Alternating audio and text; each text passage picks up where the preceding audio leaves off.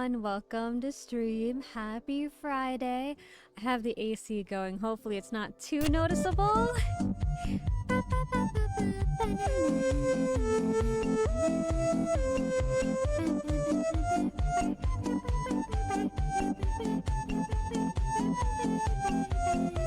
Hello, hello, Trumpet, thank you for the first, Kobe, thank you for the second, and Nani, thank you for the third. Welcome, welcome, and congratulations on getting through the week. You did it! On break right now before clocking out? Nice. I hope you had a good day at work. And safe travels home, too. Good evening, Lila. How was your Friday? It was good, it was good. In fact, I got some good news from my endocrinologist yesterday, which I would like to talk about. But first, my little standard roll call. Hello, Trumpet. Hello, Nani. Hello, Kobe. Hello, Nora. Hello, Zelos. And I will be saying hello to those who come in as well. Hi, hi. So, some things I have learned. I am on the right dose for treating my hypothyroidism. So, we don't have to worry about future adjustments, at least so far based on what we know. It's looking really good. I look clinically normal, which is great. I'm still super tired every day, so we're just optimizing things around the hypothyroidism. So other things in the body that affect energy production. Like I need to see a sleep specialist because I do have insomnia and hypersomnia and circadian rhythm issues and sleep disruption, meaning I wake up multiple times during the night some days. So we're going to be seeing a sleep specialist about that. And for some people with hypothyroidism, our digestion and absorption of vitamins isn't super good. So sometimes even if we clinically look normal in terms of vitamins, we may not be actually able to use most of the vitamins we even absorb. So I'm also on a B12 supplement too, and we're gonna see how that goes, because I'm smack in the middle of the healthy reference range, so like I should be fine, but some bodies just need a little bit more because they're less efficient, and I might be one of those people. I do, for example, bloat when I eat gluten, so I'm probably one of those people. So we're gonna see how that goes, yay! And the circulation on the left side of my body is for some reason mildly not as good as the right. So I need to see a pulmonologist for that. Great thing is my sleep specialist is a pulmonologist. So I have a 2-for-1 deal. I didn't even know a professional can be both at the same time. It seems kind of random that the professional who looks at your arteries also knows a lot about sleep. But hey, maybe they're connected in some way that I don't know. So good news, good news. I'm glad I don't have to keep getting hypothyroidism medication adjustments because it can be a lot for your metabolism. It's not fun when you have to adjust dosages and stuff. So yeah, that's very good news. I've also learned a lot about my voice and music production skills actually from what I've learned about hypothyroidism. So like my processing is slower than most people. I fatigue more easily and my muscles are stiffer than most people. So singing is a bit harder for me. I can't train like a normal person. I pretty much have to do like the vocal version of physical therapy whenever I do vocal training to overcome those different biological things. But I've been learning that, and I've been also improving my vocal production skills behind the scenes, and I'm really happy with my progress. I'm not quite ready to showcase it, but now that I know why for years I was practicing and I was somehow getting worse, which is like, it's so frustrating when you think you're doing all the right things and it's like, no, actually you're just a special case. Like the way even the way I produce music like has to be different to accommodate my condition, because if I do it like a normal person, I'm gonna wear out my brain. So like, it's so nice to know, okay, like I just need my own custom way of doing all these different things, and if I do it like that, and if I'm patient, you know, I can do it. But disability isn't just something that affects, you know, your energy necessarily, or like physical ability. It can affect your voice. And just like you need accommodations in these other areas, even as a singer, even as a music producer, you may need that equivalent in those areas too. So yeah, I'm very happy to know those things and excited for future improvements.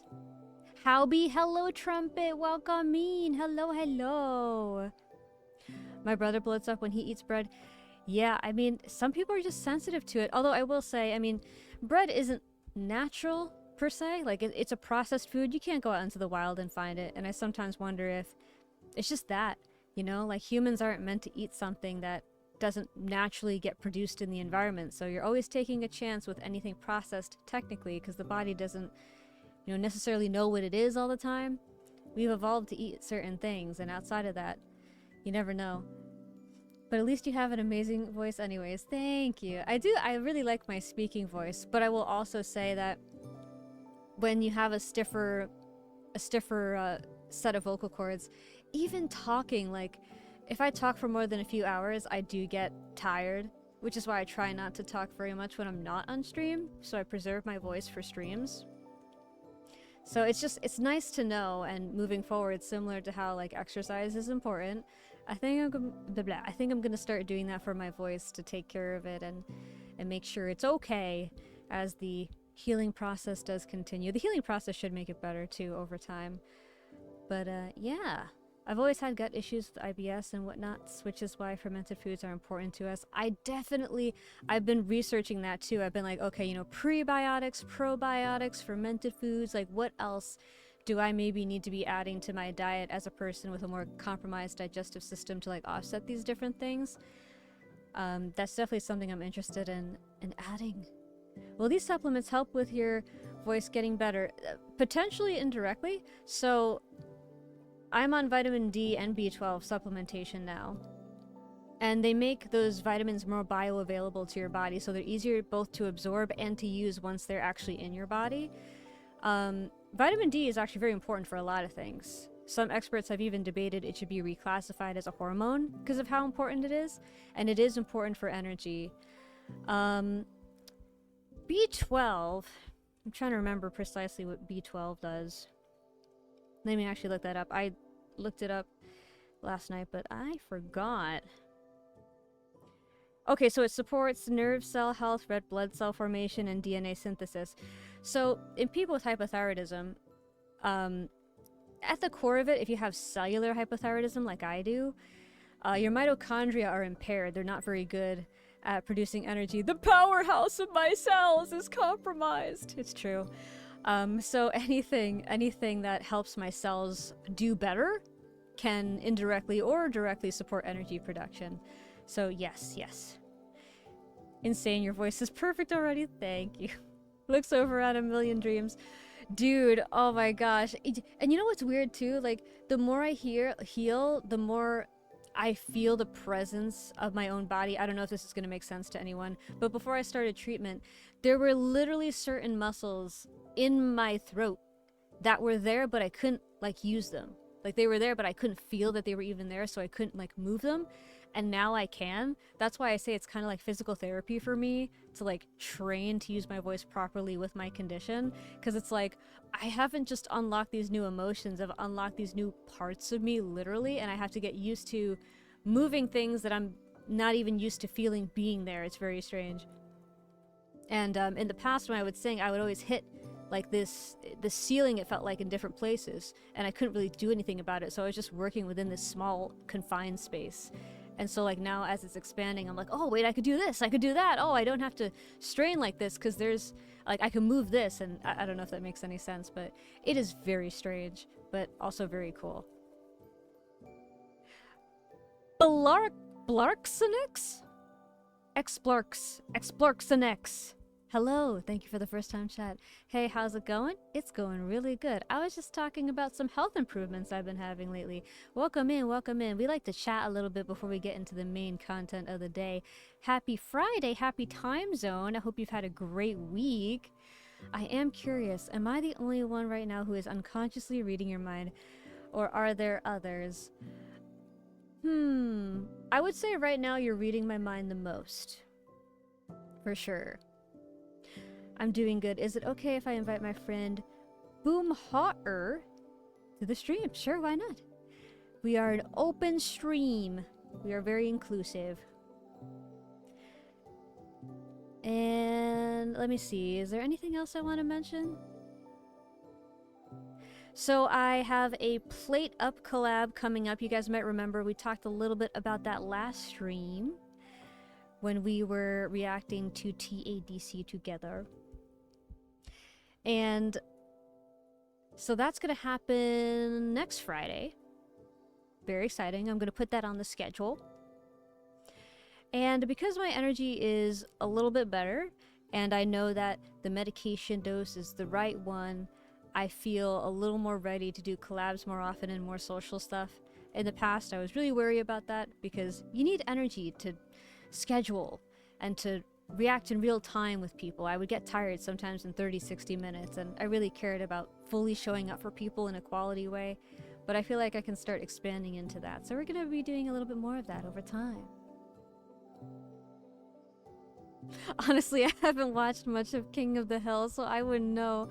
I've seen little memes and clips, but I haven't actually properly seen it. Very fascinating hearing about your body and condition. The human body is very interesting.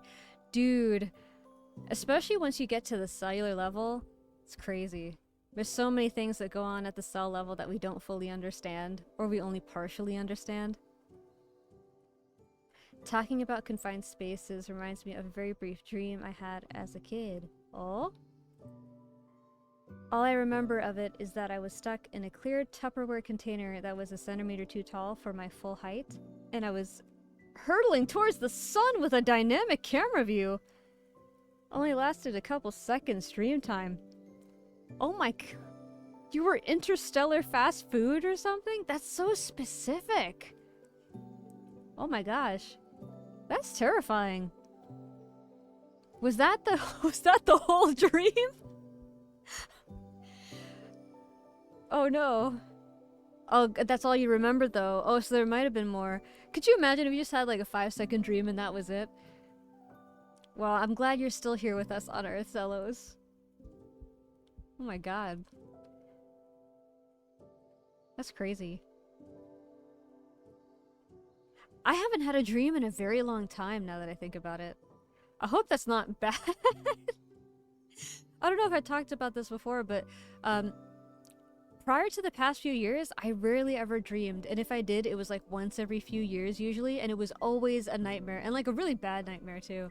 And I had some really weird, surreal ones too. Like there was this one dream where I spawned in and it was a high school hallway part of this school building. And to the right, there was an airplane, but only half of it, that crashed into the hallway, and in it was a series of Korean women all dressed up like the flight attendants, but they were all flight attendants. Like every passenger was a flight attendant, which makes no sense. And then across the hallway there were a few different doors. One of them went to a room, and the whole room was just a really, really shallow pool of water, except for like a few feet at the very end where you could just dive down and then rise back up on the other side into another room. But then there was also this oh, what do you call those, I want to say an air rafter, but I don't think that's the right term for it. There was a vent at the top of the room to the side that you could climb in and also navigate around. And no matter where you went in the building, it was just an amalgamation of different things that didn't make any sense whatsoever. I had dreams like that all the time, and it was so weird. It was really scary because I never knew what was gonna happen. Like nothing was coherent. It was just like bits and pieces of Earth just smashed together, and really surreal and strange. I think it was the whole dream. It was also after I had watched some Carl Sagan with my dad. Oh. It's funny how sometimes what you consume a few hours before you sleep can kind of determine what your dream is. Last night I dreamt that I was using your content as my sword and shield against my nightmares.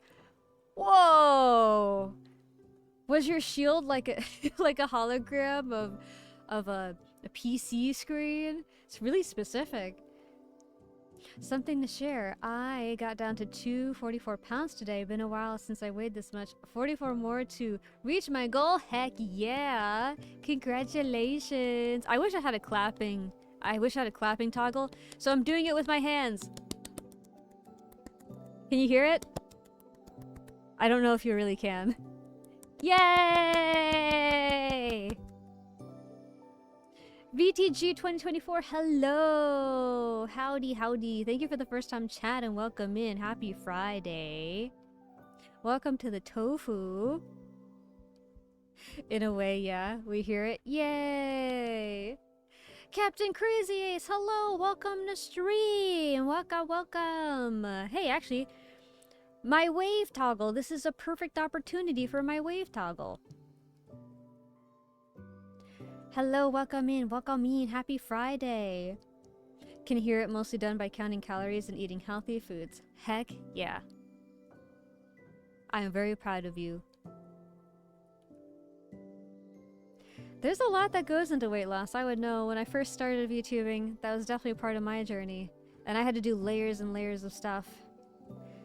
In fact, when I started, I was only eating 600 to 800 calories a day, but I was 160, which is a lot for a body that's as small as mine. And I was like, how am I eating so little? But like, I'm still weighing this much. And it's hypothyroidism, man. It's crazy. I had to adjust my diet, and then as I got a little bit of energy, I had to exercise, but then I still hit a ceiling, and until I got on my medication, I didn't actually get to my ideal weight.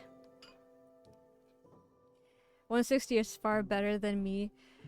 It really depends on your body. I mean, I'm 5'1", and I have a really petite skeleton. It cannot hold very much. In fact, once I get to 120, I start to get shoulder and back pain. But that's just me. The healthy weight for everyone looks different. A reaction gal much? Yes, yes. It's what I'm known for. I really like being analytical about it. I'm very good at predicting things sometimes. And I like to try to make things more digestible and find Easter eggs and stuff to share with people. Oh yeah, I'm 5'10", 220. Yeah, 5'11", around 250. Yeah. She's small, tiny, microscopic even. I am a small bean, it's true. I'm a mini human. Very convenient though. I can shop in multiple different sizes because of it. Okay. I'm pulling up the screen. Okay, there we go. Boop! Oh wait, my tail! How did I not summon my tail? Why do I keep forgetting my tail? No! I love my tail. Let's go!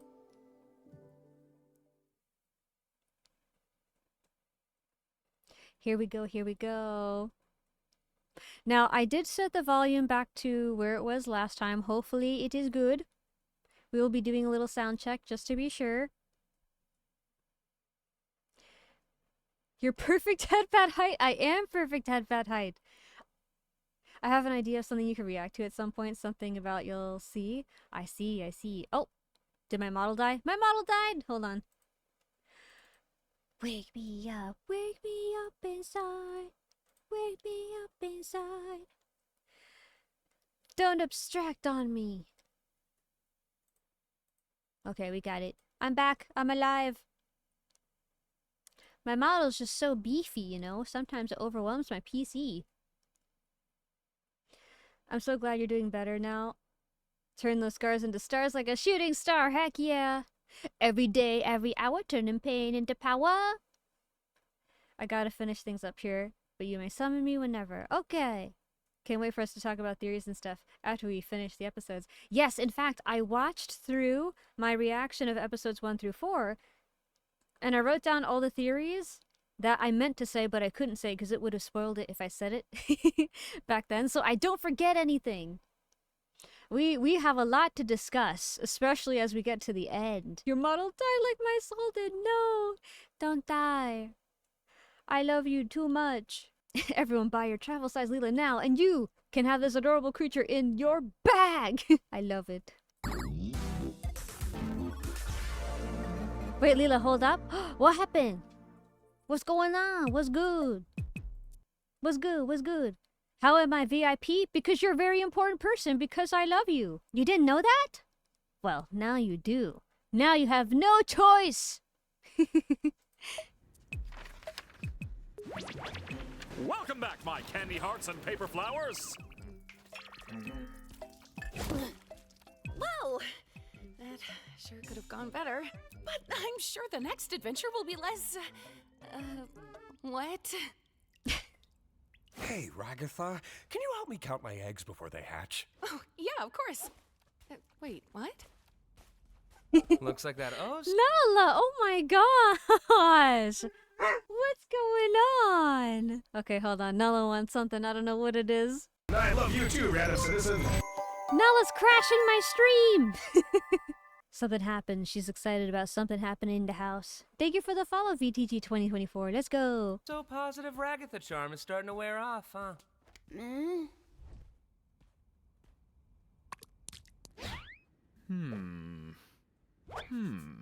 Looks like this one was The bees! Remember my previous theory? a home run, eh? Oh, Zooble, you mismatched cash piano, I'll tear you to pieces. Constructive criticism would be greatly appreciated. But never acknowledged. Okay. So, notice how he's starting to break character? As the series continues and we really pay attention to how he behaves, I feel like this is suggesting something. This is another theory I have. I'm gonna add it to the list now so I don't forget. Caine, let's call it corruptions. There's something going on here. That's it! Everybody besides Zooble, get over here! Everyone, I'm going to pitch to you some future adventure ideas, and I'm going to ask you to give me your honest opinions on them. I was gonna sleep. All right, so I've got an adventure where you all tour my amazing magic chocolate factory and get killed off one by one from OSHA violations, one where a sentient cardiovascular system goes to war against the United States military, and one where you have to survive in a post-apocalyptic nuclear wasteland with a telepathic talking dog who's mean to you the whole time. Some people think that this last line is a reference to a character we have yet to meet, but if you've seen the show all the way through, you would probably guess. I don't know about that. I think that's a little far-fetched, but it's something that some people suspect. What do you think? I don't know. They all sound a little dark. I can't tell a compelling story where nothing bad happens. Where's the intrigue? The stakes? Not to mention the sex appeal. What are you talking about? And as I was saying before, how Caine has a hard time understanding like human beings because he only does things based off of what he's trained on. Like his idea of a good adventure is just drama, chaos, something high stakes. But he can't tell the difference between something that's high stakes and like entertaining versus something that's high stakes and traumatizing. Also, I think that it's kind of cool how Bubble kind of seems like maybe Caine's thought bubble. Like he says things that Caine seemingly doesn't or can't or maybe doesn't want to. Not to say that they're necessarily the same person, but they do share a tongue, so there does seem to be some connection there. And I think that's kind of interesting. You know, you could always try the suggestion box again. I honestly didn't hate the last one we did with it. You didn't hate it? It was kind of refreshing doing something grounded in reality. Yeah, I really didn't mind that one either. What about the rest of you? Oh, I very much did not enjoy that one back in the on. slightest. Really And if we ever do anything Please even end the close time. to that again, I'm getting violent, normally and I'm never going say. to kill Ragatha. Well, how am I gonna please everybody if you all like different things? Maybe just keep your adventures open at all times and let us do whatever we want when we want. And this is actually one of my favorite episodes, but I also want to point out that being an AI kind of sounds like it sucks, because it sounds like you're forced to be a people pleaser. Like you can't ever do anything you really want. Your whole purpose is to just make people happy. But happiness is a temporary state. You can't force someone to be happy all the time or make them happy all the time. It's just not how the human brain works. So you're kind of like forced into this cycle where no one's ever really going to be content with you for very long. And they touch upon that more in the later episodes. Intrusive thoughts, maybe? Yeah, exactly. I'm wondering if Bubble is like his thought bubble, like intrusive thoughts. That's a really good comparison. You hearing this, Bubble? The Toy Box character wants us to leave the other intelligent AIs to run for a prolonged period of time. Disgusting. Am I not supposed to be hearing you? Zippy! What did you even zip up? I don't have a mouth. Okay, well, how about this? We'll do a lightning round, going through all the suggestions in the suggestion box in rapid succession. And if you don't like one, you can all vote to skip it. What? Like, now? That's right. So grab your bones and pop your pansies, cause here we go! We just I was finished gonna an adventure!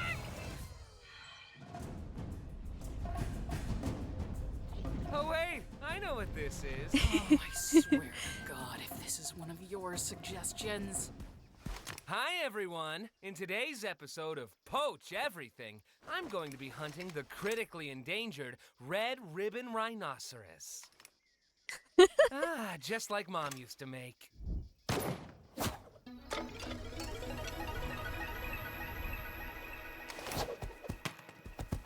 Oh my God. Delicious meat. One down, 4 to go. All right, I'm calling a vote. Let's skip this one. And also make Jax a vegan for the rest of the day. You can't do that. What do you mean you can do that? Sorry, Jax, democracy has spoken. Democracy sucks. Wait, what? Okay, I have thoughts on this.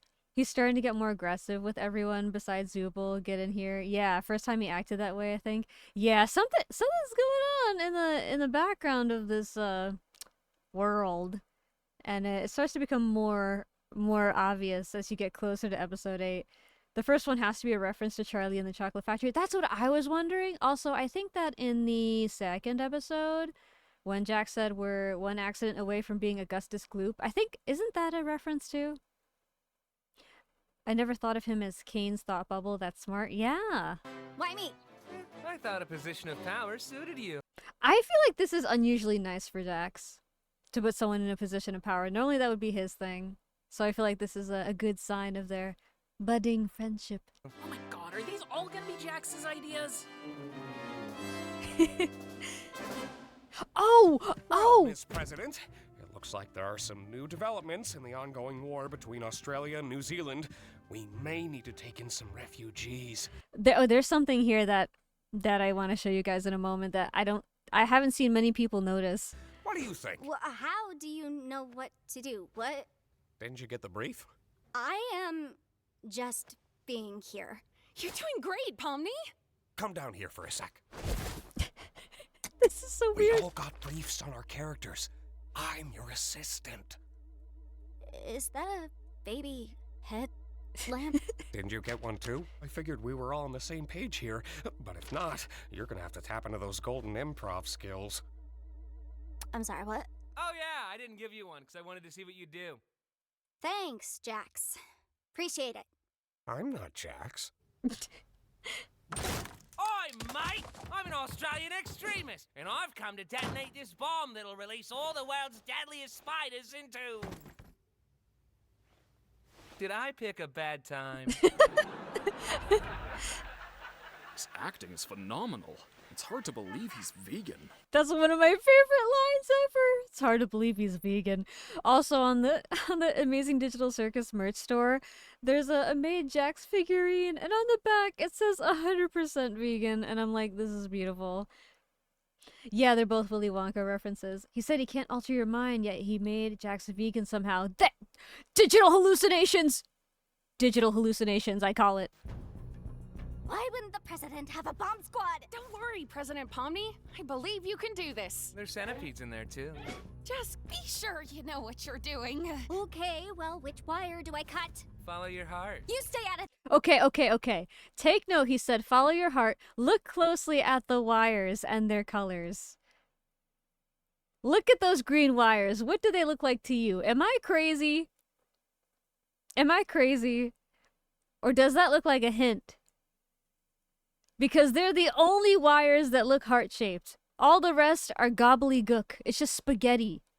It's just spaghetti. And here's the thing, too. The red and blue ones, like, that's the color of her hat. I don't know if he, like, made green, like, stand out like that on purpose. Or if, like, he likes green. But, dude. Oh, my God. This is what I mean. He's being too nice. I knew something was changing around this point in the series. They do look like hearts, yeah. Hi, Argos. Thank you for the first time chat. Welcome in, welcome me. We're watching the show and discussing theories along the way. I'm trying my best not to spoil anything, but I've accidentally done it a teeny tiny bit twice, so I'm just warning you. The one on the right looks like Ribbit's head. Oh, wait a minute. Oh, wait, maybe the color is more symbolic than I realized. Oh, crap. Oh, that's a good catch, actually. I didn't think about that. Wow. This. Shouldn't you be arrested or something? Hey, I'm on your side here. You're literally not. Come on, just pick your favorite color. Like the red one? I'd personally go with blue. Blue's my favorite color, it being closest to black and all. Wouldn't black be your favorite color then? Well, no, there's no black wire. Hi! I'm a New Zealand extremist, and I don't know what New Zealanders threaten people with. Poor Gangle, my baby. Oh, my baby. Oh.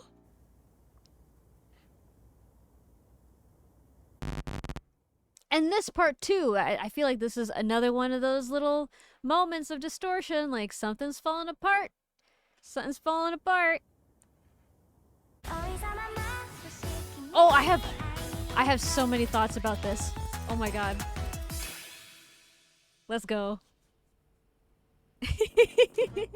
What is this? I don't like this. Can it? At least we finally have one that's by someone else.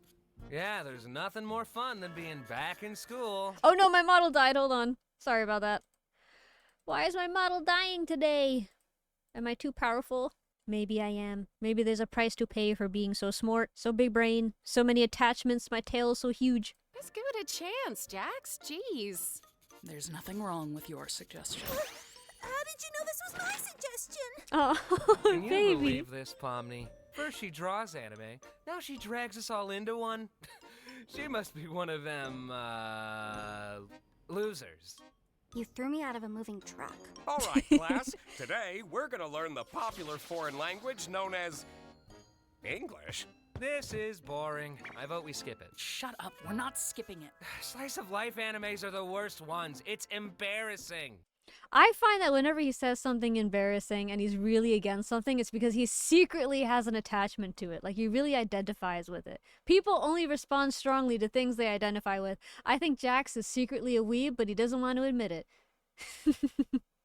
I think he doesn't want to get made fun of by his friend. Look at that face. Is that the face of confidence? No. I think he's a weeb too. Also, another thing. He's being so mean to Gangle, but in episode 2, when he was in the haunted house with her, for a moment, he showed consideration about how she feels, and he's gonna do it again in this same episode.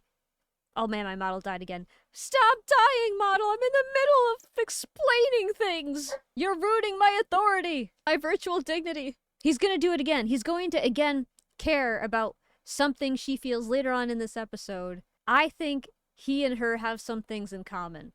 But he can't both make fun of her and be honest about his interests, because then he's going to contradict himself and he doesn't want to. I think he's full of it. I think he's a secret weeb, and he probably likes slice of life animes the most because they're filled with feelings, which he's embarrassed by. Gangle's definitely my number 2. Gangle's so cute. I love Kinger. Kinger's the best dad. Do you know the theory with this particular bubble interaction? I may or may not, but feel free to tell me. I don't mind spoilers, but I know others do. Yeah, I'm trying to be careful for their sake. So they can read Japanese and speak English. Yeah! There's only one anime I like, and it's Kirby Right Back Atcha. That's a cute one. I watched that on 4Kids. Do they really get everything auto-translated so they understand each other? That just makes him even more of a weeb and even more of a liar. I mean, I guess it's not as embarrassing as that time Gangle took an anime figure and... That's fine. Let's skip this one. And how would he know about the figure thing? He has to be talking to her sometime. Oh, this is the moment. This is what I was talking about. Are we just chilling for this one? Can I finally relax? I guess so, but I prefer a little bite to my adventures. Then why don't you help yourself to a sandwich? Here. Thanks. Oh, cuties. Do you think Gangle is actually capable of being happy? What? I don't know, like her comedy mask still breaks every day. Does she think hanging out with Zooble is gonna magically fix that? Maybe she just doesn't want to hang out with someone who's mean to her all the time. She likes when I'm mean to her, though. I didn't think you cared about what other people like. No, yeah, you're right. I don't. See, like, look, he cares. He cares, and he likes bite to his adventures because then he can distract himself. Now that it's a calm adventure, he's starting to think and feel things. Rawr. Hello, Zine. Hello, rawr. Welcome in. I think that he just likes to stay engaged and entertained so he doesn't have to get too real. Do you have any actual friends? Not anymore. Ooh, the eyes. Oh, wait, no. I'm sorry. I wasn't talking about that. That wasn't meant to be. Hey, Kinger! Did you see the fireflies all the way over there? The eye exchange right there, like, it really seemed like it was a moment where he was like, I told you something vulnerable and you just used it against me, like, to diss me. He really doesn't like that. And whenever his eyes get super tiny, the pupils get super small, that's when things are getting real. And the bigger they get, the more he seems to either mask or disassociate. Blacklisted, hello! Welcome! French Gangle is adorable. French Gangle is so cute. Salut, Zubel! So adorable. Have you seen the clip of Zooble's English VA just going nuts over Gangle's French VA? So cute. Hello, Shu. Hello. I just saw that Kinger looked down instead of where Ragatha was pointing at. I'm glad I made it to the stream. I'm finally home to see it. Yay! Welcome in. Happy Friday.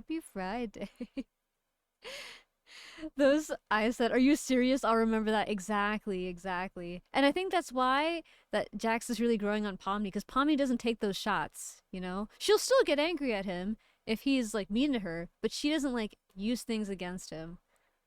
Which will be relevant later in the show. What was that about? It's nothing. Who cares? Doesn't she get on your nerves sometimes? I mean, she's nice to everyone.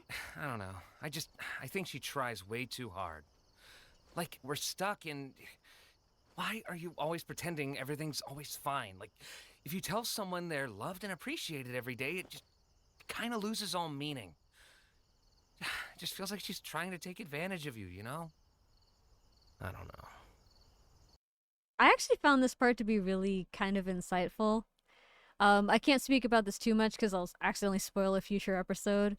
But people's personalities tend to be organized around their past experiences, and I think he's kind of reading into Ragatha's a little bit there.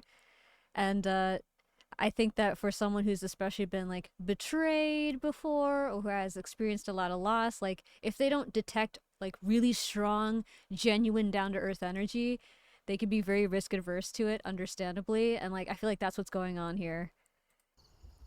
Also, she's dumb and she looks weird. Think we all look weird. Excuse you, this is what peak male performance looks like.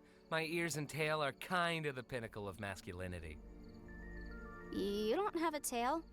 What are you talking about? Yes, I do. What the? Where's my tail? How long have I not had my tail? I have never seen you with a tail. And the eyes. When would that have even... They look happy. They do, don't they? You think after this, maybe we could... Wait a minute! That's a bad thing! Explain to Daddy Bubble how bad thing. I think that... Don't say that. I think they're enjoying the suggestion box adventures more than the me adventures. What should I do? You should die. You should throw a beach party. Why do you swear now? Ugh. See, like, even the cursing filter is starting to fail. Like, this is all foreshadowing, I feel. Maybe he had someone tell him who said that to him, he didn't appreciate it and has a bit of regret. The opposite of what Kinger said in the 3rd episode. Possibly, yeah. I love this episode so much. For real. New title, Daddy Bubble. I remember that. I think that's gonna happen right now. Forget it. Let's go to an intermission. Intermission. Ooh. Okay, some people have really analyzed this and come to some interesting theories about it. Digital circus. Digital circus.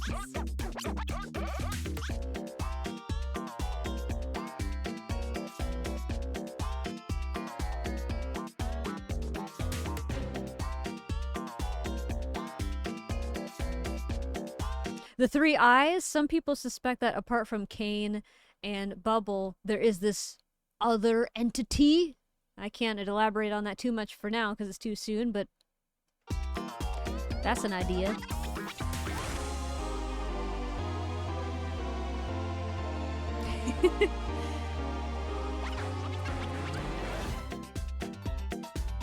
So some people think that the bowling balls go on the characters that Caine likes the most. Meanwhile, the cake goes to people he likes the least.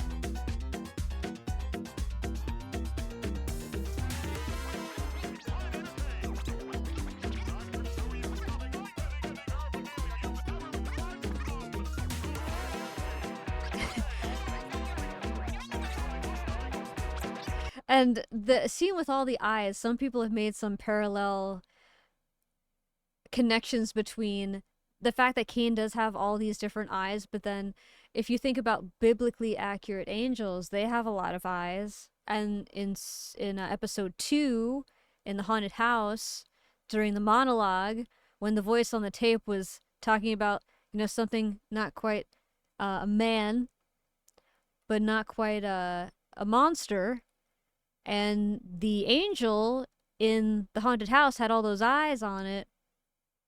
Some people feel there's a connection between those things. And I do think the eyes have some kind of connection to Caine for sure. Biblically accurate Caine, yeah, exactly. What in the dream core is this? It's the intermission! Did you see that Kinger go down with the brown queen chess piece? Yes, I did see that. And in a way, it also makes sense he got very different treatment from all the others, because in many ways, in different episodes, Kinger seems to be Caine's favorite. And of course he is, because that's his daddy. I've already talked about that before, so it's not a spoiler, because I've already talked about it. But Kinger didn't get crushed. Instead, in a way, checkmated with a rook. Well, yeah. Oh, you know what I realized, too? The checkerboard floors. Might be some deeper symbolism there. Reminds me of that one YouTube short, if I typed biblically accurate angel, it was such a freaky angel AI video. Oh, you'd run in fear from an angel in its real form. Yeah, exactly. It's all a chess game. Exactly. Lila, that's his daddy. Caine, don't say that. Yeah, this is bring your father to work day in the digital circus. Oh my god! Jax going right up to Ribbit's door? Okay, I have thoughts on that too, but I need to wait until a later episode to elaborate. Now? We're intermissioning! Why? Hello? And now back to the show! Ooh, this is also a really significant moment. Oh god, my model died again! No! Why does this keep happening? Do you need a few one-ups for your model? For real. I think my model's like, you're telling too many secrets. You know too much.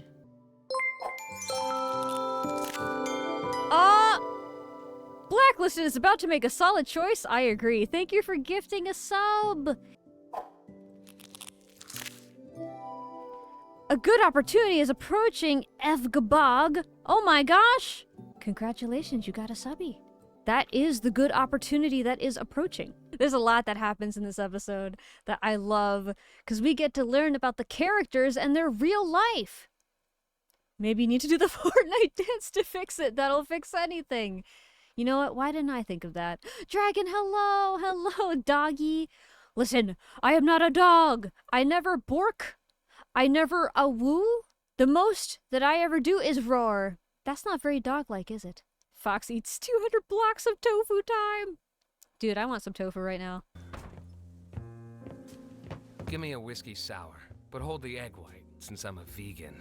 What? I hate this! How is this even possible? I thought Caine couldn't... Good point. Also the eyes. Local fox paralyzed after eating 413 chicken nuggets. Honestly, I'd be surprised if I didn't have a heart attack at that point. 413 chicken nuggets? Dude, the limit is 412. Those nuggets probably weigh more than I do. God, that's a lot of nuggets. But look at those eyes. Man, Jax's game of disassociating and masking isn't working out too well for him. Reality is breaking through. That poor guy, look at the face! Thank you for the beaties! Something will go smoother than expected for Blacklisted. Oh my god. Thank you for the beaties. 500 bits.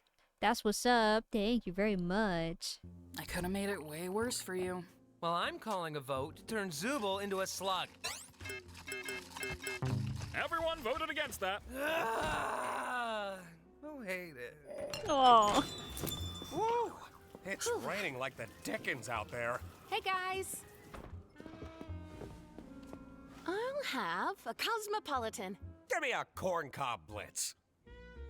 Oh, the eyes at this part? I was like, how does she know? We'll throw something together. You know your way around alcohol, huh? Yeah, this was one of my suggestions. I worked at a bar briefly. I like making drinks. That sounds fitting for you. I know there's an implication there, but I can't be to figure it out. So, Pomni, you ever have any jobs? Or are you too young for that? I'm 25 years old. Aww! Blacklisted is doing enough. It doesn't feel like it. Thank you for the biddies. Also, what does this fortune even mean? This moment, the curiosity. Jax does not show this much interest in anyone, and he's asking her about her real life outside of the circus. Sun's going down. Sun's going down. And the way that he shows genuine interest, too. He's not like... His eyes aren't as big in this episode, so he's more grounded. And, yeah, I was an accountant for a supermarket chain. A supermarket? How'd you end up here? Well, I sometimes got bored of things, and I would seek out mild thrills, like exploring abandoned buildings, you know, and posting videos of it online. Ah, a YouTuber. Not really. Nobody watched them. It was just something I did for me. I sometimes did that. I wouldn't record it, though. Here's your Cosmo. Thanks. Hiding something. You'd know all about that, wouldn't you? What's your story, then? Oh, I'm gonna talk about this later. I thought you'd never ask. Well, after my lung cancer diagnosis, me and my junkie associate from a chemistry class I used to teach Yeah, I figured. How about you, Gangle? Hey, I wasn't done. If you're gonna make shit up, at least be creative about it. It's a Breaking Bad reference. Oh, fan service, Bear Pomni chest, oh my, but there's nothing even there! They're all cartoon characters! It means that I'm doing enough even if I don't feel like I am. This is true, but at the same time, aren't we always doing enough? I know what you're referencing. Was that a reference to something? I worked in fast food. You've done more than that. What about your art? I was in community college for graphic design, but I dropped out. I didn't really pursue art much after that.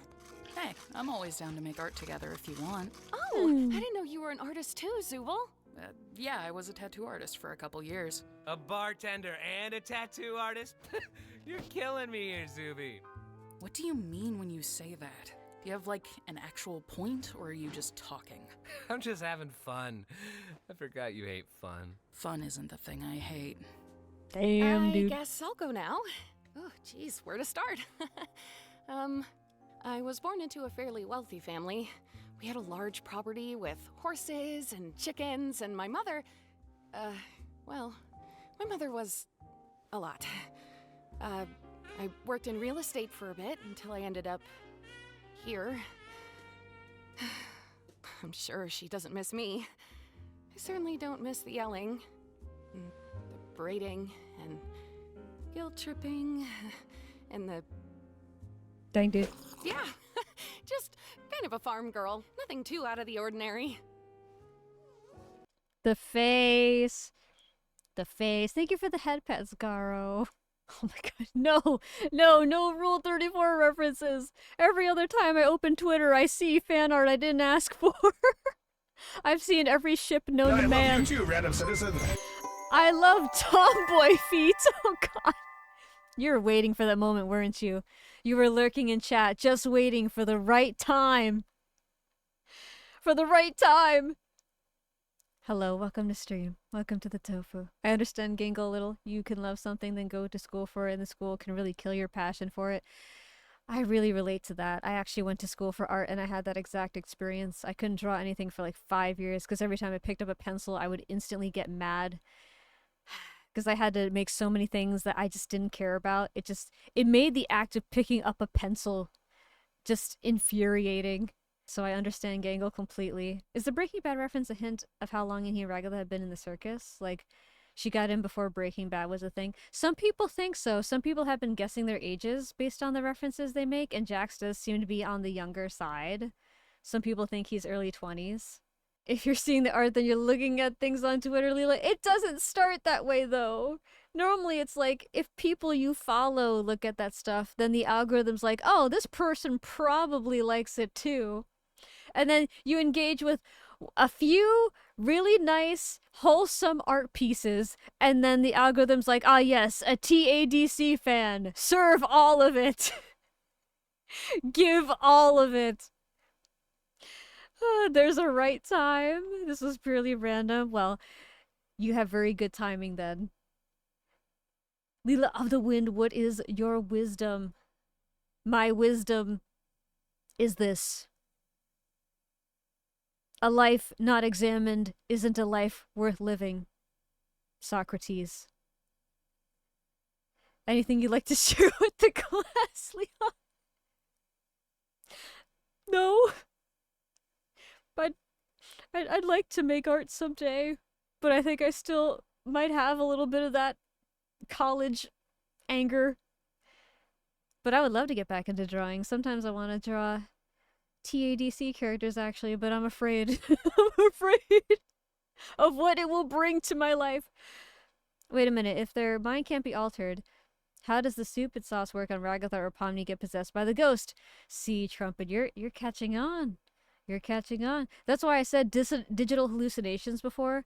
I think that was a lie on Caine's part. I think he can do things. He says something later that I can't say now because it would be a spoiler, but let's just say this. I think he controls a lot more than he says he does, for reasons.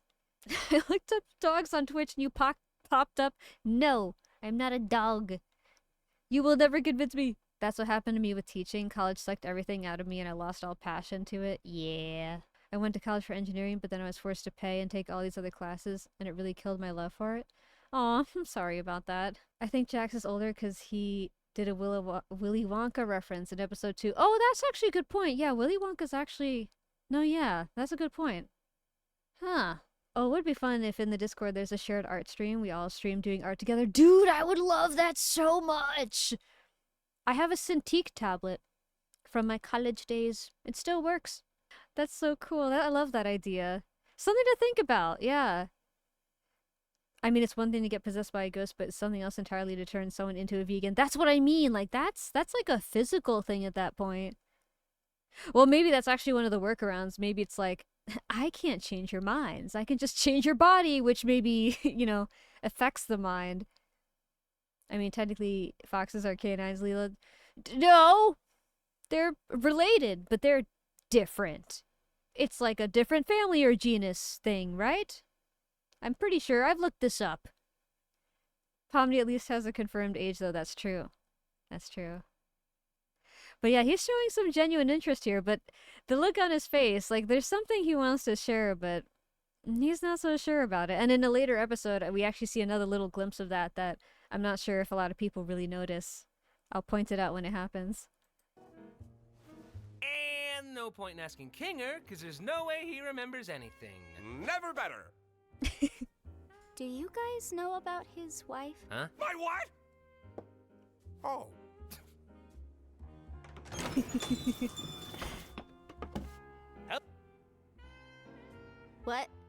That's disappearing guy. That's just what he does. I love disappearing I guy. see.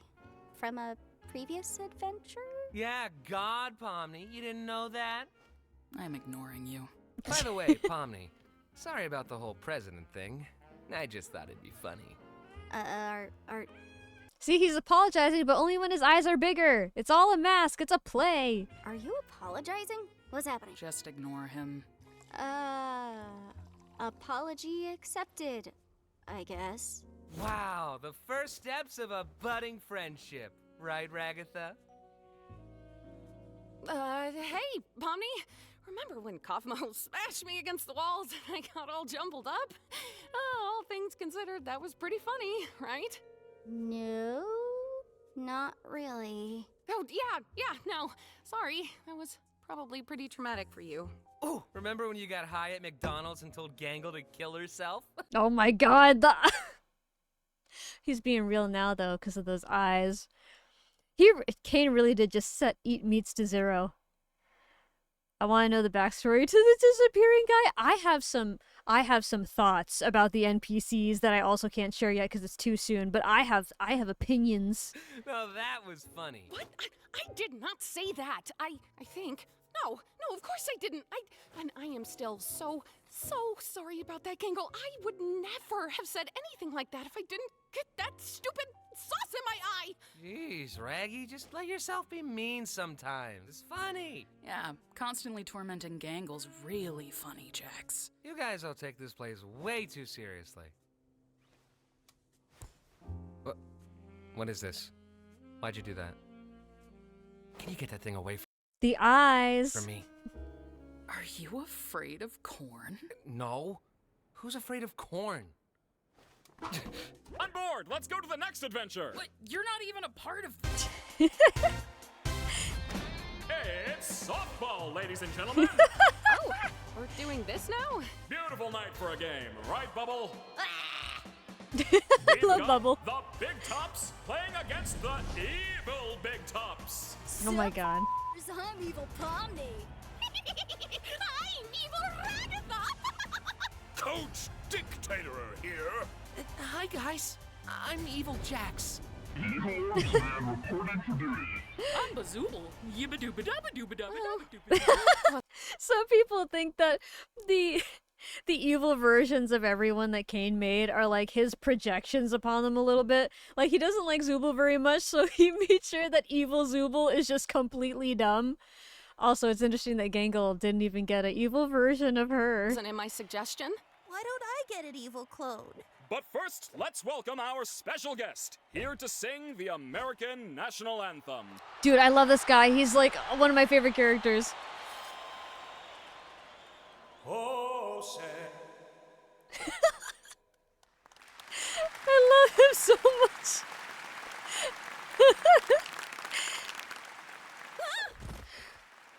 All right, team. I may not know what's going on, or who is going on, or when is going on, or why is going on, but I do know where is going on. And it's out on that field, so let's go break some tailbones, team. Hey, guys. I hope we all have a fun game, no matter who ends up winning. I want to kill that guy. I have a theory about evil Jax. If actual Jax is only mean to protect people, I think that evil Jax is only nice to lure people in. And then when they get real close, that's when his real evil appears. Lila, remember when you spoiled the last episode? No, I don't. I don't remember. I don't know what you're talking about. Considering what Ragatha told us, she has a very desperate desire to be likable and make friends. From how she described her childhood and family, she was incredibly starved for any time of positive feedback and actual love. Yeah.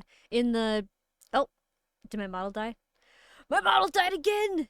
Oh, now look at that. It worked. 9 times out of 10, chat. If something is broken, just unplug it and plug it back in. Oh, that's true. National Anthem is copyright material, so no singing it. Oh, that's a fun way to get around it. Is Evil Jax just Ragatha? Oh no! Oh no! Oh no! Dang girl, close your mouth. You gotta get. You're gonna catch flies. Oh my god. Well, hello, stupid Gatha. I hope you're ready to get completely annihilated. Nobody loves you and you're going to die someday. Oh my god. You can't exactly die. It's like the whole thing here. What the frick? Check this out. You're out, dumb. Damn it. Ha! Get owned! Yeah, that's what I'm saying. Ah, she's cool. Wait, what's that? Oh, dude. What the heck? Who did this? You! You're up to bat. I can't, don't wanna, why, look, why this though? Seems fitting for you, though. I figured you'd be into this. What does that mean? What's that supposed to mean? I'm just having fun. I forgot you hate fun. I don't want to wear this. Oh my I've gosh. never seen you this upset about something. Jax! Bat! I'm gonna kill you when this is over. I personally feel like when we find out his own past, this is gonna end up being something that was maybe like kind of traumatizing. Like he went through something in his actual human life that makes like masculinity a point of tenderness for him. Saw so many VTubers go crazy seeing Jax in that maid outfit. Dude, it's so popular. There's a plush, a figurine, and a pin of it in the merch store. I'm pretty sure it's one of the most popular things in the whole show. When do we get maid Lila? I mean, honestly, it should be a thing by now. Yeah, exactly. Let's see what you're made of. Shut up! Don't worry. I think you look good. I don't want to hear that. I want you dead.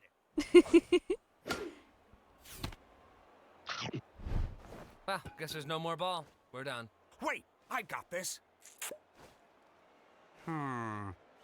What? Hey! Sorry, Zubul. It's just the perfect regulation softball size. We're not playing baseball here. Oh my god. I'm not doing this anymore. Wait, Jax! What about where is going on? No, Kinger. Can't believe I hit it right to her. I'm supposed to be better than that. Sorry. I should be a better sport. Not to, like, agree with Jax or anything, but there's nothing wrong with showing your negative emotions. That's pretty normal. I don't know. I don't want to be a jerk or anything. I think we all need to be a jerk sometimes. Maybe. Who knows? Caine, we need a ball here. Oh, Jax, we have a ball now. What are you doing? See ya. Whoops, I missed. Oh darn, I'm out. Having fun? Oh, you know it. Oh look, Gangle's up to bat.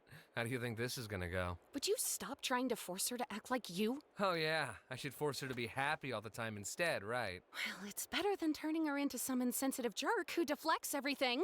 I can think for myself, guys. I find it so cool, like, the way that Ragatha and Jax's characters interact, because they're such opposites.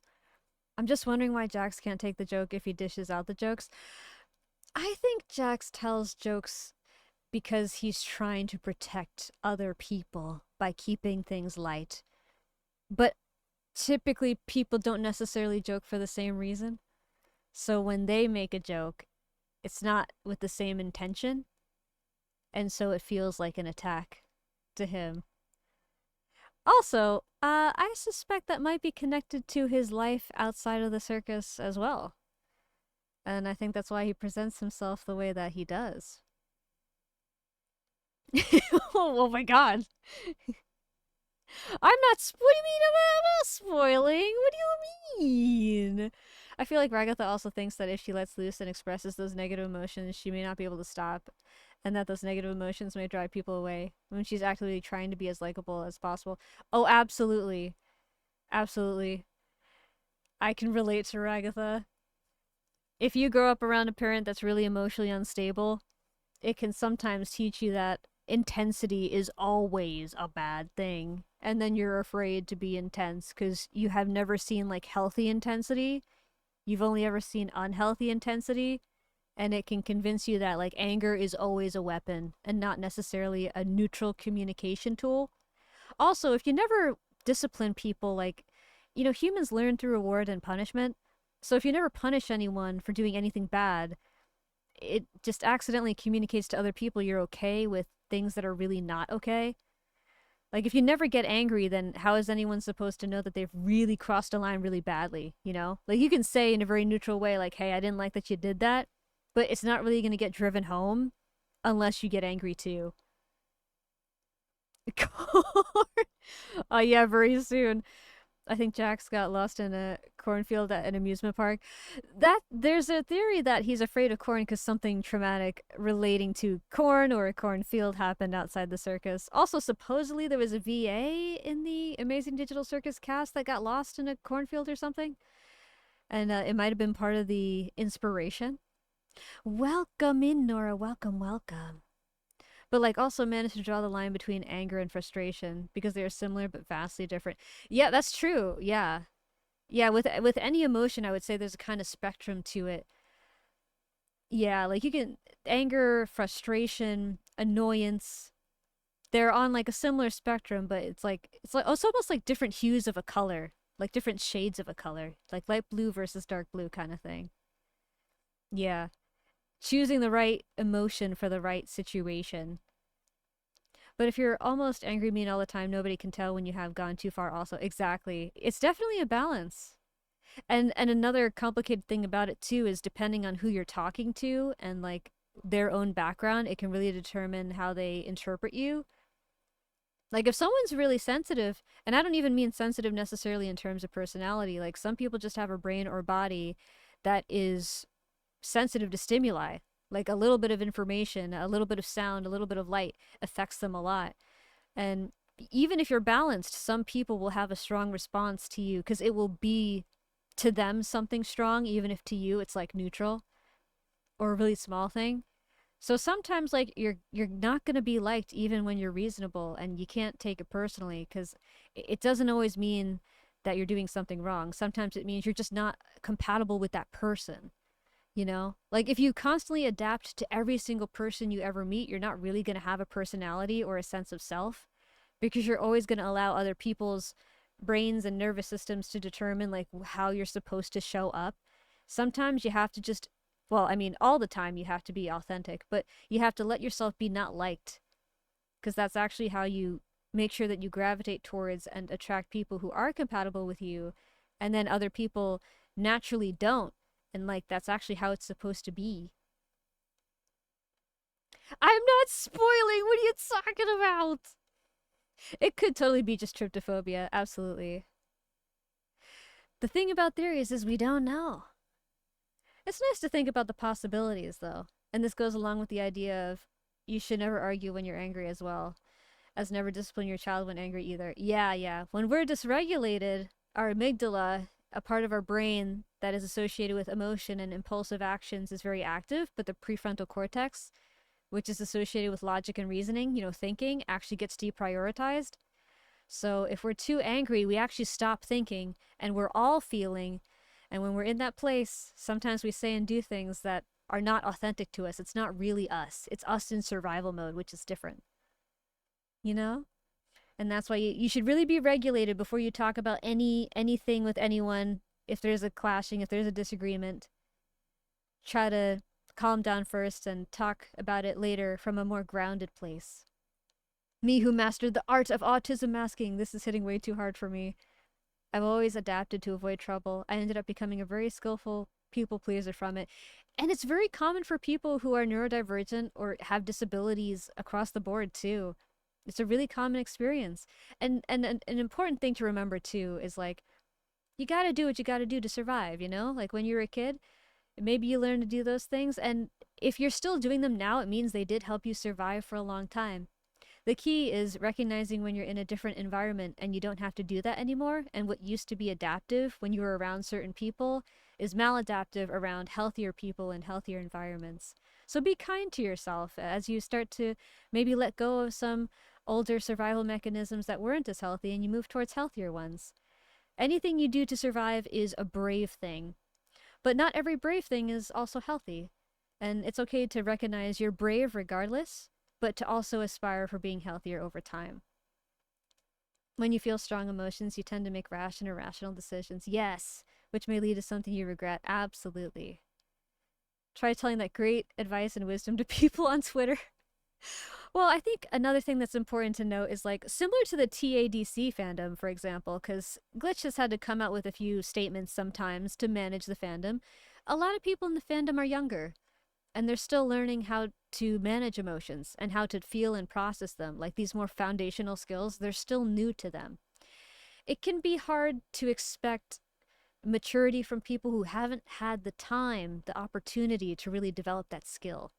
And it's still, they should still be held accountable, but I also think we need to have realistic expectations about the fact that like kids can't do adult things. That's why they're kids, you know? And we still have to put our foot down and have rules and have standards, but also understand like some people are just in that stage of development where they're still figuring it out and they're allowed to be human and faulted and frustrating to the rest of us. That's part of the growth journey.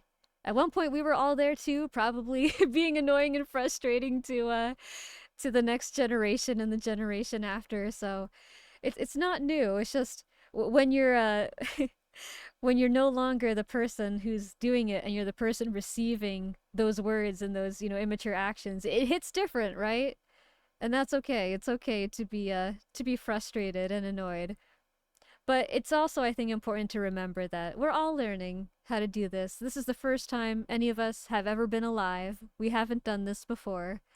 And this is part of the process, part of being a society, you know? I'm one of those, if I'm overwhelmed, then I just shut down. As in, I don't explode. It's more like I implode. That's very common, especially among people pleasers, because sometimes we were in environments where we weren't allowed to have our own feelings. People around us were allowed to explode, but we weren't. And kids are allowed to be called wrong, and that's okay. Exactly. Exactly. We can say, hey, like, that's not appropriate. And also, like, you're a kid, so I'm not surprised that I have to, you know, explain that. Because you're still learning. And part of, well, I don't know if I should say our responsibility, but I think a part of being a decent human being is modeling that for the younger generation as they figure things out, you know?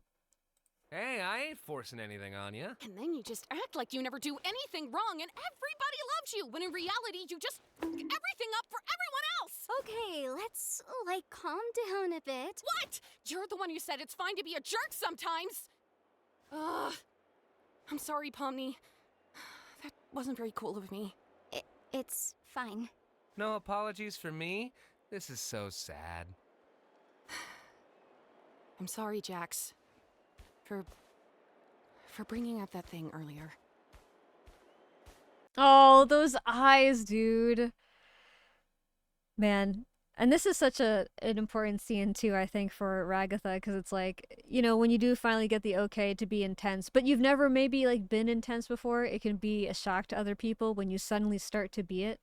You know, like, if you're really calm and collected for a long time and you suddenly explode, it can kind of shatter people's expectations and maybe make them a little overwhelmed or stressed. But also, like, I think Ragatha pulled back a little too soon, in a way. Because, like, Pomni was starting to get a little upset, but it was important for her to get upset, because that's how Ragatha would be, like, emotionally considered, you know?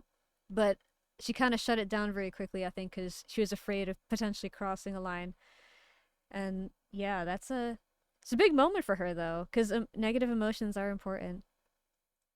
When you've never been intense, it surprises others, yourself, and can spark the idea that you may not know how to tone it down. Yeah, I think she was a little afraid of things potentially continuously escalating or someone being upset at her for not being calmer. But I also feel like when Pomni was saying, hey, like, let's calm down, she wasn't necessarily shutting down her anger. She was just like, hey, cool, like, I hear you. Let's de-escalate things by maybe a level or two and talk from that place. Like, let's hash it out.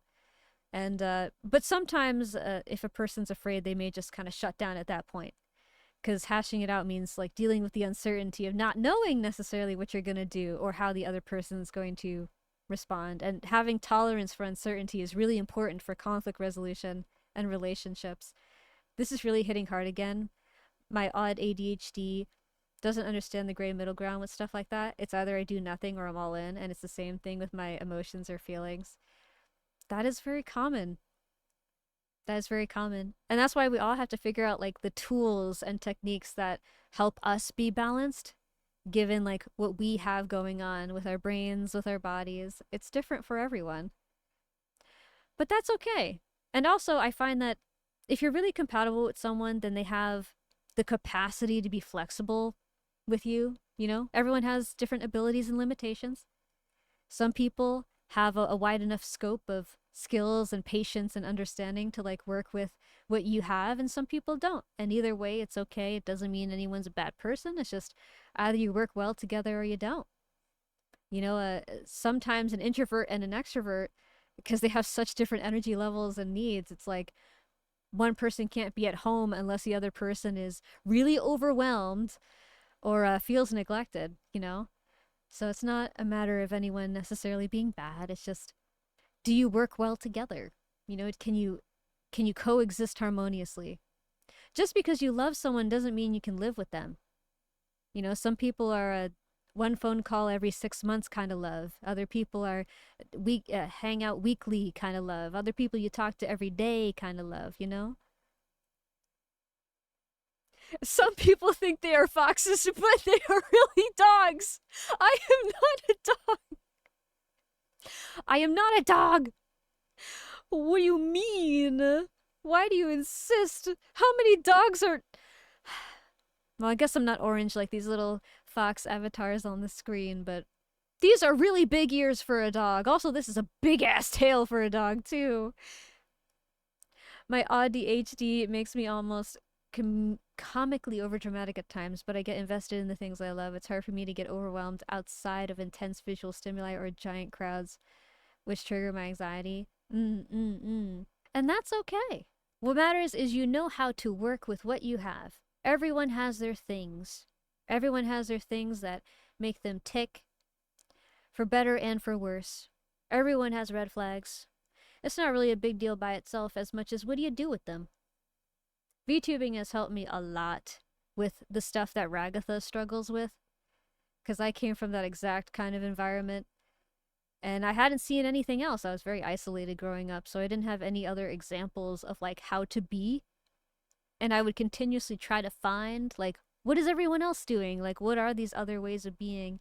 But then when you have, like my energy disorder, and you're super tired, so tired you can barely, like, think and feel emotions and stuff, it's also hard to socialize and to find your people. And heck, I mean, when you don't have a diagnosis, that can be a big deal.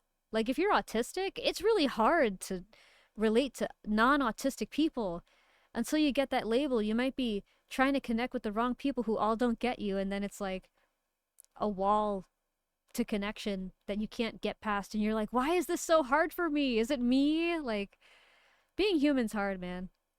Hello, Mr. Sev. Welcome in. Welcome in. Nuhu, you should see my doggo's tail. What kind of dog is it? Thank you, Nora. I appreciate it. Oh, that is true. Yeah, foxes come in many colors. That's why, see, this is what I love about the characters in TADC. Like, there's such a nice variety, and they all feel like real people. Like, people can actually relate to them. I love that so much. So, you wanna talk about that? I'm in a maid outfit. What do you think? So, how's the game going? Great! Gangle hit a home run! Really? Yeah, your instructions helped me a lot. Huh. Aww. Can you give me my eye back? Joke's on you! I've already forgotten what you're talking about. Wowee! Another home run! God damn it! What Okay. Nice going, Zubul. All right, Pomni, you're up. Hey, Ragatha. You want to bat for me instead? I guess I could. If you really don't want to. Think of it as a second chance to show him who's boss. Yeah. Bazowie-zoo-wee-wah! Another home run! And that makes 3 home runs in a row! The Big Tops win! That's not how softball works. Well, that's how my softball works. We're done. Hooray! Man, we didn't even get to bat. You did it, Ragatha! We Aww. I mean, I guess. I feel like there's daddy-daughter energy between Kinger and Ragatha, and it's really precious. Especially because she's a doll, it just adds to, like, the daughterness. Job! Whatever you did. Huh? Oh yeah, good job, team. Huh? Oh, cool. I'm not a vegan anymore. Oh, hey! Wait, what are you... What is going on?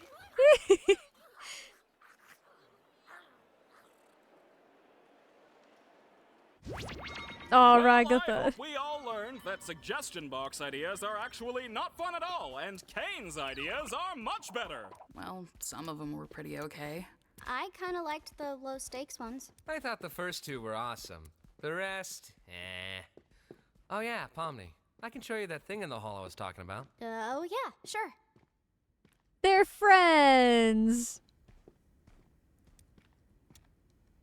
Oh no, Ragatha's alone. I was talking about this stuff first, and someone joked about picking a single struggle, and I was like, I wish I could. It'd make things easier at times. It'd be cheaper too. Oh, that's so real. I mean, with that label, it's also the same once you find out Ace Arrow. Dude, oh my god. For people who have multiple things about them that make them unconventional at the same time, life is so freaking difficult, man. Like, it's bad enough if you're, like, neurodivergent, and, like, that's considered to be a small percentage of the population, although I have to say, I don't think we have an accurate count. I think there's a lot more neurodivergent people than we know. I think we're just kind of figuring that out scientifically. But when you're neurodivergent, and then you're something like Arrow Ace, and then, like, I don't know, you're disabled, and you keep stacking the labels, you become very, very niche at some point, and it makes a lot of things more difficult, more complicated. When you're custom made, everything for you has to be custom too, and it takes a lot more time and energy. Lila just doesn't have her extra tails because she's a low-tier goddess. I have them in storage. She has so many tails, they reach the singularity. My computer can't even process them. Ooh. No worries, Mr. Sev. I appreciate you for being here. Project Hail Mary. I haven't heard of that. Is that a horror movie? I always refer to George Carlin wisdom when I feel life is difficult. Life is not that complicated. You get up, you go to work, you eat 3 meals, take one good shit, and you go back to bed. At its most fundamental, it's true. Everything else is just kind of a purpose we choose to add to our lives. We choose to make it more complicated because it's more meaningful to some of us. Ooh, Poutine. You love Poutine. He's the parent Ragatha needs, especially after knowing about her mother. That's so true! Oh my gosh. You're right. Exactly, Trumpet. Oh my gosh. You're a fighter. We love you. I'm a neurodivergent and trans, couldn't even fit in with normal people, and also couldn't fit in with the guys. It makes sense. It makes sense. It's hard. It's hard being custom made. Yummy yod! Yummy yod, yummy yod, yummy yod! Thank you for the Lunar Lila. Thank you, thank you. Oh no! I'm the stupid looking creative character in a cutscene.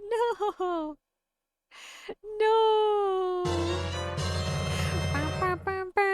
What episode you on? We are on episode 5, I'm pretty sure. This is the baseball episode. The episode where they have lightning rounds going through all of the different adventures very quickly. Welcome in. Thank you for the first time chat, that grill. Yeah. White puppy. For a few seconds, I'm a husky.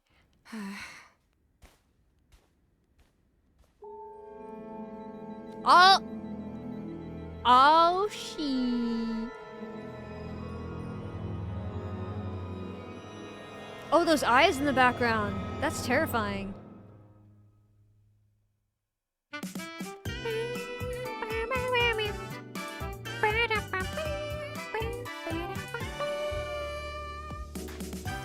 Look at these cuties.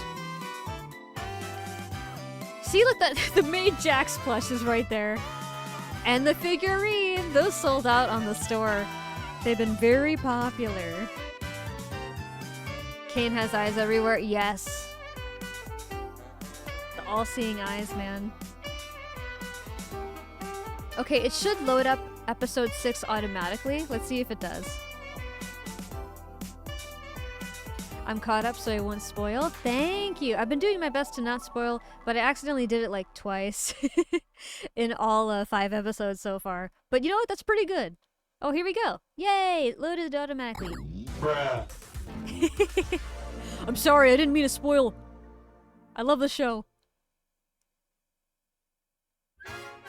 Today's adventure is brought to you by the Favorite Character Awards. Oh my god! Stay tuned and find out who will claim the ultimate prize. Dude, I love this episode. Great. Can you toss I think that I got back it. up here? But just in case, tell me the whole thing again. I wasn't listening. Why am I being punked? It was an accident. The show's so good. I can't help it. Listen, you, especially the daddy lore. You can't blame me for dropping the daddy lore. Kinger's dad, of course. There's so many references to it. Caine practically told you the whole time. I was just making it easy. I was making it accessible. I have the end credits music as my alarm for months now. It's so good! It's so good. Lila gets 1 free spoil moment starting now. Oh my gosh. Thank you. Here. Making good use of your parts gimmick, huh? Oh, shut up. What are you doing up there? I'm hiding from Caine. I think I overheard him talking to Bubble about an in-house adventure. Oh. I'm not gonna be part of it. Wait, is this a reference to what he's about to do? Also, Yumio, thank you for the sleeve toggle. Oh my gosh, we have no sleeves, guys. We have arms. Scandalocious. Can you believe it? I have arms. And you're just gonna hang out in a flower pot all day? Not like your room? Caine's been checking up on my room lately. When I don't answer, he just starts singing Daisy Bell in front of my door. It's creepy. Does he really do that? I don't know. Let's ask him. Hey, Caine! You fucking asshole! Yes, Jax? Look, it's Zubul. You! Ah, there you are. Now I don't have to do the snap summon thing. I wonder if the T-posing was intentional, like just another sign that things are kind of falling apart. And I'm glad I found you. We need even numbers, cause today's adventure is a team adventure. Oh god. Meet you guys up at the stage in, let's say 5.7 minutes. Great. Didn't even ask him about the singing thing. The what? Today's adventure is gonna be a bit of a short one due to the Favorite Character Awards. But it'll be a perfect opportunity to showcase your guys' strengths to the press. This is so heavy. That's right, Bubble. Seeing you all play bat-ball a few days ago really got me thinking. We should do our own sporting event, but with cool new sports invented by yours truly. Help me, Caine. We also just play softball normally this time. Yeah. In the Caine Leagues, we have the 400-meter vertical skedaddle, bisection boogie egg ball, lateral hijinks, orange sport, ball run, walk ball, run walk, and ball ball. These sports are surely going to... Yeah, sorry. No, I'm not gonna be on a team with that one. Zubul, why does all you do is complaining? I never... Why is all you do is complaining? Oh, you're right, the 5-7 was another 57 reference. Oh my god. Who else ships Gangle and Zubul? Me! Abstragedy. I love them. They're so cute together. You know what you want? We had a whole suggestion box for that. Yeah, Zubul and I constantly say we like more chill and relaxing adventures. Did you really not like my softball one? I'm not big into sports, sorry. The suggestion box just causes interpersonal drama. and me no likey. All right, you really want to know what I want? Oh my god. This part? Oh no. I want the ability to have sex. No way. Are we finally having this conversation?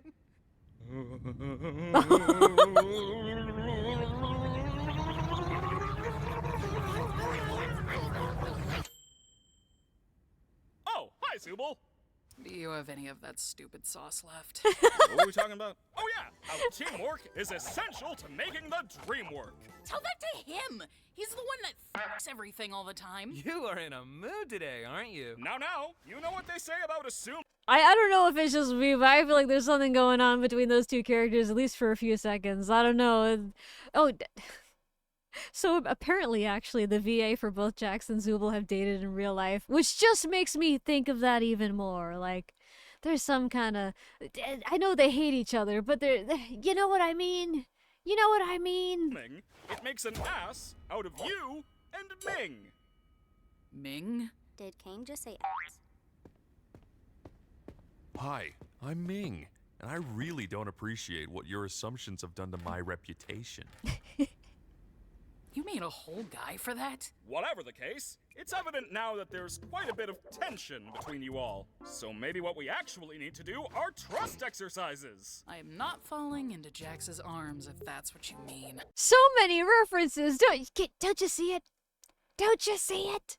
Don't worry, this will be a two-way trust exercise, where you'll each have to trust each other to not betray the other person. This is a private room where when this first came up, I thought this was going to go in a very different direction. Oh shoot, hold on. Oh no, hold on. My toggle, my 2-hit for Twitch award is taking over the screen. It's okay, everything's fine. I'm a professional. I have this sorted out. Look, see? Look, we were right here before. We were right here. I'm such a professional. I got this. Also, you know how Jax didn't want to share what happens when he holds his breath? Yeah, I have a theory for that. But what is yours? In the context of what we're talking about, I'm a little scared. Bro created someone just for a stupid punchline. I love Caine. Also, I love how noodly his limbs are. Normally he's this short little guy, but sometimes his limbs just go nuts. This is a private room where nobody can see or hear you once inside. And this is a loaded gun. Character A will take the gun into the private room and empty it out of all its ammunition, then come out and give it to Character B. Character B will then take the gun and shoot themselves in the head, trusting that Character A emptied it in the private room. Character A will also have to trust that Character B won't turn the gun on them, so everyone is incentivized to follow the rules and trust each other. Sounds a little convoluted. You look convoluted! Anyway, Jax, why don't you start? Caine is starting to lose his goddamn mind. Also, Nora, thank you for the cheapie and tail pats. It's because he turns 2D and is embarrassed about it. That's actually not a bad theory. Lila wants us to tell us the theory so badly your heart can't take it. I have so many theories! I'm filled with theories I can't tell you because then I'd be bad. Him? Wait, what am I doing? I wasn't paying attention. Also, he said that he couldn't affect their minds, but he literally just did right there. This man and his digital hallucinations, his lies. Me having the kind of trust where I just let the others shoot me. Look at Jax the next time someone chokes him, you'll see it. That's true. However, I will say, I don't think it's the same as him holding his breath. I think he... So, for example... Oh man, I can't talk about this because this hasn't happened yet. Okay, I will... I'm putting a little sticky note here. I can answer that, but I need to wait till another moment. That might be later in this episode. Otherwise, I'm gonna spoil something. Caine literally just training montaged bro's mind. Exactly. He's affecting their minds right now. This goober, he lies. Ah.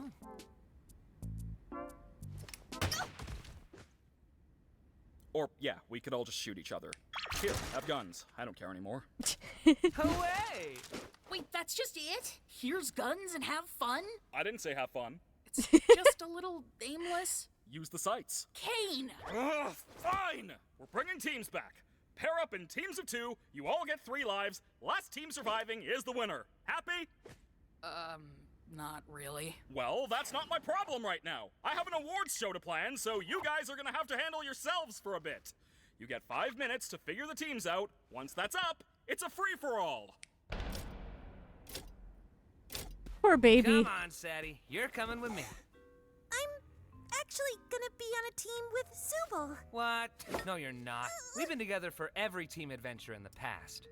Guess times are changing, bunny boy. Hey, wait, I was right. See, Jax does know a lot about Gangle because they hang out. What the flip? I bet they have a lot in common. Why would he hang out with Gangle so often until recently?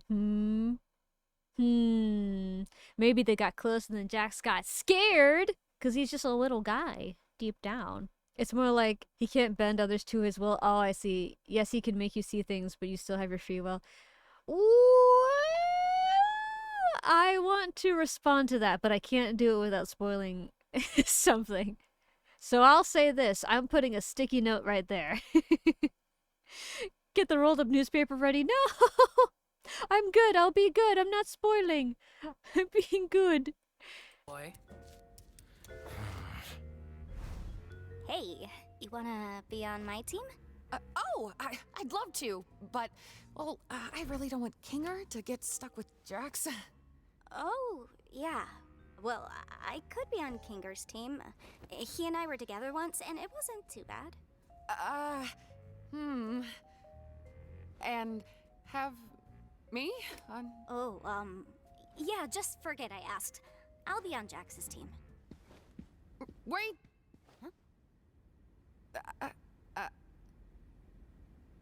Aww. Like you said, probably good to keep Kinger and Jax separate.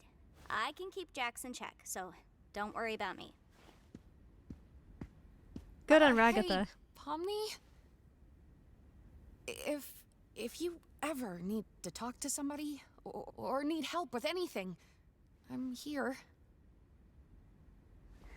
Ragatha likes Pomni. Aw. I'm actually kind of proud of Ragatha here because I feel like she stood up for herself. Like she needed some space. And she did, even though there's a part of her that really didn't want to. That's really important. Okay, but Caine had a point with Zubul. She complained that the trust exercise was too convoluted, and then they complained that them basically playing paintball was aimless, and then they complained about the whole team's thing too. It's true, it's Some true. of you may die, but it's a sacrifice I am willing to make. Literally Caine. Literally Caine. But no, yeah, I mean, he has a point. But I also think part of the reason why he has a point is because, like, he is a machine, and Zubul is not only a human, but, like, a complex human, which can be hard for humans to understand. Nonetheless, an AI. You know? But yeah, totally. You start to sympathize with Caine in some ways more as the series goes on. You have a partner yet? Well, look who it is. You sure you can handle me in all my glory?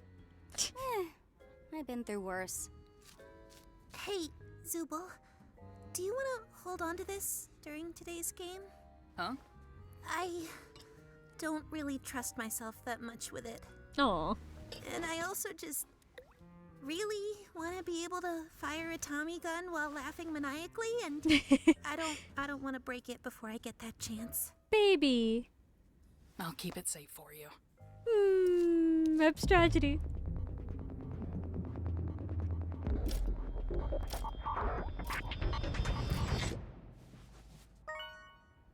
Huh? Wait, what? That counted? Caine? What? Oh, yeah, the guns have been teleported to random spots in the circus. Go find them, champs! We need to find the Tommy gun! Wait, Caine! I'm missing a life! There's no time! It'll be my pleasure murdering all of you. Have fun, guys! You're so lame. Also, another example of Caine having errors with Ragatha's health. Oh my gosh, this is important for later. That scene is really important for later, but my theory will continue at another time.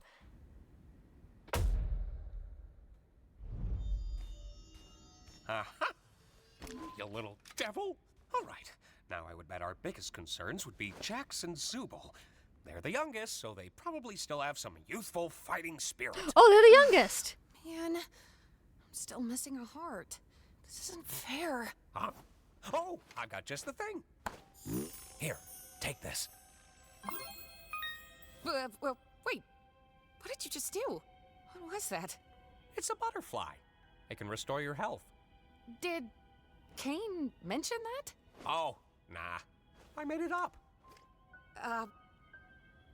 What? Foreshadowing for later. Oh my gosh. This is going to be really, really important for a big theory I have when we get much farther in the series. Caine's a machine, so when a person literally likes nothing you do or come up with, it can create some sort of error. Oh, absolutely. An AI doesn't like really understand nuance like a human does.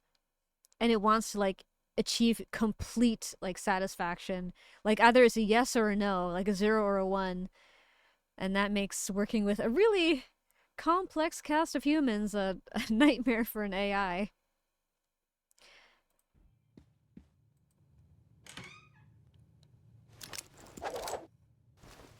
So, who are you gonna kill first, Pom Pom? I don't know if I'll really The be nickname. doing much of the killing. I'll just find guns for you, and you can do all the violent stuff. You like that, right? You know none of this is real, right? Oh, what do you mean? Like the circus? The game today is literally to shoot each other. So what's the point in taking this moral high ground? Well, they're my friends. I don't really want to hurt them.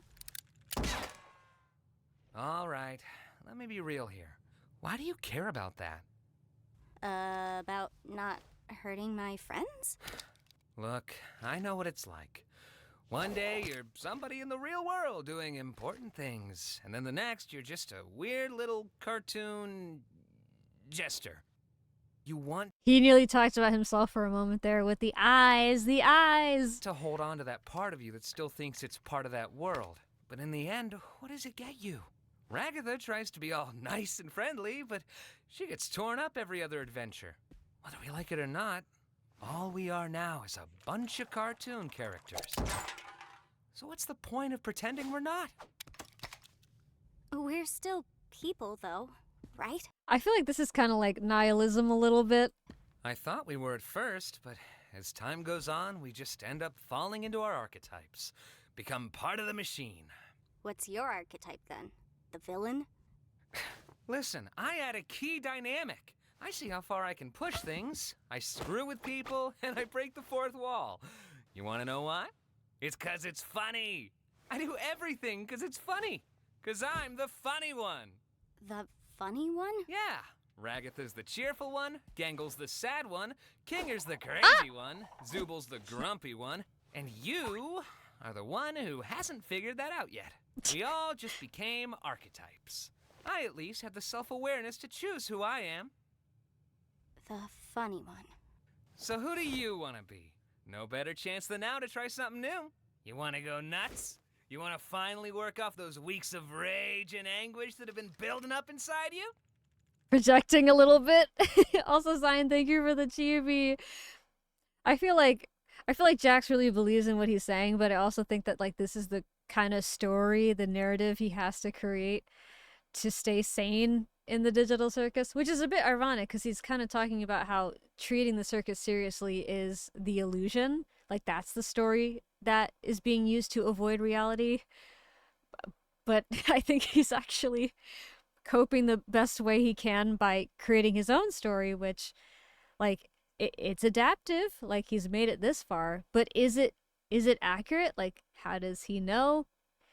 In the first episode he says, oh, you think this is a dream, but then in this episode he says like nothing's real, and those 2 points don't necessarily have to conflict because this can both not be a dream but also not be real at the same time. But like it is a little, you know, a little inconsistent. He does have a point there. Characters in a digital world, and she has seen some very gruesome fates for the others and still believe in that moral high ground when the entire game is centered around shooting each other. And that's the thing, though. Is that what the game is about? How does he know? Does he know, or is he convinced he knows? I know you hate it here. Everyone does. But the silver lining is you can pretty much do whatever you want. Like, look at the way you're aiming that gun. Too realistic. Just let loose.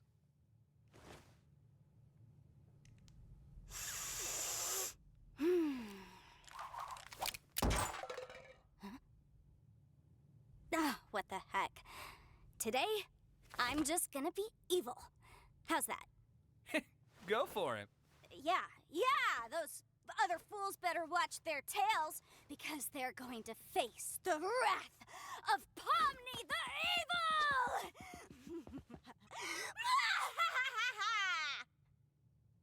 Evil! It's kind of cringe. Are we really gonna be shooting each other with these? It's either shoot or get shot. Oh no. Ragatha! There's a sniper around this corner. I think I got Kinger. Are you sure we're safe up here? Whoa! Oh, babies! Tactical roll! Come on, Ragatha!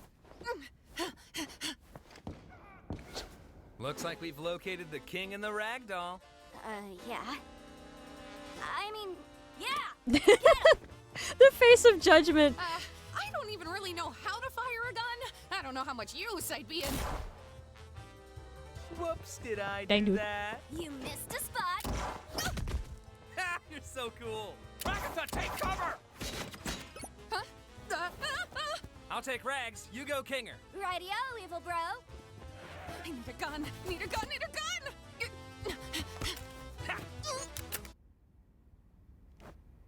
Come on, man.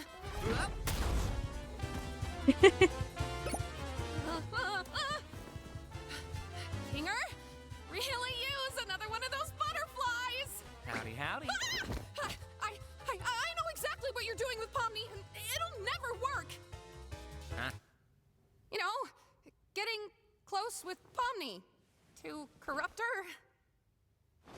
Wait, no, wait.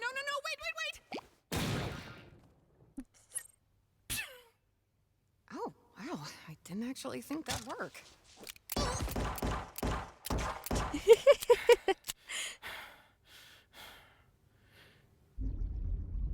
Huh? Oh. I lost Kinger, but I got him down to 1 life. I lost. Went straight from those eyes, the tiny eyes, straight to the masking instantly. Mild pessimism with tinges of optimism. Maybe that is a better way to put it. I guess it isn't straight up nihilism. Well, yeah, because he does create a story. Nihilism's like when life isn't really about anything. This is something. I could never be evil. No one would ever take me seriously. I'm with you there, Nora. It's a life, but I got us down to 1 Kinger. How'd you let her take a life off you? I don't really know.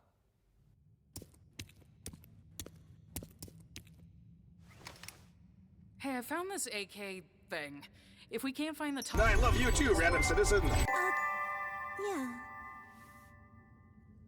Hello, anime fan. Thank you for the follow. Welcome in. Nihilism is the rejection of all religious and moral principles and the belief that life is meaningless. Yeah. Since he does create a meaning for it, I guess it doesn't technically fall into nihilism.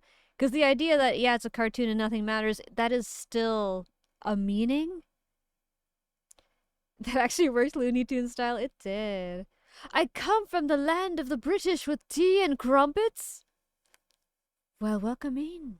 I appreciate you. Welcome to the Tofu. Do you think Jax is gonna be mad that I didn't team up with him? I wouldn't worry about him right now. It's all just a game in the end. It's Jax, though. He probably wants revenge. And he's gonna make it painful. Hey, you deserve better than thinking about him when he's not even here. You're a human. You're not his toy. It sometimes doesn't feel that way. Oh, babies. These avatar gimmicks, huh? Makes you wonder why no one else got them. I just wish that how are you supposed to like the part of yourself that just makes you worse than everyone else? Oof. 'Cause it exists. It's a part of you that's real. And the only you that you should care about is the real you. You have to choose to love yourself, even if it doesn't make sense. It's not natural, it's intentional. Have you ever had to make that choice? Huh? Sorry, I mean, of course not. You're Zubul. Aww. Babies.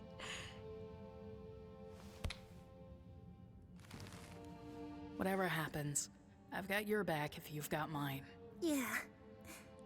Now let's go kill Pomni and Jax. I love her so much. Here's one. What's with the corn thing? What corn thing? Why are you afraid of corn? And don't say that you're not. You literally jumped out of your seat twice when you saw some. Not gonna let me out of this one. Well, I don't know, it's got a bunch of little pods on it. Looks kind of like an egg sac or something. It's gross. Makes my skin crawl. Interesting. Do you have like a type of trypophobia? What's that? The fear of lots of little holes. Yeah. Okay. How about pomegranates? Awful. I'm learning a lot about you today. Let's not forget we're here to kill people. We still need to find out where Nutso went before we can rest easy. Oh my gosh. I'm right behind you, aren't I?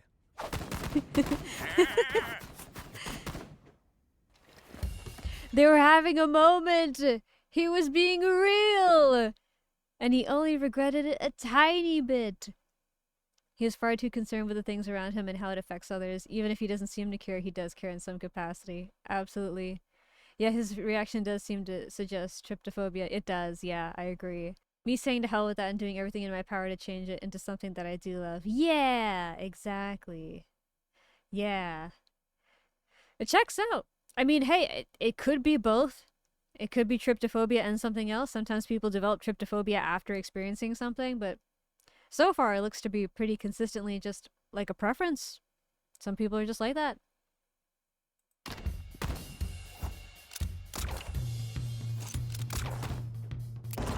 This scene is so cool. I love the lighting.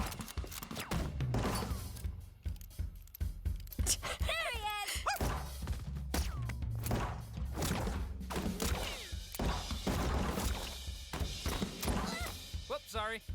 Oh my god.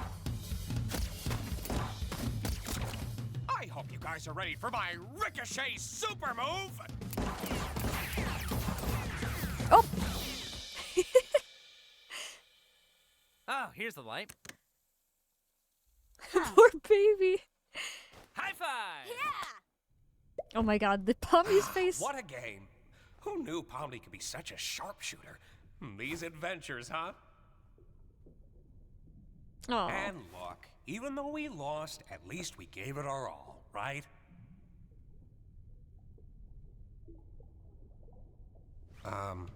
You feeling all right? Are you upset that we lost? Are you upset about something else? You want to talk about it?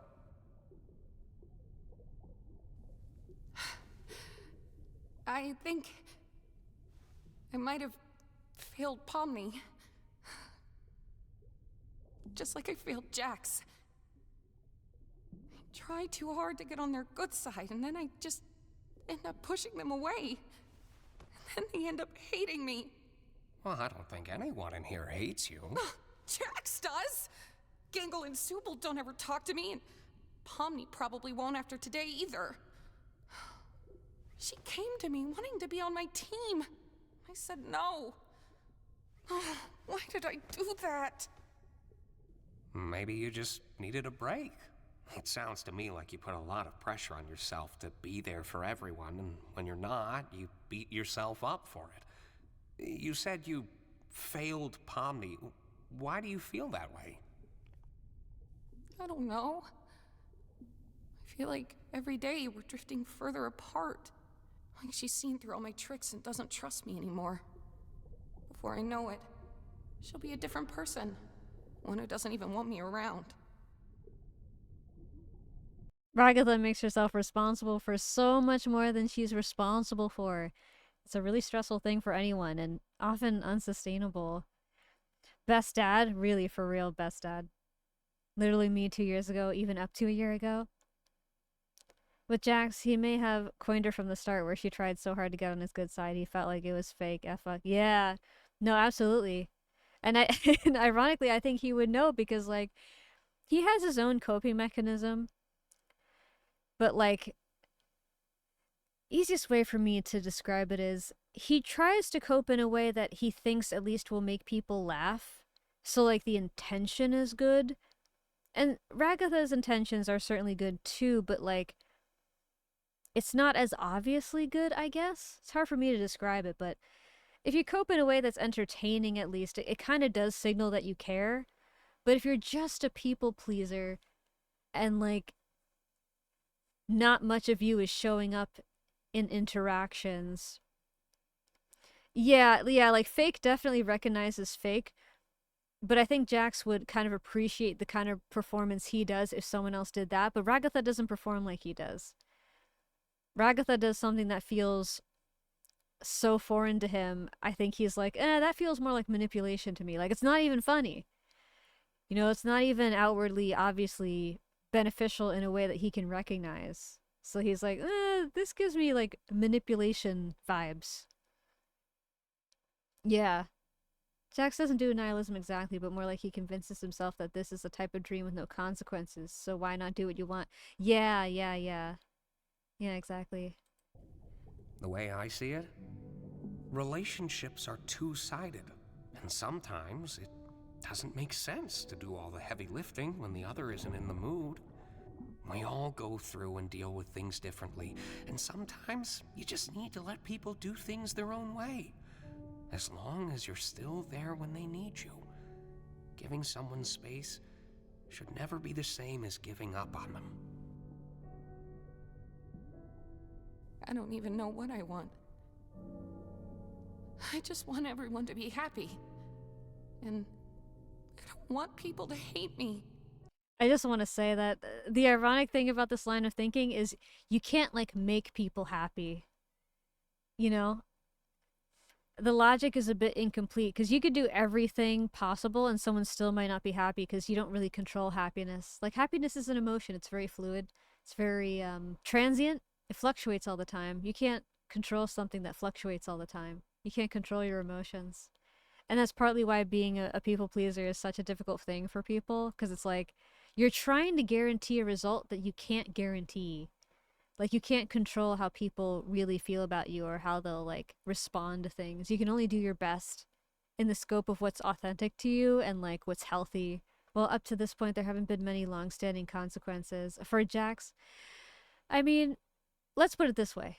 Sometimes the consequences aren't visible, but that doesn't mean they're not there. I think, like, the scene with Gangle being afraid of Jax and feeling like his plaything instead of, like, a friend is an example of how sometimes there are consequences. It's just, if someone's afraid enough of you, they're not gonna tell you, and they may actually hide the evidence, because if they're afraid that you knowing would make you even more angry, let's say, and cause even more harm. And that makes it complicated, obviously, because then the feedback loop between two people gets, like, severed, and then it's hard for the other person to, like, really know. But it's complicated, because I don't think that when Jax sees people complain about his jokes, he really interprets it as they're being, like, if you perform all the time, right? How do you know what part of you is real? And then how do you know what part of other people is real or performance either? Like, how do you know if the other person is performing hurt or they're actually hurt? That's the tough thing about being performative at all. Like, if you're lying even a little bit, it's so easy to lose track of reality.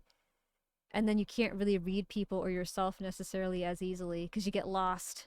Especially if you spend so much time performing, like you're acting more than you're being yourself. It's like being this other character. If you pretend to be this other character 20 hours a day, and there's 24 hours in a day. Like, at what point are you still you versus like you've become stuck to this mask and you don't even notice anymore, you know?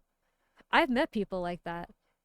I've met people who got so used to performing all the time that they couldn't even really tell like what was them and what was the mask, and it can really make relationships and connection really difficult. Exactly. We want to do everything in our power to make you happy, but at the end of the day, you're the only one in control of that. Exactly. Exactly. I've had to have these kinds of conversations with people pleasers in the past to help them understand. Yeah, where does fake you end and real you begin? Exactly. Yeah. Do you hate yourself? I hated myself. I couldn't help but hate myself for the things I thought I was responsible for. So real, that point. I thought I'd lost everything. But then you showed up. And my outlook just changed. There are always ways to show you care without ruining yourself over it. Mm-hmm. You need to look out for yourself in all this, too. I don't get it. So often nothing you say makes any sense, but then you have these moments where you... I don't know. How do you do that? How have you been around for so long? I guess I just have a resilient mind. Oh god. Breathtaking! The committee's gonna love that. Are they still following us? Are you still following us? Yeah, we're still following you. Where else could we be? They're still following us. All right, this is a long one. We're gonna have to run. Let's go! Ha!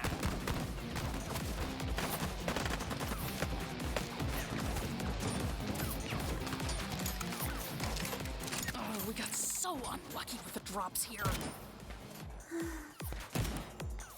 It's time. Oh. Shooting. You out of ammo? Why'd you stop? You out of ammo? Pomni, got any ammo left? I have one in the cylinder and one sniper round, but no sniper rifle. Crap.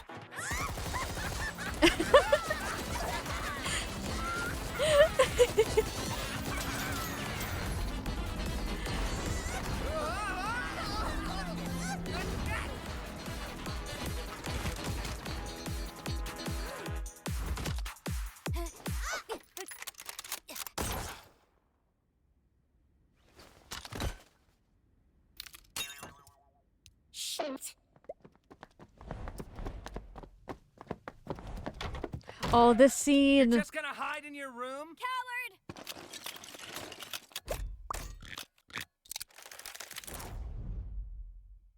Huh.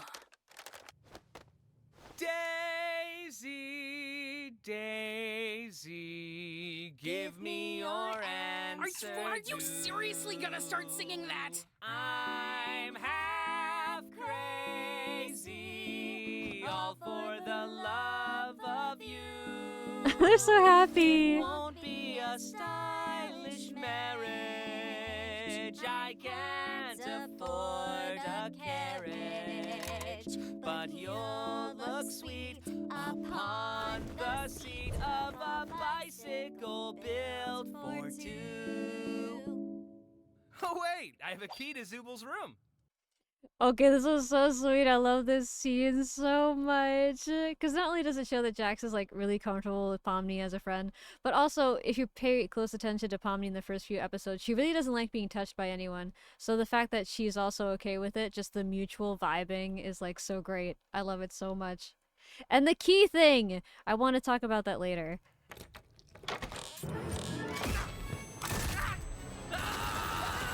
Oh my god! Oh!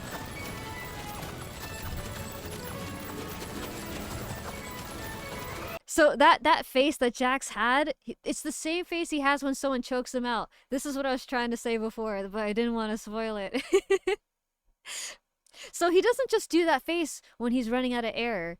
He also just does it when he's terrified. So that's not his special power that he has when he holds his breath. And I'm pretty sure in episode 9 we're going to find out what he can actually do.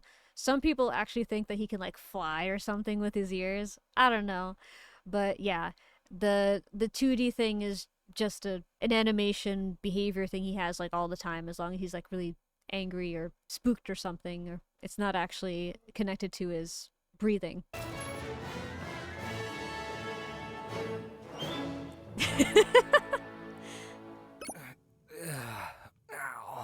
I can get him. Wait! Trust me, partner, I got this. Oh, this scene.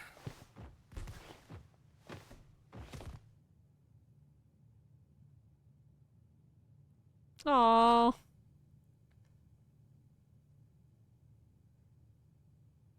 As soon as he started getting close to Pomni, he was reminded of his friends he lost.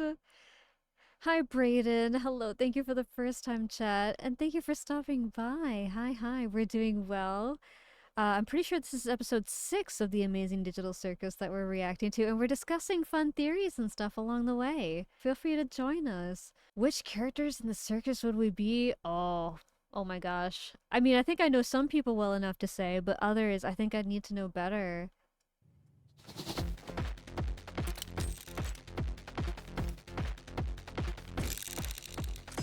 Oh, this is so cool.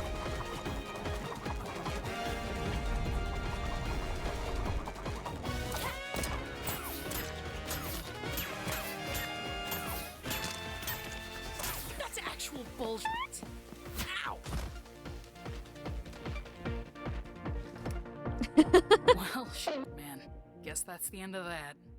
See you on the flip side.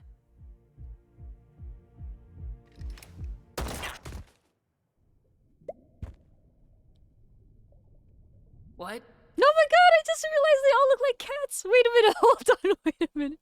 I didn't realize. Hold on, wait a minute. Whoa, what? What was that? Wait, what? Whoa, wait. Oh wait, you can't do this to me. Whoa, wait, what is going on? Oh my god! That is so cute! They're a little family of kittens. Oh my gosh. I didn't realize that the first time. Oh my gosh. And how did Gangle's ribbons change color? This is so adorable. This is Gangle's work, I'd imagine. Yes. Oh my gosh. She's so talented. That's amazing. What? We Ooh. did it! We Big make moment. such a good team.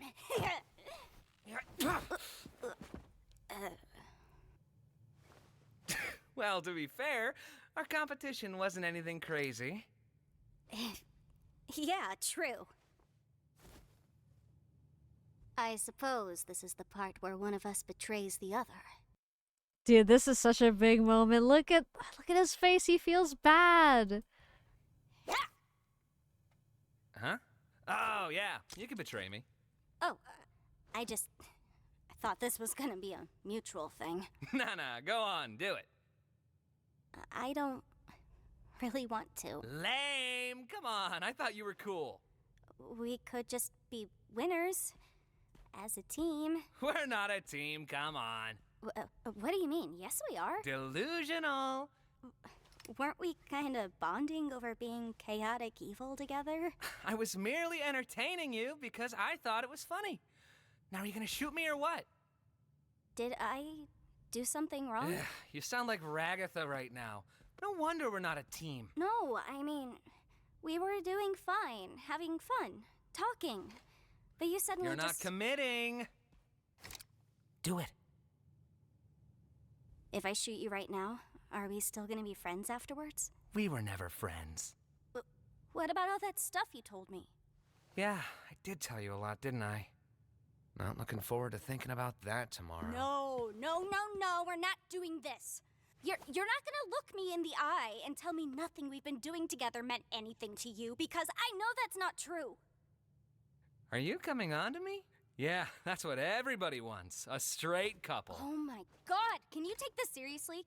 Can you take anything seriously? Dude, you're a cartoon clown. How am I supposed to take you seriously? You reached out to me, not the other way around. You're just gonna pretend that didn't happen? You must be misremembering. Is this why you didn't show up to Kaufmo's funeral? I don't show up to any funerals. Yeah, I bet you don't. Because you're scared. You're scared you'll actually show a human emotion. I'm scared I'll be bored to tears. Have you ever thought that this might be what causes people to abstract in the first place? Oh my God! Are you seriously gonna blame me for something that everybody else did too? You didn't even know him. You don't even know what people are like before they abstract. They are not pleasant to be around. Like at all. You... I'm sorry. The eyes tell everything all throughout this interaction. Sure you are. Oh, man. This was all sorts of embarrassing, huh? So, you're gonna shoot me or what? What would you do if I abstracted tomorrow? I'd move on. And probably forget about you. Okay. Okay. I understand.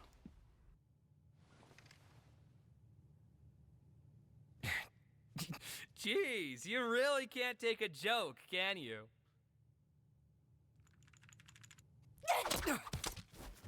You're not the funny one! I don't think that counts.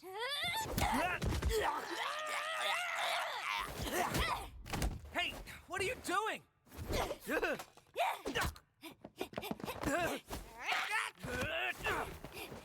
back! Are you crazy? I said fight back! Stop! What's wrong with you? Why didn't you fight back? Oh, here we go. Here we go. Because I didn't fight back, that means I secretly care about you? I'm just a misunderstood little chicken fetus in an egg that needs to be cracked open. Well, I am not. I do not care about you or anyone else in this circus in the slightest. End of story. You are my playthings, and I get joy out of making you suffer. I'm the one who causes pain for fun. If I led you on, it was just to make this part hurt you more.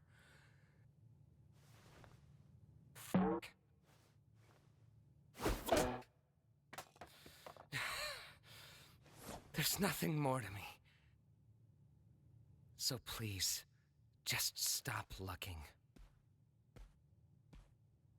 Okay, I didn't want to interrupt that because I feel like experiencing all of that uninterrupted was really, really important.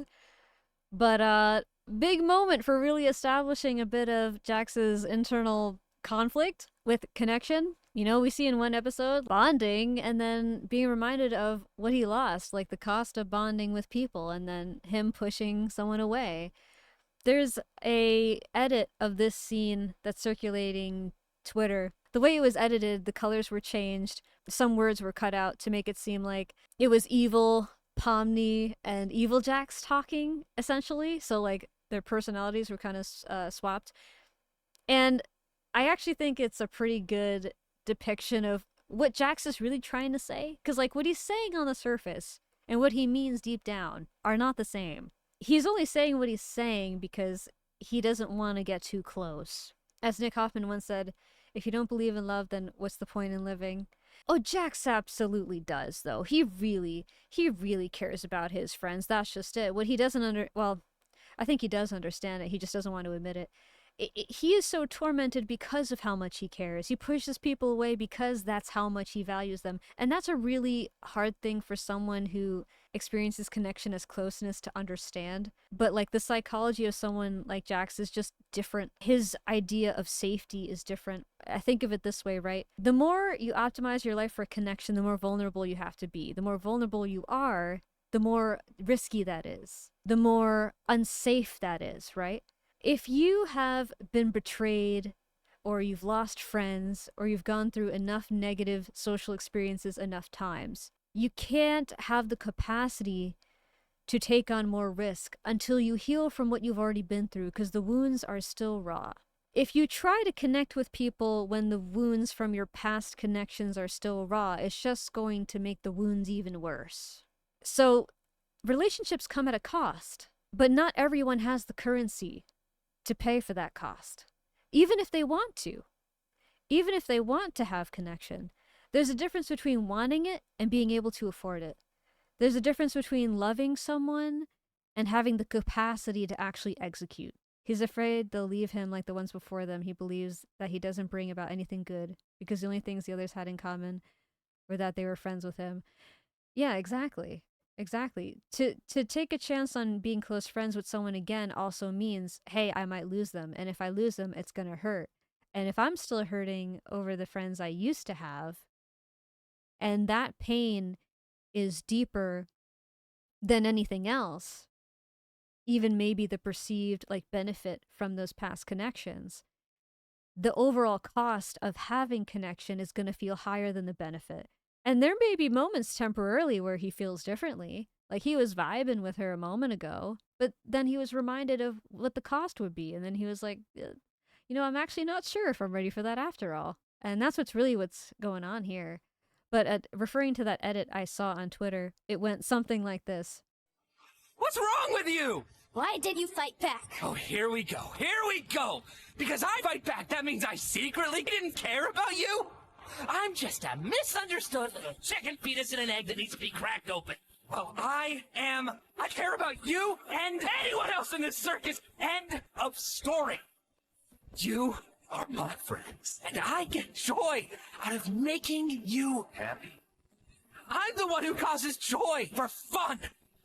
If I led you on, it was just to make this part not hurt you.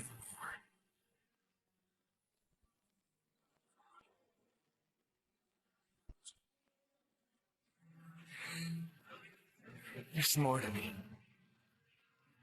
So please, just let it. And I was like, oh my God, that's like exactly what he's trying to say. Like, I think he's communicating in real time. Like, this is where I'm at. And it's not where you are. And that sucks. But like, I'm afraid. And it is what it is. And like, I'm gonna protect myself. And you know what? Sometimes I'm gonna not want you, like outwardly, verbally, to seek me out. But that doesn't mean deep down I actually feel that way. This is just a moment of fear. And that'll be more clear as we continue to watch the episodes, because it's not like they're not friends after this. This was just like, he got spooked. He got spooked, and that's okay. And the fact that he cracked a little bit though, because he saw that he was hurting Pomni and he felt bad about it, like just goes to show how much he cared. And he knows that she saw that too, which is why he was like, fuck. Sometimes relationships are like that. Sometimes people are just in that place. And if you have capacity and you have patience and you have flexibility, then being understanding can go a long way. Whispers, thank you for the resubby. A peaceful moment is coming for Whispers. Whispers. Beep, beep. Beep, beep. Welcome in. Hi. I hope you've had a good Friday. Seriously, why is this hitting so hard? Me who lost 2 friends but is still able to open up here. Okay, now it feels like you're reading my mind. I've met quite a few people like that. I've met quite a few Jaxes in my life. That's why I understand the psychology. I've always been like traditionally a Pomni with some little bit of Ragatha and a little bit of Kinger. But I've come across some Jaxes in my life. And once they open up, they actually, I would say, love deeper than a lot of people do. But they need to know that they're gonna be safe. And they might test you a little bit to see if you are that. And it can be frustrating. But if you have the capacity, they can be very good friends. And I think Pomni and Jax's dynamic in the show shows that over time. I need some peace. Ah! Ah! I am definitely NPC Jax from the softball episode.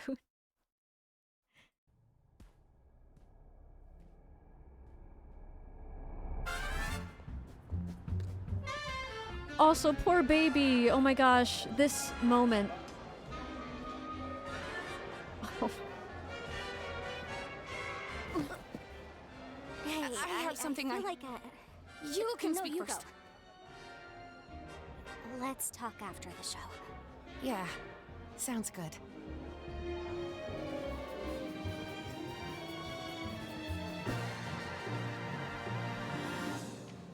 Poor baby. Oh my gosh. He's being so hard on himself.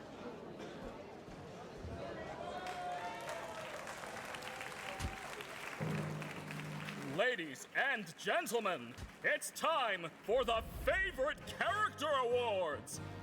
Before anything starts, I'd like to thank the committee for examining our nominees and voting on our winners. We love you, Caine. Shut up. I love this. I love this image, this scene. The cutie. Whispers, thank you for the 7-stream streak. Thank you. Unsure of who I'd be myself, who do y'all think I seem most like? Honestly, I would say Kinger. You're a very individualist intellectual. You have a lot of good words. So you remind me of Kinger the most. But I could definitely learn more about you. But what's an award show? Look at this baby, he's so sad. Categories. That's right, it's bad. Unlike my show, which is good.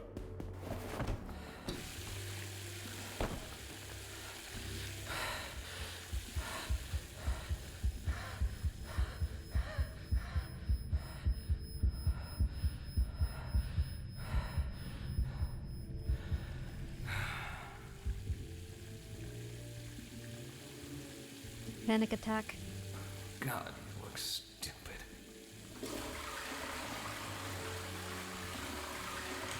So, Disappearing guy. And the award for biggest sailor mouth goes to Zubul. Oh baby, oh no, the stupid sauce in her eye. I mean their eye.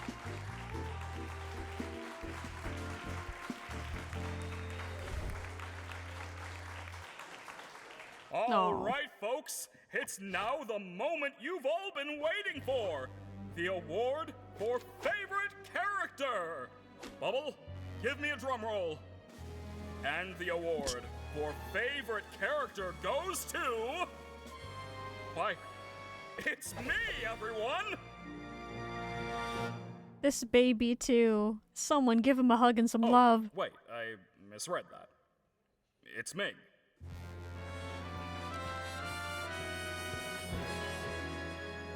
You shouldn't have assumed you won the award. Now we both look foolish.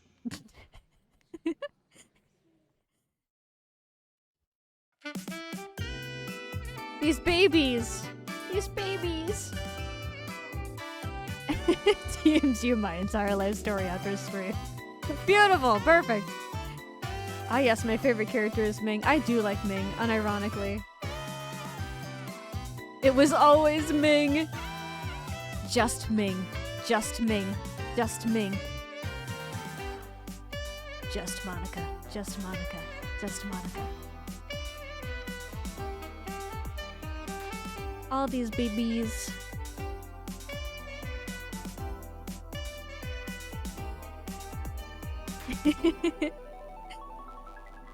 Just Monica.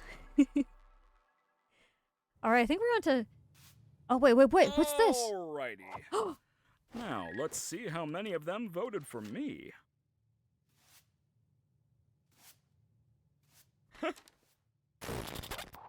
Oh no! The big... No!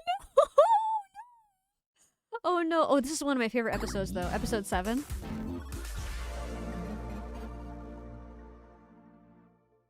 Yay, I'm glad you're happy.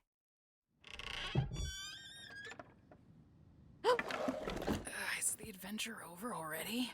This is the Salut Subel moment with French Gangles VA. Salut Subel. It's practically a stim of mine. No, the adventure hasn't even started yet. Oh, well, don't be a narc. Find your own hiding spot. It's not that, it's just that we haven't even seen Caine at all today. Plus, Gangle was looking for you. Hi, Zubul. Wait, what's this? Hello, my little rubber baby buggy bumpers! Today, I've decided to go to the store to get essential ingredients for my signature milk and cigarette casserole. I hope you can handle yourselves until I get back. Well, this was fun while it lasted. So, what's the adventure today? Oh! Exactly, he's getting the milk. I was like, is this a reference to Dad getting the milk? Did he think, oh, this is a popular dad joke? This is a good thing. I should use this for today's storyline. 8 is my favorite, and I already told you why. Ah. I don't have an adventure for you today, so you can do whatever you feel like. Alright, sounds fine to me. You should ask me for suggestions on what to do instead. No. What should we do instead? No, Gangle. Great question, Gangle. For an answer, let me consult the Chinese room. Okay, he had a bit prepared.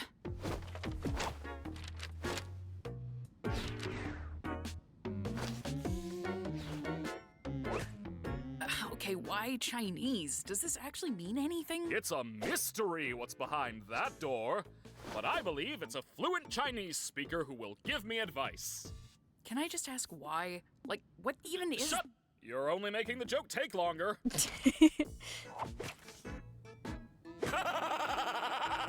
does it say? I don't know. I don't understand Chinese.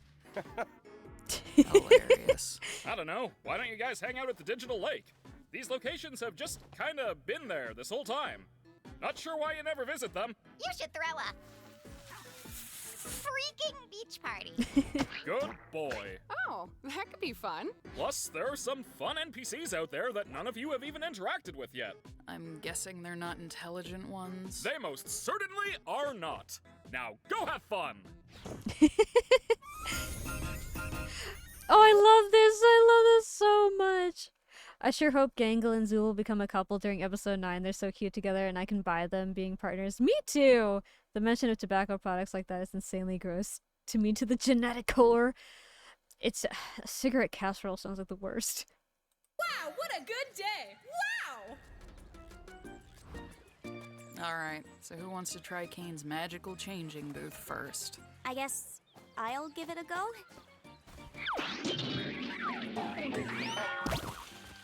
Wow, you look mediocre. If you ever need a sunburn, give me a call. I don't want a sunburn. Should have thought of that before I decided I hate you. Don't interact with the sun. She's just like that. Gangle's so cute! Baby! Gangle, wait. Look at them, they're so perfect together.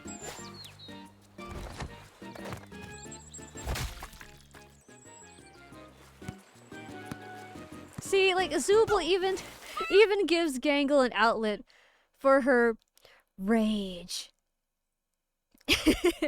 Chinese programming is pretty cool. The code itself is English, but some notes can be in Chinese. Reason why it's popular is because technically coding in Chinese is shorter compared to English. Oh! That makes sense. I remember so many people being disappointed that Kinger wasn't ripped like they hoped. Like Buff Kinger. I've seen the fan game. In fact, a number of the, actually, I think it actually was all of the VAs from the Amazing Digital Circus played a fan game, and they voiced the whole thing, and it was so good, and Buff Kinger was in it, and they loved it. And they have their own ships and stuff. It's really cute. At one point, Zooble's VA was even like, to Jax, why does he get hotter the meaner he is? And I was like, whoa! Hearing that from Zooble is a fun time. Been a while since I've seen you, Lila. Hello, Thy Guarding. Welcome in. Welcome to stream. Hi, happy Friday. Despite all my rage, I'm just a rat in a cage. I'll get it. Oh God, I love this scene. Hey there. If you want to find my sunken treasure chest, you'll have to try better than that.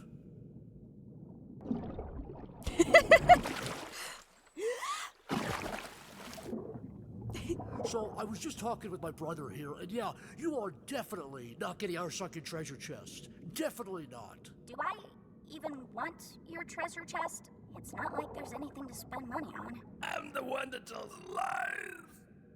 Dude, You ruined it. Is that your treasure?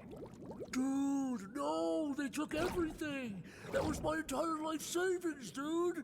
Oh my god. Oh god. Oh my god, I'm gonna be sick. I'm gonna be sick. That was everything. Oh my god!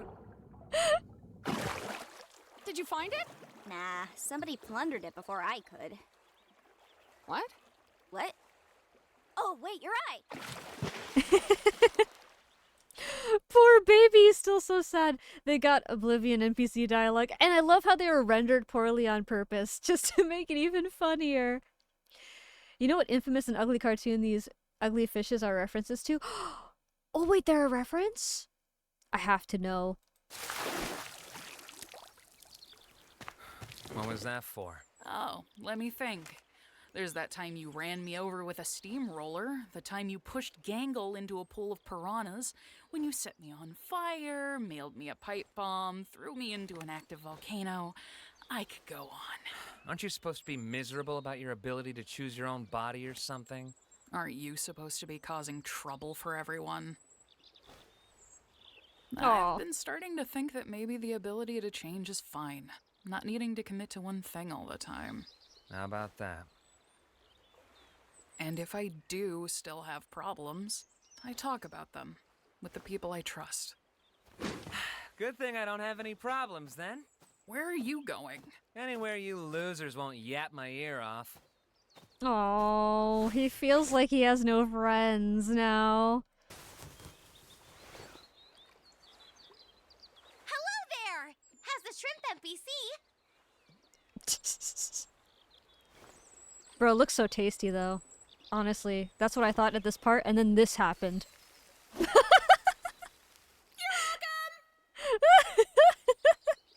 It looks so good though, I want to eat it. Give me that.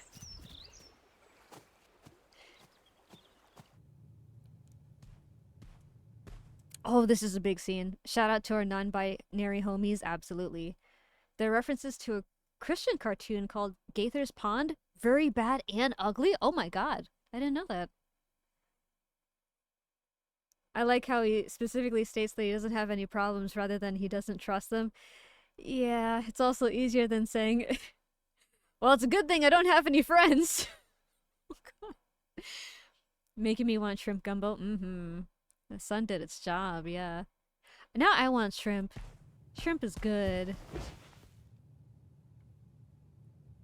Okay, things are about to get... You know. If you've seen it, you know.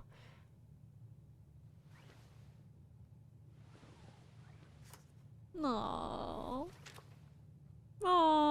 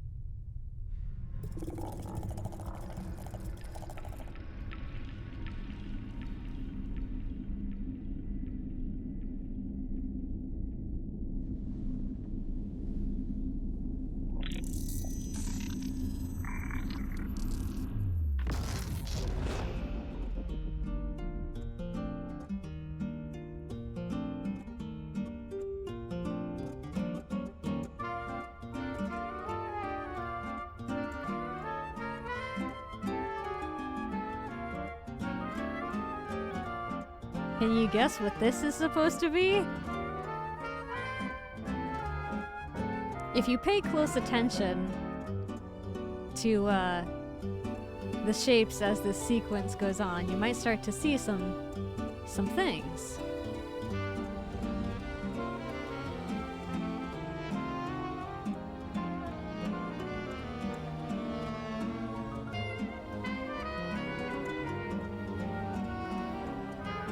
A Magica Modica reference? Wait, was that part of Modica Magica? So if you look at these shapes, you can see Ribbit and Kaufmo. See? And you can even see Jax's face now. I always thought that this was Jax about to abstract, but got interrupted. That's my personal theory, because we'll see in a moment.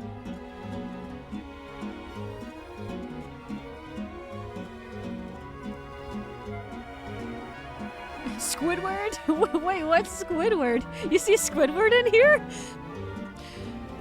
Oh man, maybe Squidward's been here too. Oh, here we go. See those eyes? Holy crap, what was in those brownies, bro? Jax, you gotta lay off the snacks, man. Those eyes. Those were the eyes of abstraction right there. Also, fun fact, you know, the TADC characters' rooms say a lot about them. And Jax's room is very feminine for a masculine guy. Fun little thing there.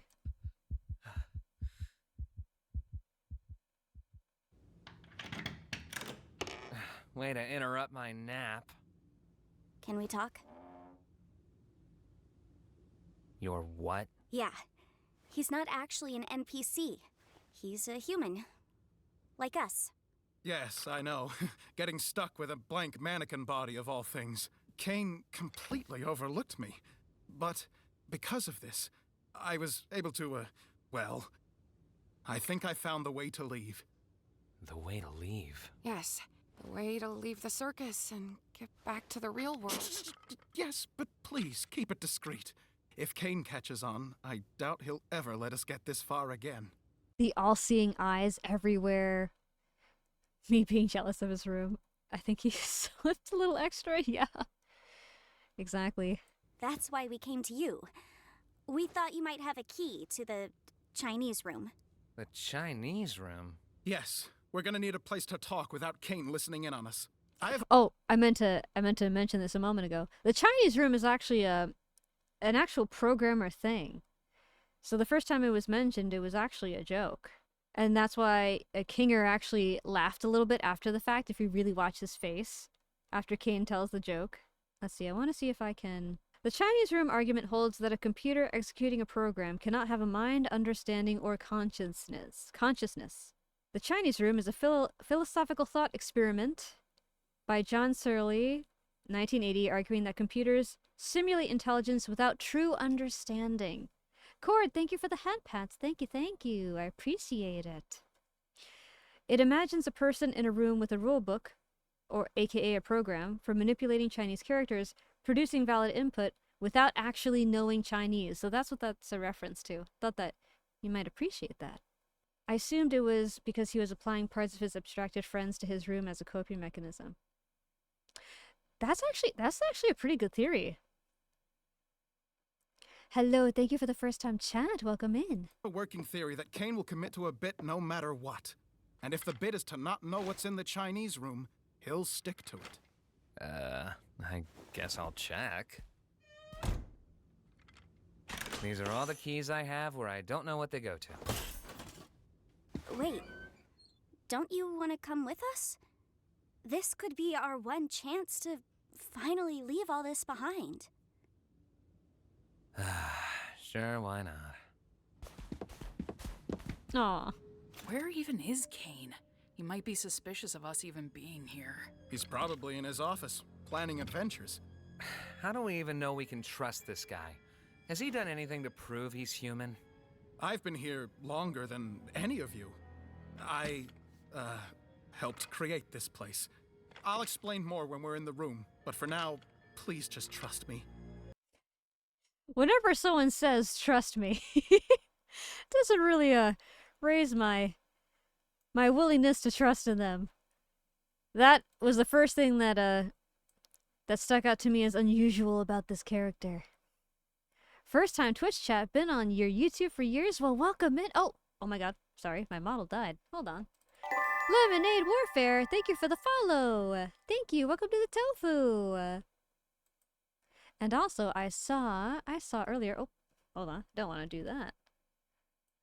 I also saw Valimar Dorin, hello, hello. Thank you for being here. And for over 2 years and 6 months. That's crazy. Blacklisted's been here for 3.5 years. Nora, 2 years, 9 months. Whispers, 2 years, 10 months. We've known each other for so long. He might not want to leave anymore. Too many bad memories keeping him trauma bound. That's actually a good point. I have a theory on that, but I want to wait till a little bit later to talk about my take. But that's definitely touching upon a theory that I have. Yes, yes. Lila seems to break when she tells a theory about this show. It's Glitch Studios. They're trying to stop me. I know too much. I'm too big brain. You will not regret it.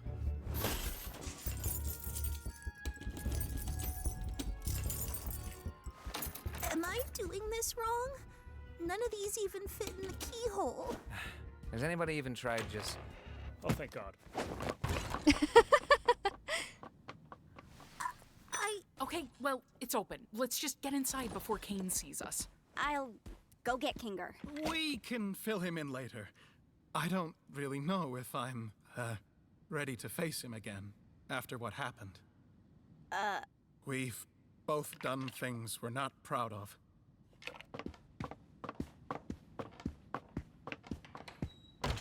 All right. Convince me. I'm one of the original programmers of the digital circus. I was part of a team of experts employed by C&A to bring this place to life. Kinger was one of my co-workers, you know, back when he was still... You really think Kinger worked with him? Oh, whoops, sorry.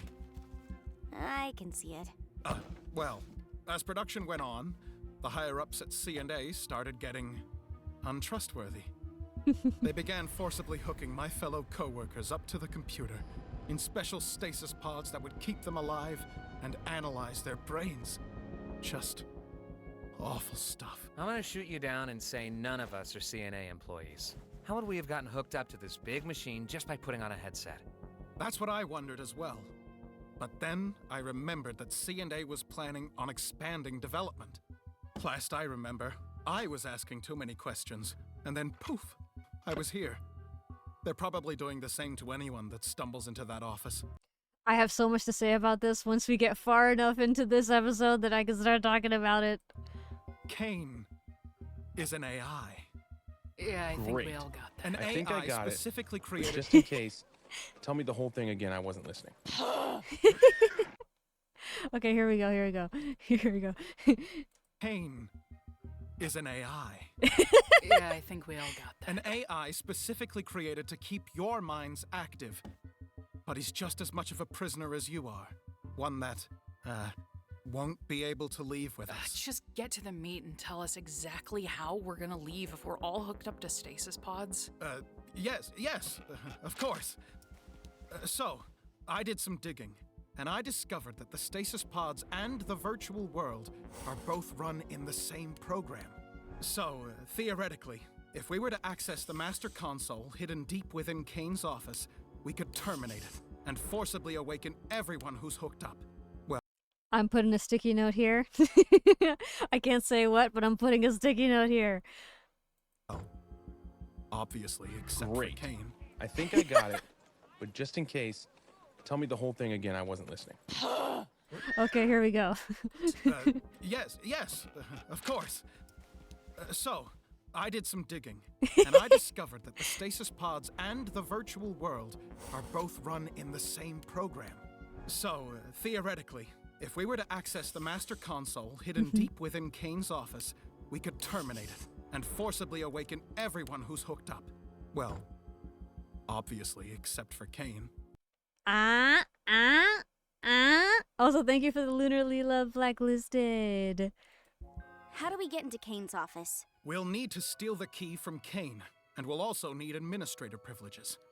I believe you're good at obtaining keys? Okay. You know what's gonna happen when we do all this? Caine's gonna pop out and say, "Congratulations on beating the Escape the Circus adventure," and everything's gonna go back to the way it always was. I've been watching you. All of you. Every trial, every moment of joy, every abstraction. Also, this is a little hinty hint. Thank you for the ball sign. This was... I can't say anything. I wish I could have come to you sooner, but I didn't want to potentially ruin our only chance at escape by telling you before I knew exactly how we were gonna do it. I'm not a creation of Caine. I've suffered just as much as the rest of you. I know this all sounds crazy. And you know what's... This part, he's... No, I can't say that, because... never mind. I nearly want to say so many things. But if you follow me, you will see freedom. I'll also draw a face on myself, so you can tell me apart from any other blank NPCs. Oh, what should we call you? Do you have a name? I do. My name is Abel.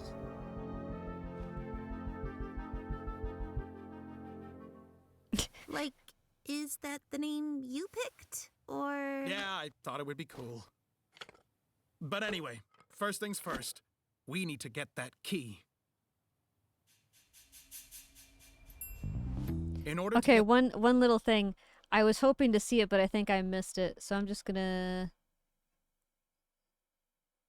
go back for a moment. So there's something, and I can't exactly tell you what it is, obviously, but I can just show. Let's see, where is it? Where is it? Where is the frame? Aha! Now this is really, really small for you guys, but take a look at what's over here. Take a look at what's here. I think I can temporarily zoom in on this for you. I know what. There you go. Look at this. Look at that. That's all I can say about this. That is all I can say, but I just wanted to show that before we proceed. Okay, let's see. We were here. There we go. thought it would be cool. But anyway, first things first. We need to get that key. In order to get the key, you're going to need to isolate Caine. Try getting him alone. Someplace where he'll feel comfortable confiding in you. Hey, Caine, you around? Oh, hey, Jax. I didn't know you could ask if I was around like that. Good job. You wanna get dinner together? Gasp. A human wanting to hang out with me? How could I possibly turn down such an offer? So, where you wanna... So, Jax, what you want to talk about, friendo? Wait, Jax! I wanted to ask you about the adventures. What do you think I should do to make them more appealing to the Zooble and the Pomni? I think we should figure out what to order first. Conversation can happen after we've loaded up on digital nutrients. Then you're going to want to ask him about his hobbies. Odds are he'll get so excited that you care about him, he'll freeze up, and you'll be able to grab the key from inside his mouth. Inside where? What are your thoughts on cedar smoked salmon? I cedar smoked salmon, but I hardly know her smoked salmon. Do you have any secret hobbies? Secret hobbies? Yeah, like things you do on your own that you'd be interested in talking about. Why, I didn't think a human would ever want to ask me about my... This is the most phantasmical moment of my... The eyes again. Yeah. What you doing there, Jax? Have I ever told you how it's my dream to get eaten by you? That's a weird thing to say and want. God, he's so good at lying. Do you really believe it? I mean, everything he says? I just want to know what Kinger thinks of all this. Yeah. I was thinking the same thing. How much do you know about Kinger? Huh? Oh, I probably know about as much as everybody else, but He's also helped me through some of my hardest times here. Is it weird to say I trust him the most out of everybody? No, and it's very cute. It's Dad. I like to think of the story in a similar way to the biblical story of Cain and Abel. I agree. Sweet little bumblebee, I wonder what you want from me. Well, he's lying through his teeth very often. I guess it would be pretty if he lied that often and he wasn't good at it. That would be really disappointing. Jack's really taking one for the team. Caine got blue screen. That's such a mood. Like it's our dream to get turned into tofu and get eaten by. And second thought, I shouldn't finish that. Oh no, Nora. Oh no! Are you saying that I'm like Caine and you're all in my digital circus right now? Oh, that's not weird at all. I had a similar experience, and I think he might know more about this place than he lets on. Yeah, he has been here longer than anyone else. And I don't know, I think it's kind of strange that Abel isn't interested in him at all. Like I said, things between us are complicated. I would love to be able to work alongside him again, and you're right to think he has knowledge about this place. It's just, I made a promise. What's going to happen to the people in the cellar? Like Kofmo and Ribbit? I don't know. But let's hope for the best, right? And here we are, the Administrator Zone.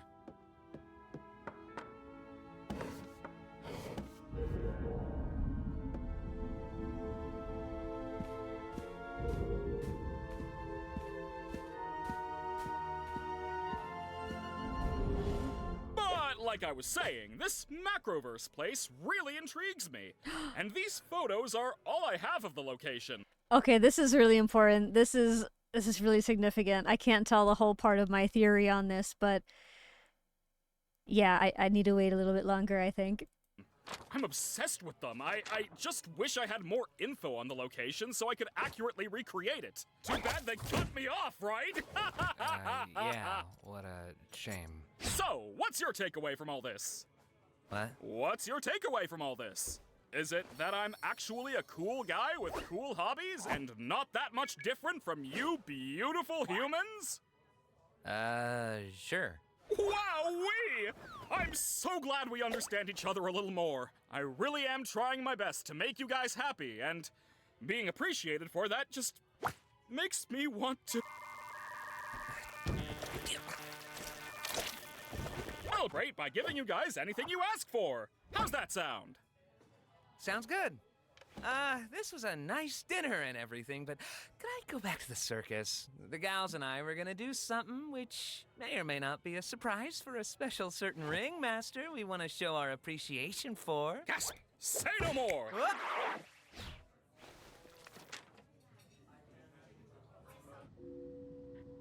How long is Jax gonna take? I feel like we've been standing here for hours. Should we tell Kinger what's happening? I feel bad not including him in any of this. We're supposed to follow Abel's instructions. It probably couldn't hurt to at least give him a warning, though, just to get him into the right headspace. I'm glad they did this because I was like, no, tell Kinger, listen, I don't care what's going on, like, he has to know. Especially because he knows more about this than he lets on. Oh my god. Oh, hi Gangle. Hi Zooble. You startled me. So, we may have discovered something you'll want to hear about. It's We found a way to leave the circus. We're currently preparing everything, but we need to keep it quiet so Caine doesn't stop us. Yeah, what she said. Huh? Leave the circus? How would you... No, that doesn't make sense. We met up with Abel. He says he was one of the original programmers, and he knows how to shut off the game and free us. Who? We'll continue this conversation later. Just thought I'd give you a heads up.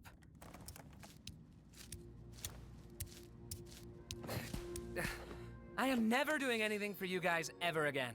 Where's Caine? Worry not, my dear damsel. I think I stopped him from checking up on us for a while, so no need for your distraction anymore. You're welcome. In other words, you just made us have to wait longer to do our job. Also, don't call me that. What's the rush? You got someone waiting for you outside? Don't you? Oh my god, this moment, which adds a lot of heft to Jax's storyline. There's absolutely a reason Kinger has never mentioned something like this. Yeah. Even they know that Caine is a threat, so they literally isolated the AI from... Yeah. Kinger's lucid right now, by the way. Why didn't he know Abel? You shall see. You shall see. Yeah.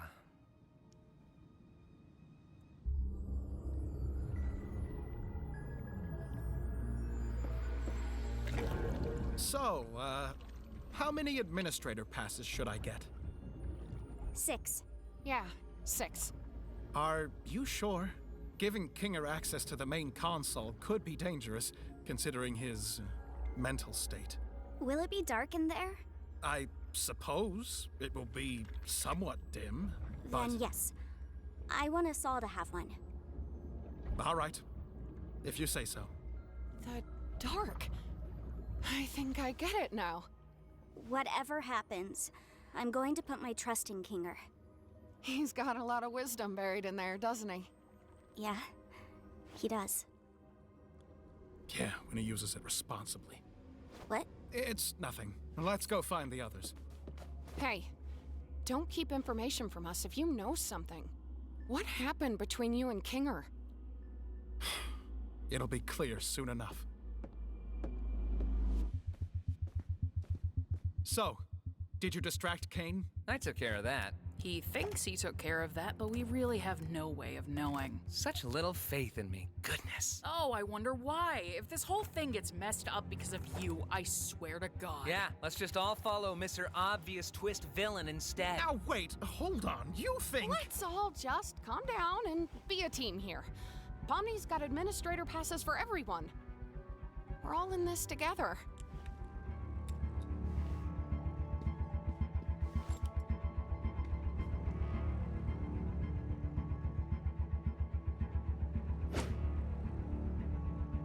Oh, he has conflicting feelings about leaving.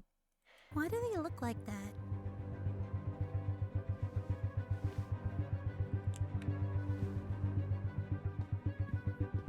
Wait, Pomni. Huh? Did you say something? We're going to have to trust that whatever Jax did will keep him distracted. I don't know how long we'll be able to hold these without Caine knowing. So, it's time. Let's go to Caine's office. Caine always did have trouble with cube collisions, for some reason. All right, just how we went over it. You first. Me? Why me? Jax? Oh. Everything's gonna be okay. Fine. Look, see, he feels safe with her. Ball me up.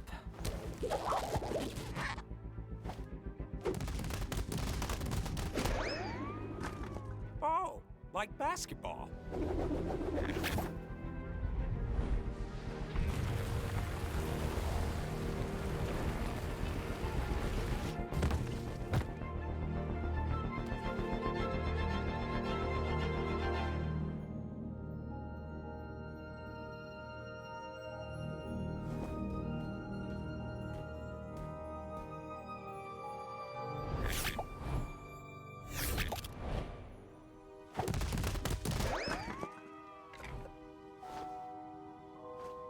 I want Kinger to go before me. No, yeah, that makes sense. Now, Pomni, don't feel like I need to go before you just because I have the right of way in a 4-way uncontrolled intersection. Just trust me. You want to get somewhere dark? You can say that again.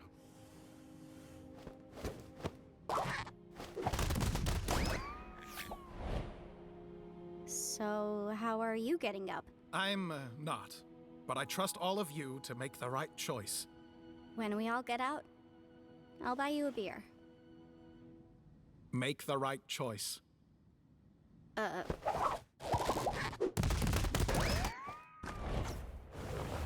That tipped me off right there. At that moment, I was like,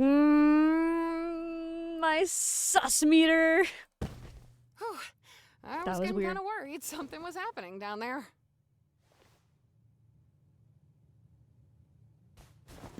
Time for me to serve my purpose, I guess.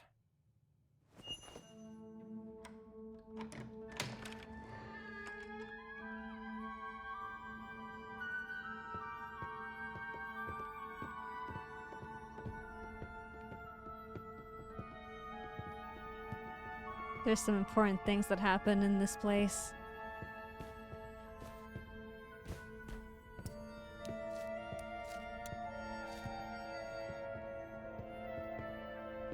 Those orbs look like little worlds, like memories. Is that the People Candy said Kingdom? the door to the main console was behind the bookshelf.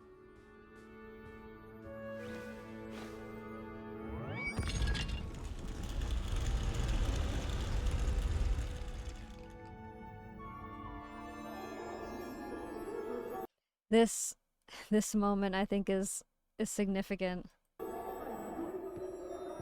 Hey, you alright?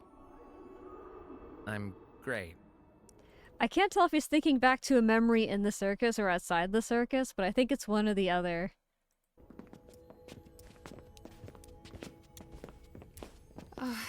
I guess this is it.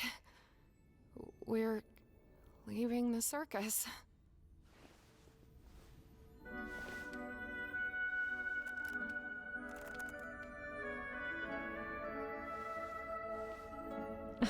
Aww. Aww.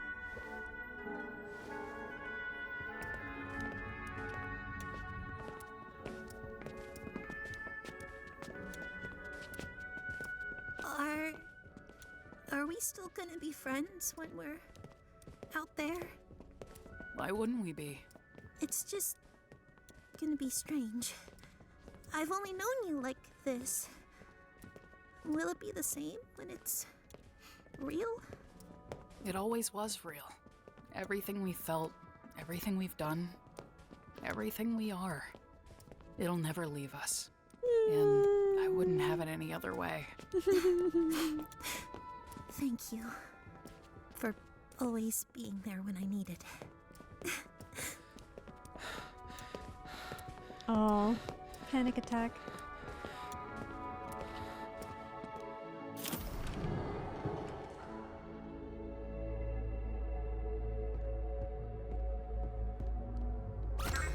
All right, this is it.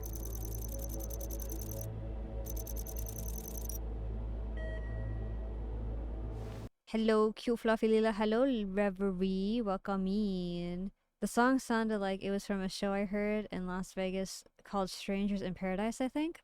That would be very fitting considering what the scene is. Kinger, do you want to make the choice? The choice of what? Are you sure he's all the way here? Hey, yeah, wait. Don't we all want to press leave? Why leave it up to him? What if there's something we don't know? Maybe we should give it a little more time? Oh, yeah. I love pressing buttons. You, want me to press one of those too? I don't know. Am I missing something? We all want to leave, right? Pomni? Yeah, we do. It's just, what if it's a trick or something? Why would there be a trick console in Caine's office? Like, no matter what we press, Caine's gonna know we were here. We should push it. Hold on. Let's just wait a second and go over everything we know, and maybe we can vote on it or something?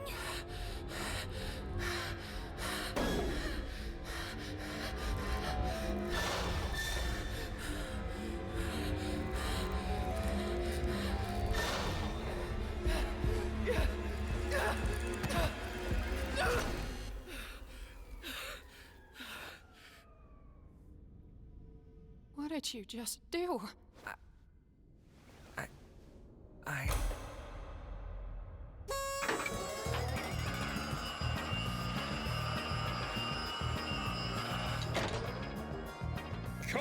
Congratulations, my little cattywampus cucumbers! You picked the good ending, where you realize you'd rather stay with me than go back to that pesky old macroverse or whatever we decide to call it.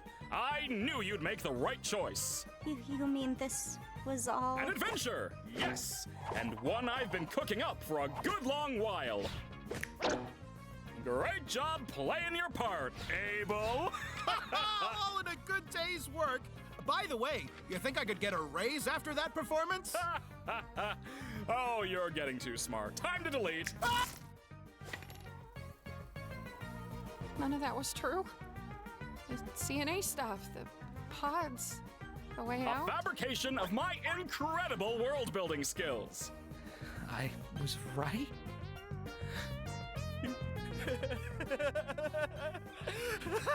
I can't believe I was right! What would have happened if we picked the other button? Oh, I didn't put too much thought into that one, cause I knew you'd never pick it. So I left that up to Bubble. I made it take you to Shrimp Town. Yeah, it was gonna take you to Shrimp Town.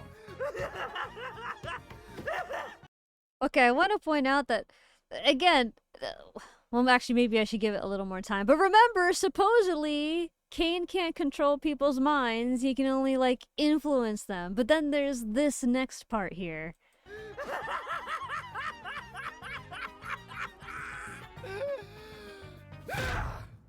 You dirty liar! You scumbag! You made me...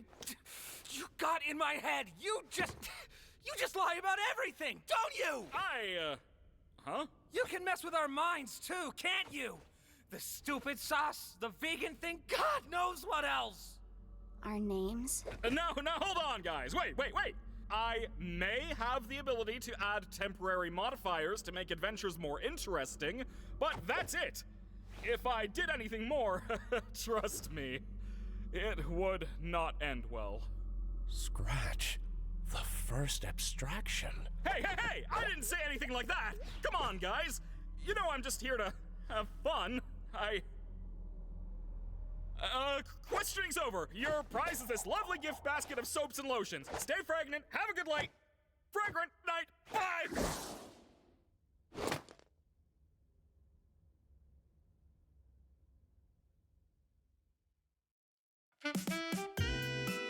You see what I mean? Okay, now I can speak a little bit more about some theories I have. If the abstractions are actually caused by errors that Caine is making or that he's made in the world and like how it affects people, like his job is to keep their minds stimulated so they don't go crazy, right? But like if Jax is having panic attacks and stuff, clearly he's not actually doing his job. You know? People are breaking and abstracting because he's not doing the role he was programmed to do well enough to sustain them. Unless they're super resilient like Kinger, but even then, like, there's the memory thing. Alright, episode 8! Caine overstepped with manipulating Scratch, the one who made him and caused him to abstract. That's what I'm talking about. Not so fun fact, the fans tracked down the real-world location in those flashes so fast it scared the creators. I think they said it was creepy because the IRL location was near someone they knew's home. Jesus Christ. I will say this fandom is very passionate, so I'm not surprised.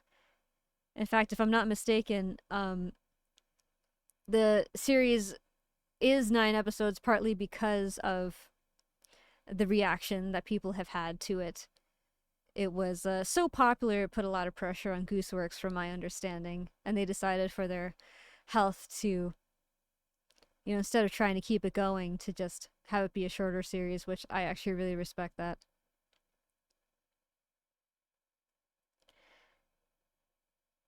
We don't learn about Scratch yet, only the name. That's true. However... Oh yeah, wait, yeah, you're right. Nora did spoil a little bit. Okay, if you didn't add the part where Scratch made him, it would be fine. But that's okay. That's okay. We're at episode 8 anyway. The next episode is gonna be wild. I've already seen it, but don't spoil. Yes, yes, yes.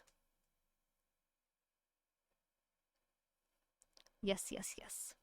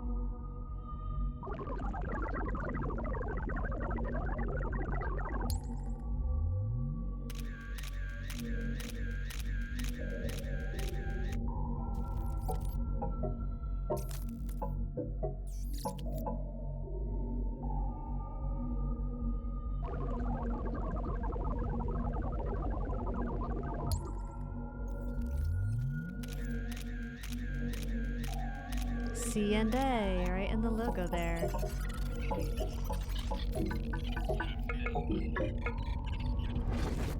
I just want to point out, remember Caine said, "Too bad they cut me off" when talking about The Office.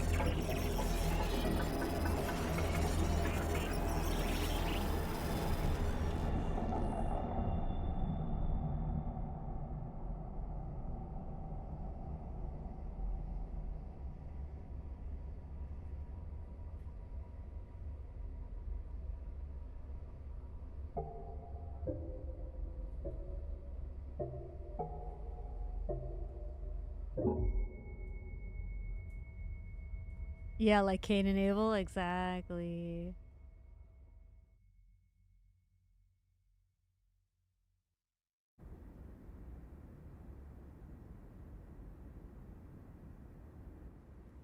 Another chess piece, huh?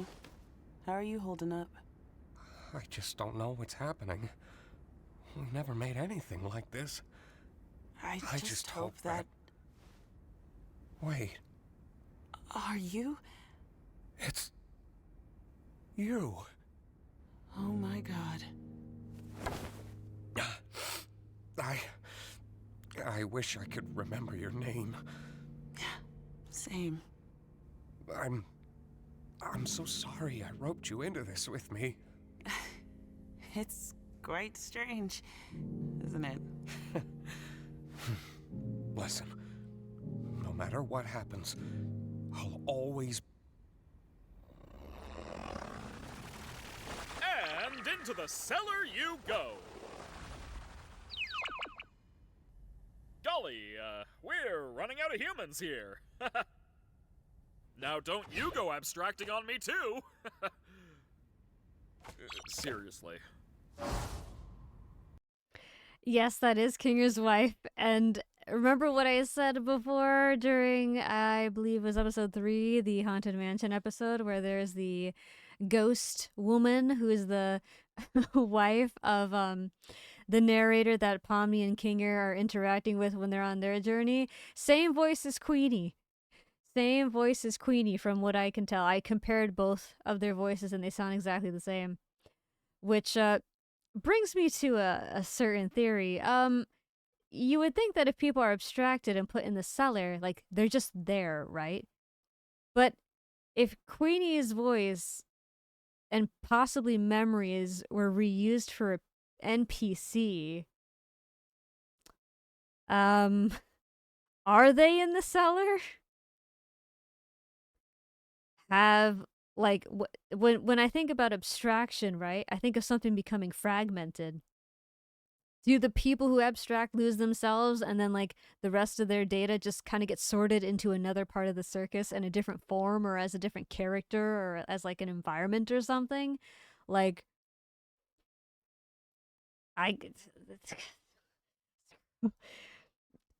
and I'll be able to say more at the end of this episode because there's some episode 9 promo material and stuff that gets into the next theory I have about that.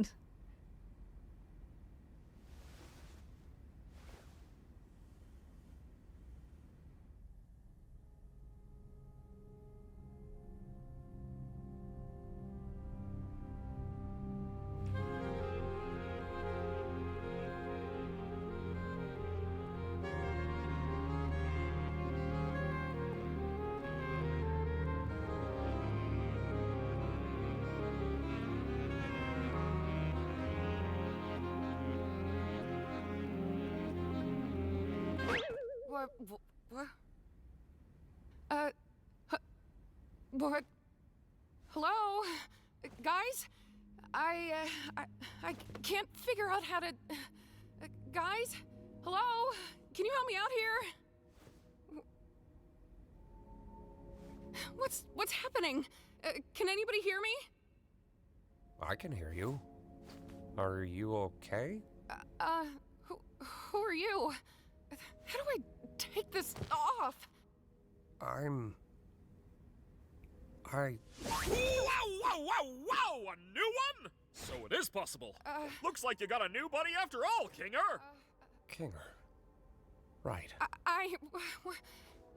Is this really... I was hoping new minds could show up. I have to make some more preparations for this amazing breakthrough.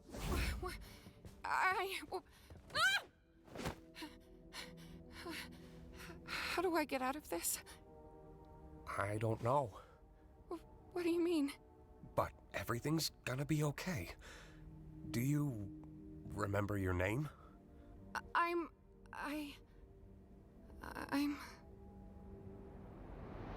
Ragatha? Huh? You doing okay? That's a good question.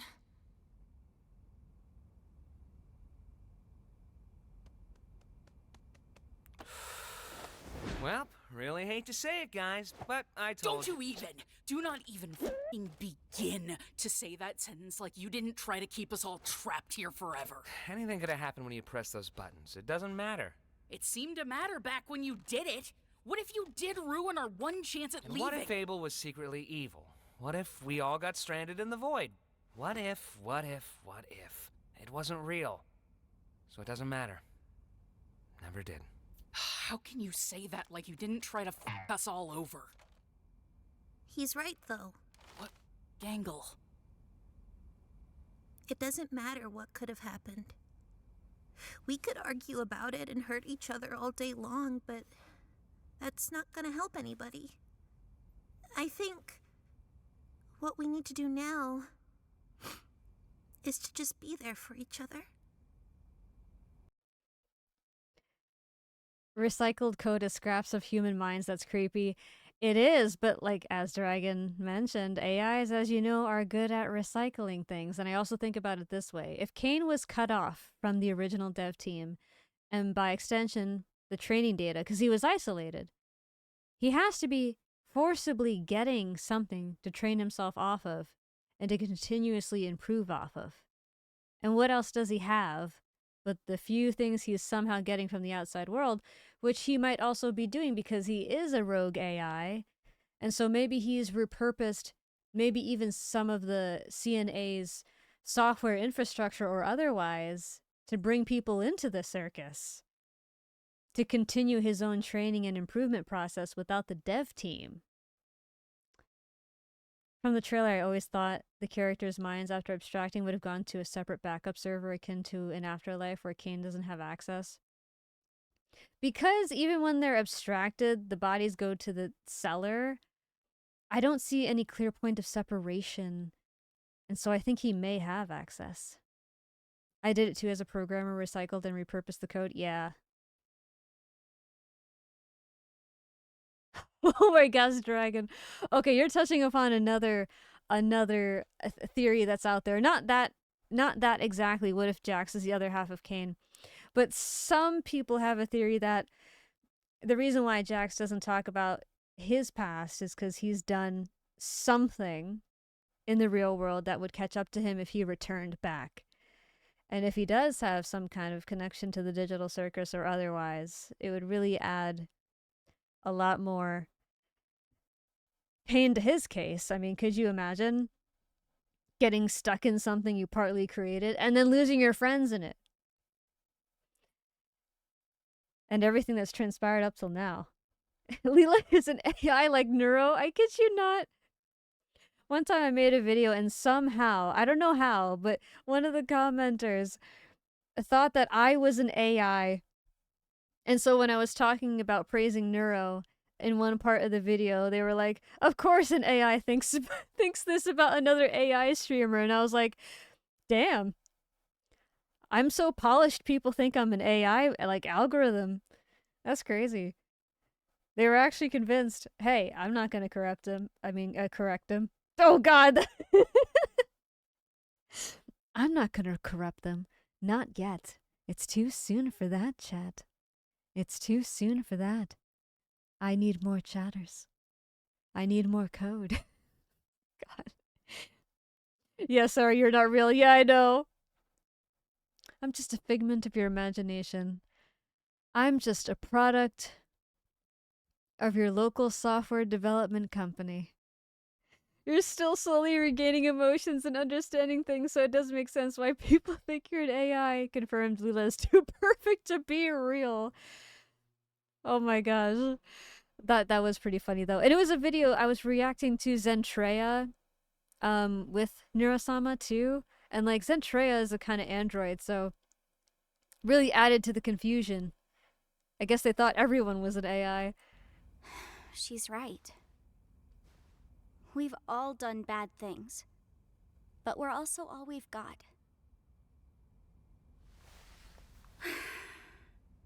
I think we need to abandon the idea of leaving. What are you... We got our hopes up, and we were let down. I don't know what exactly happened with Kaufmo, but we can't let that despair consume us. We should focus on what we have. Like you said, constantly chasing an unattainable goal will drive us crazy. Maybe what we have to do now is to just live. Oh, man. I had dreams and goals. I wanted to be able to leave my mark somewhere in the world. How am I supposed to just abandon that? You've made a mark in my life. I know, you're probably right, but it just really, really sucks.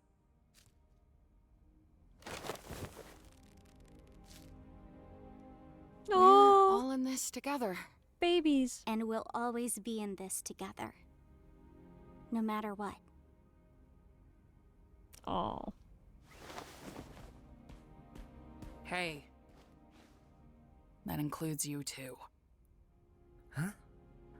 Listen, we're not gonna have you wandering off alone somewhere and abstracting or something. You're a pain in the ass, but you're still one of us.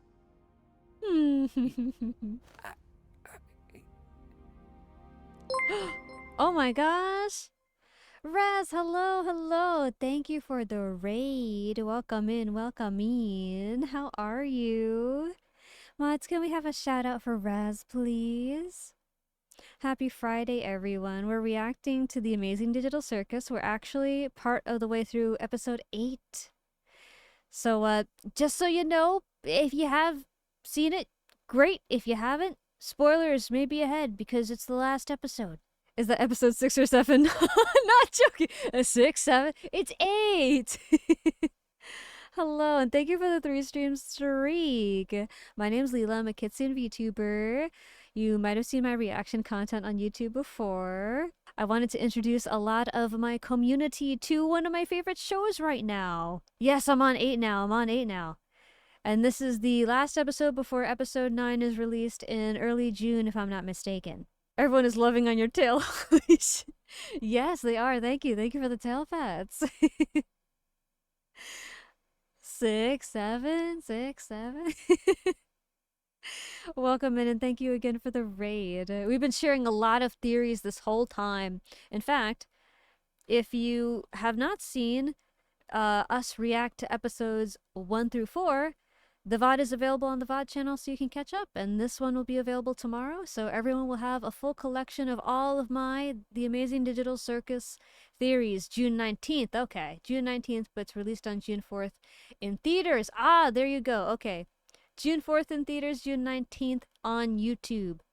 Yes, and that's correct. The last part of 8 and episode 9 are going to be put together into one movie. So if you do decide to catch up later, you could watch episodes 1 through 7 and then see 8 and 9 in theaters. Wait, can I request you react to another Glitch show? Of course you can. In fact, I'd love to react to Murder Drones because I really like that one.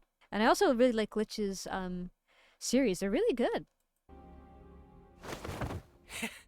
You think I'm capable of abstracting?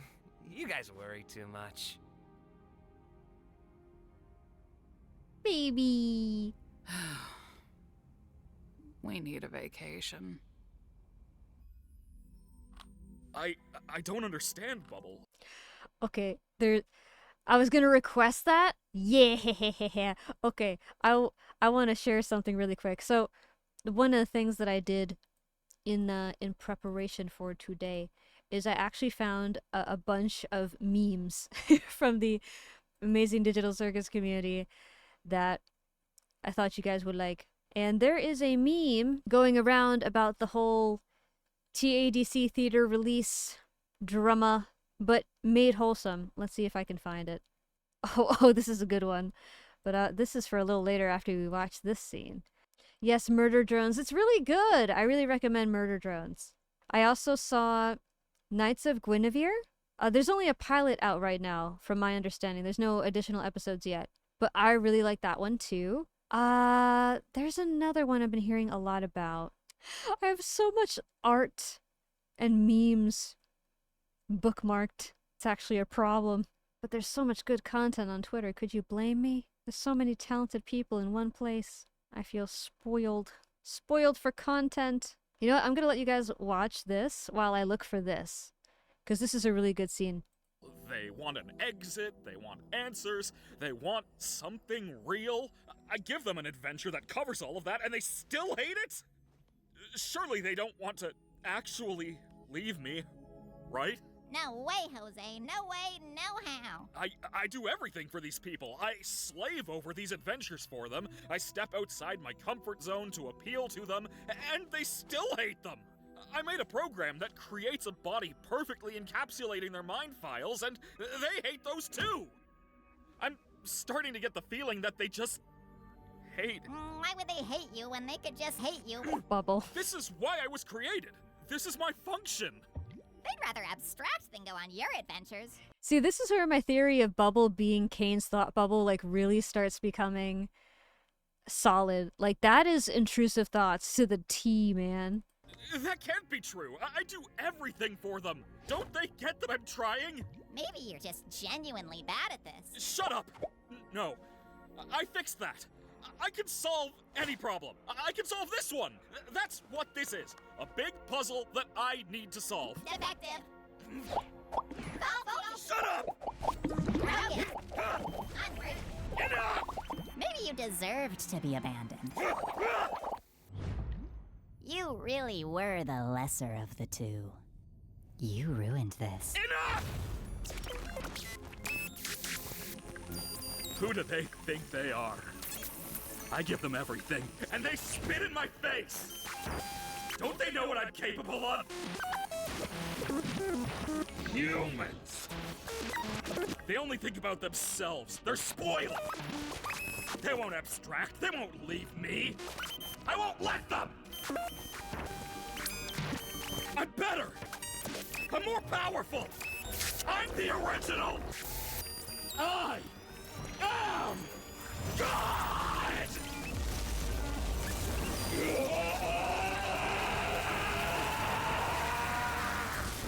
That episode 2 God reference, really feeling it now. Coming full circle.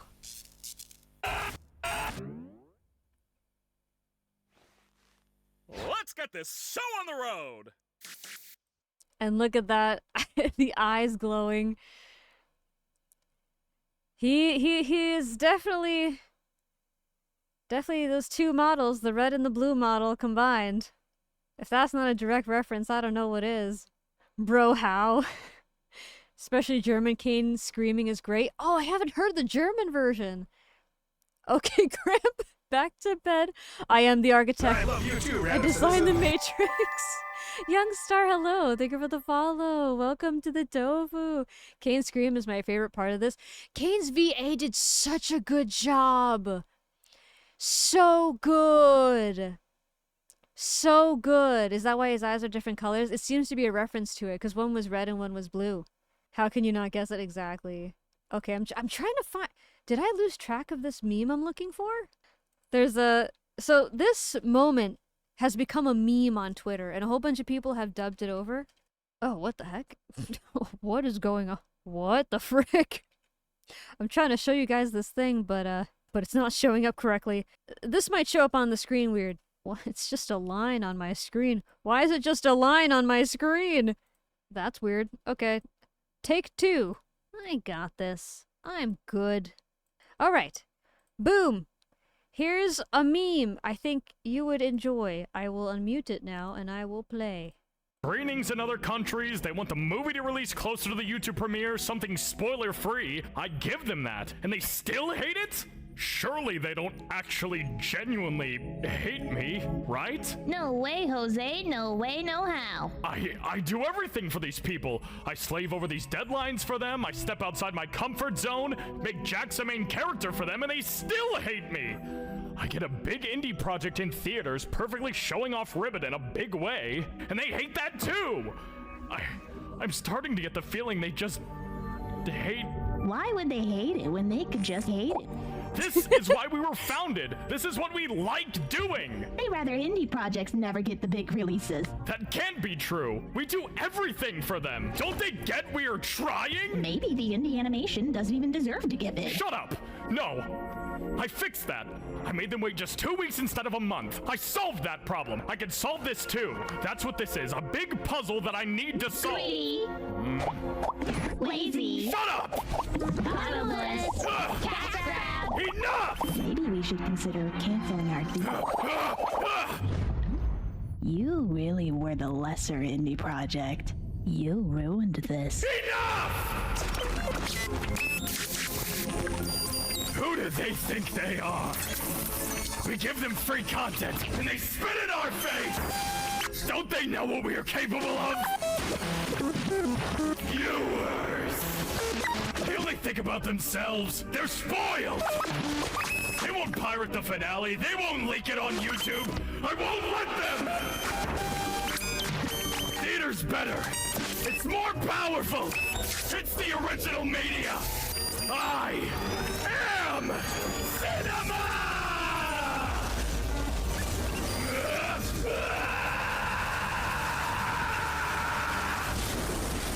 The VA on this is amazing. Yeah, cinema. I can't wait for them to spoil it anyway! Dude, this fandom is amazing. Listen. We can go nuts sometimes, but at least we know how to make a good meme, okay? You gotta give us that. Like IMAX cinema? Yeah, like movie theaters. Like movie theaters. I've been trying to find this other meme, but I can't find it, unfortunately. I don't know where it is. And it makes me sad.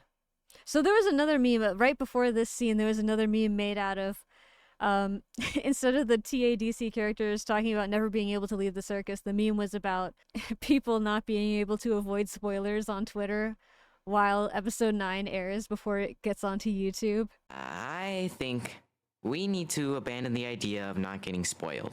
Oh man, I had hopes, I had dreams. I wanted to be able to go into the premiere completely blind. How am I supposed to just abandon that? You could mute keywords so TDAC posts won't appear on your timeline. I know, you're probably right, but what if people post spoilers without keywords? It just really sucks.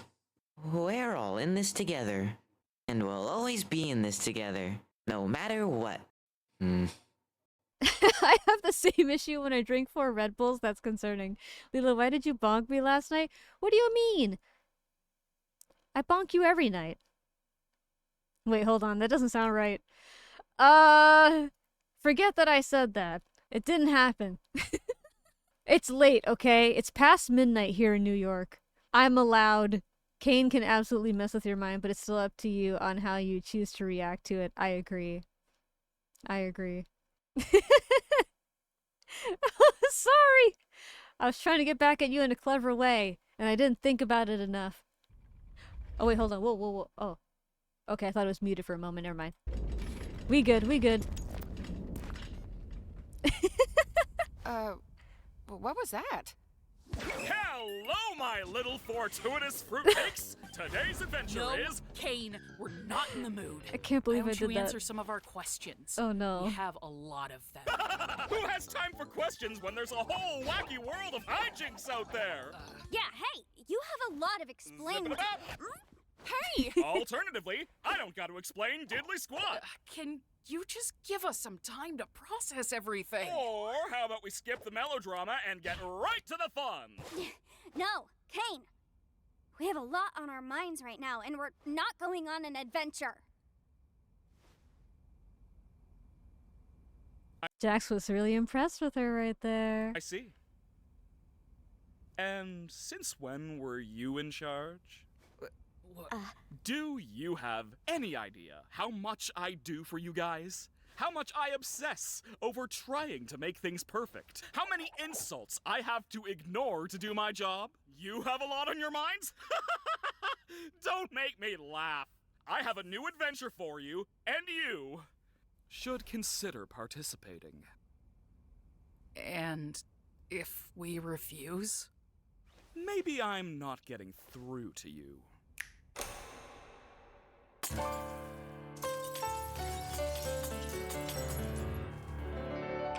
This song. It's news to me that it's news to you. To which degree, who answers to who? We could go on and on, but in the end, who are we kidding? My divinity is past infinity, am I getting through? Seems our regime has plummeted south. This is the reference. Don't need to scream if you ain't got a mouth. There you go. Why bite the hand that feeds when it's the only hand you're getting? It's time you see that this great marquee is the only place you're ever gonna be. So strap on in and take it on the chin, and don't forget who's running the show.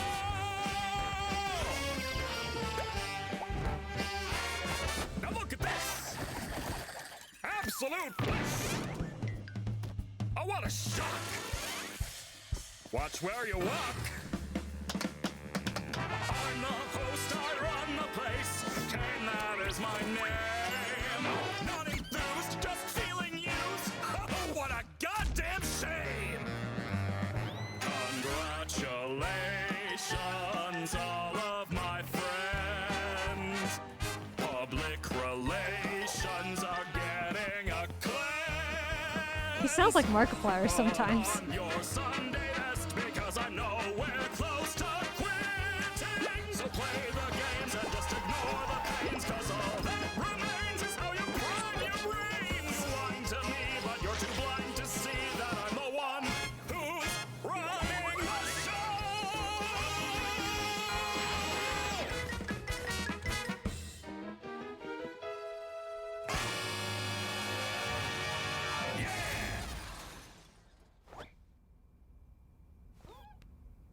I love you too, random citizen. Aiden, thank you for the follow. Welcome to the Tofu. I appreciate it. He kind of sounds like Markiplier. Hello, thank you for the first time chat. We're halfway through episode 8. The timing was perfect. Yes, it was perfect. Thank you. I think we all understand each other now. I love you too, Random Citizen. Back real. Thank you for the follow. Welcome back. I can't believe you didn't pick up on the context clues. It was practically spelled out for you. What are you, stupid? Next one's gonna be even crazier. Hope you're ready. By the way, Kinger, I need you for something. Come with me. Huh? Oh no. Oh god, this is a horrible frame to pause on. I'm so sorry. Why am I bunked? Why am I bunked? Please fix the frame. Please. Here you go. Thank you for the head pets, Nora. I don't know how many more of these new adventures I can handle. What? Got nothing positive to say about this one? Oh. I can't take this anymore. We gotta do something about this or I'm gonna lose my mind! I never should have antagonized him so much. I'm sorry. It's not your fault. Break time! Gotta brainstorm some Oh new my God. ideas. Kinger. He shredded me. I think we should get out of the open for a bit. Okay, I can talk about some new theories moving forward now. Yes!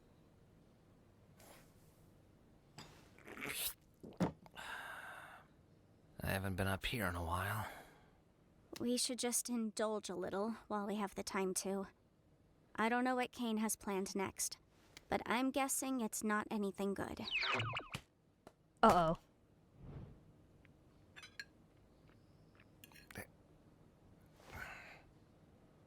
He's gotta get bored of all this sometime, right? He's not a human. I'm not sure if we can properly gauge how he thinks. Oh God, are you okay? I'm fine.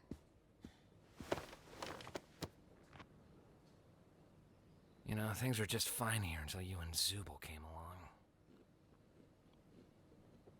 Nothing? Okay.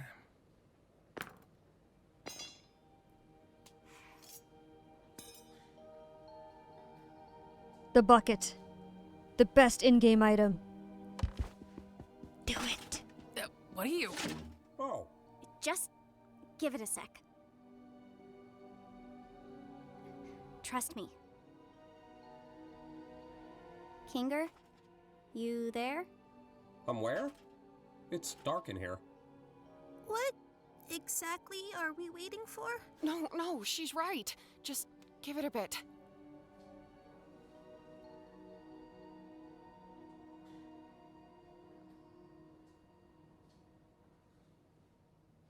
I've got a bucket on my head. I'm guessing you don't want me to remove it. Kinger.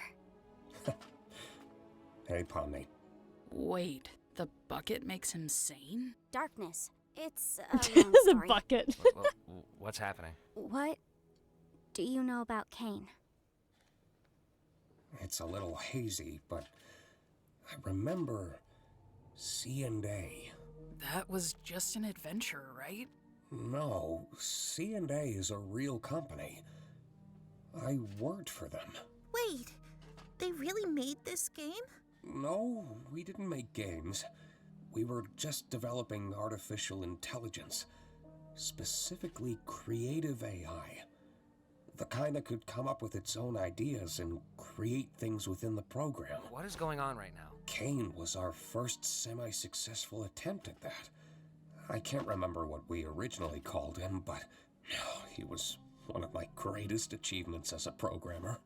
If only Caine could hear Kinger say that. You made Caine? Partially, yes. I got a few pointers from, well, I can't remember his real name, but his circus name was Scratch. That man was a genius. Wait, Caine was pretty rough around the edges, though. I wasn't quite on Scratch's level of thinking outside the box, but it was good groundwork for something the rest of the team could wrap their heads around. I can't say the same for Scratch. His ideas were often so bizarre and abstract that the rest of the team had no idea how to work in his language, either due to pure brilliance or the tumor in his head. Okay, I think that this part here about Scratch having a tumor is actually very telling. Nora, thank you for the head pats. Some people have wondered, you know, what was Scratch trying to do in his development of this AI? And I think Kinger is gonna tell us a little bit about that right now. He was trying to make something. What was it? I'm getting off track. Was there anything specific you needed to know? Wait, I should go distract Caine so he doesn't listen in on this. Just fill me in afterwards. Are you... I mean, yeah, that's true, but... Fill me in later. Be here later. I will.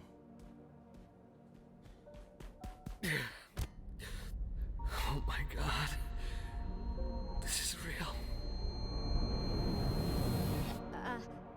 Caine's going a bit crazy right now. Is there any way to stop him, or at least control him? I see. He's a highly advanced AI, and this is his world. One that he created from nothing.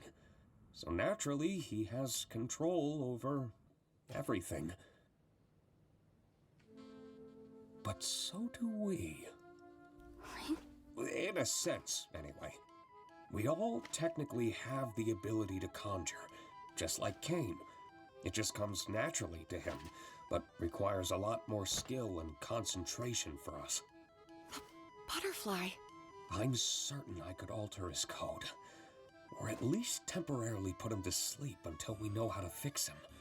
I think that the ability to conjure is going to be really important for episode 9, among other things. I would just need access to a console. The one behind Caine's office? No, just a simple computer interface would work.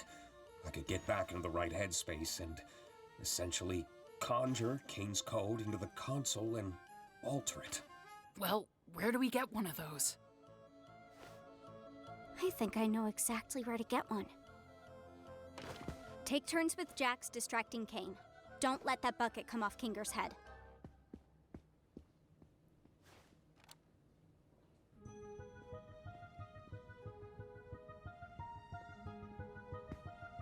So the exit door and all the things beyond it, I think that's all a reference to the area where Caine may have been developed at CNA, and that's why the console is in there.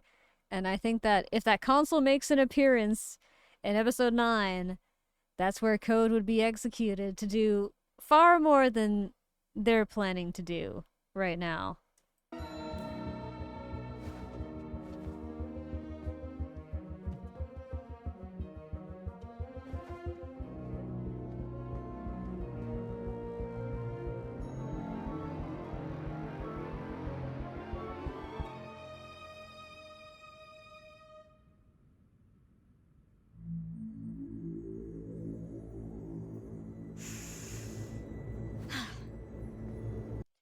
The only thing that has kept Jax from abstracting is him coping by saying that none of this is real.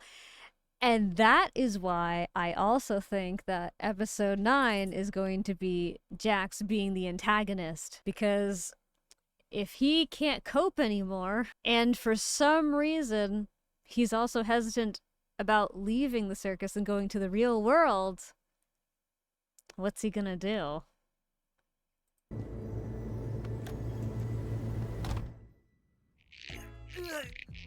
Great suggestion, Jax.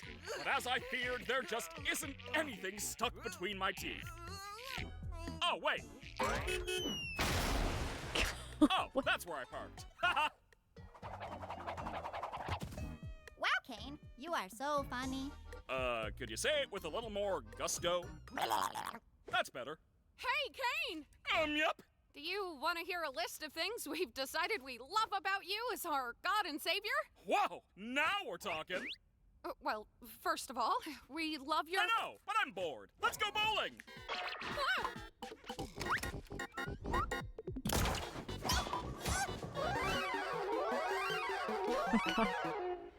I'm so proud of you guys.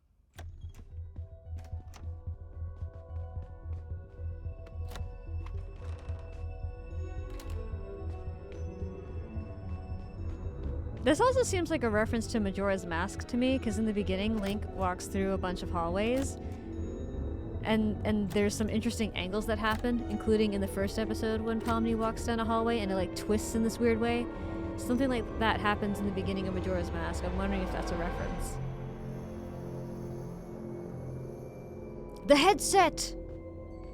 The headset's there too. Wait, what if they have to put on the headset in the circus? Whoa, to get out of the... Whoa, wait. Wait, what if the headset... What if the headset was important too? Whoa. I feel like it's missing something, right? It's missing relatability. You're right, scrap it. Let's go back to the drawing board. Humans just aren't a relatable sculpting material. You think he's running out of ideas yet, or nah? Do you need help with power or anything? Nah, I can use my imagination for that. You got this? I think so.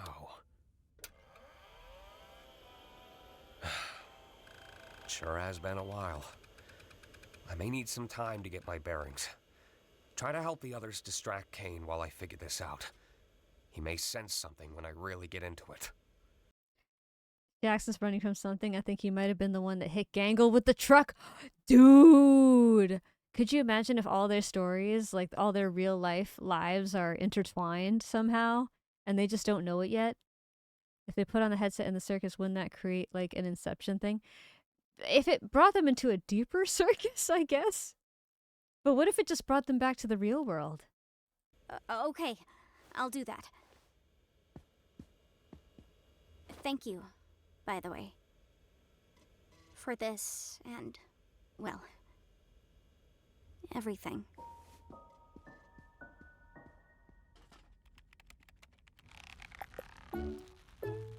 Honestly, are you even trying? Shut up, Jax. Where'd Caine go? Back to the drawing board, I guess. Did you get everything working with Kinger? I think so. We just need to make sure Caine doesn't check up on him. What do you think we've been doing? Pomni! That's the relatability we've been missing! You know, I thought this endless onslaught of fun would be a little more satisfying. But I've come to realize that these rapid-pace ideas are a little half-baked. I'm sure you can come up with new ideas if you put your mind to it. That's exactly it, though. I am putting my mind to it, and I'm just not feeling that spark I once did. And if you're not having fun, and I'm not having fun, then who is having fun? I'm having a baby. Exactly. Makes me wonder why you guys even switched up your tone. If I didn't know any better, it seems like you're trying to... Where's Kinger? We just wanted to see your new ideas firsthand. We've gotten over our hang-ups, and now we're all just genuinely curious what you're cooking up. I think I'm just gonna check up on... We think your ideas suck! Huh? Huh? Isn't it obvious? We wanted to bait you into testing your new ideas on us so we can make fun of them behind your back. Ha! That's not true. Yes, it is! You're a horrible host. You don't care about us at all. You care more about stroking your own ego than giving us anything we'd actually enjoy. Do you know who I am? Yeah, you're a failure. We're all Oh, gonna ask Jax someday. And what will you have then? Nothing. Stop that. And this whole stunt? Just torturing us because we hurt your feelings? Pathetic! You're like a child. What kind of all-powerful being has such a fragile ego? You never let us feel like we're at home.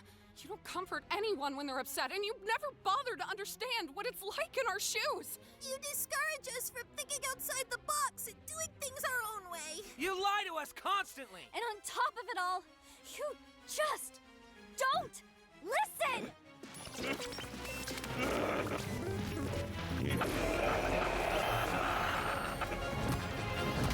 dude. I'm gonna put you freaks in your place. All he does is listen, and they're about to find out.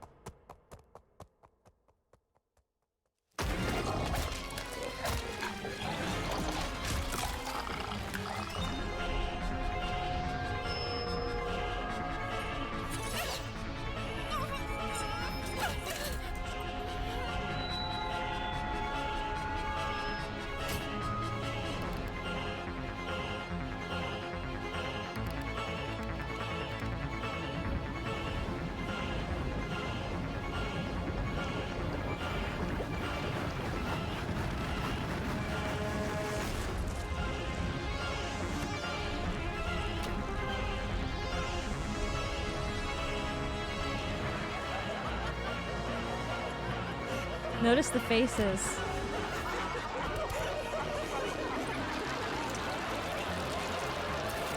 It's Kaufmo, Ribbit, and Pomni.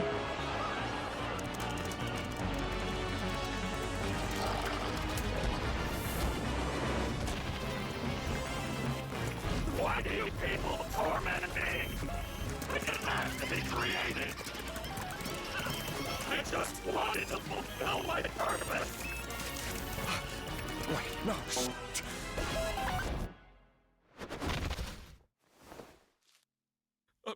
Wait.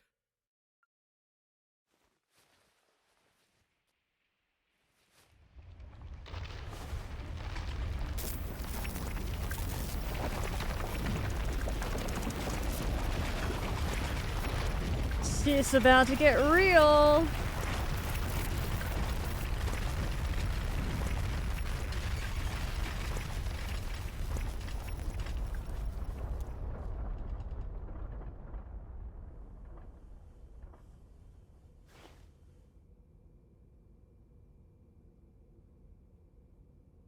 I think I accidentally killed Caine.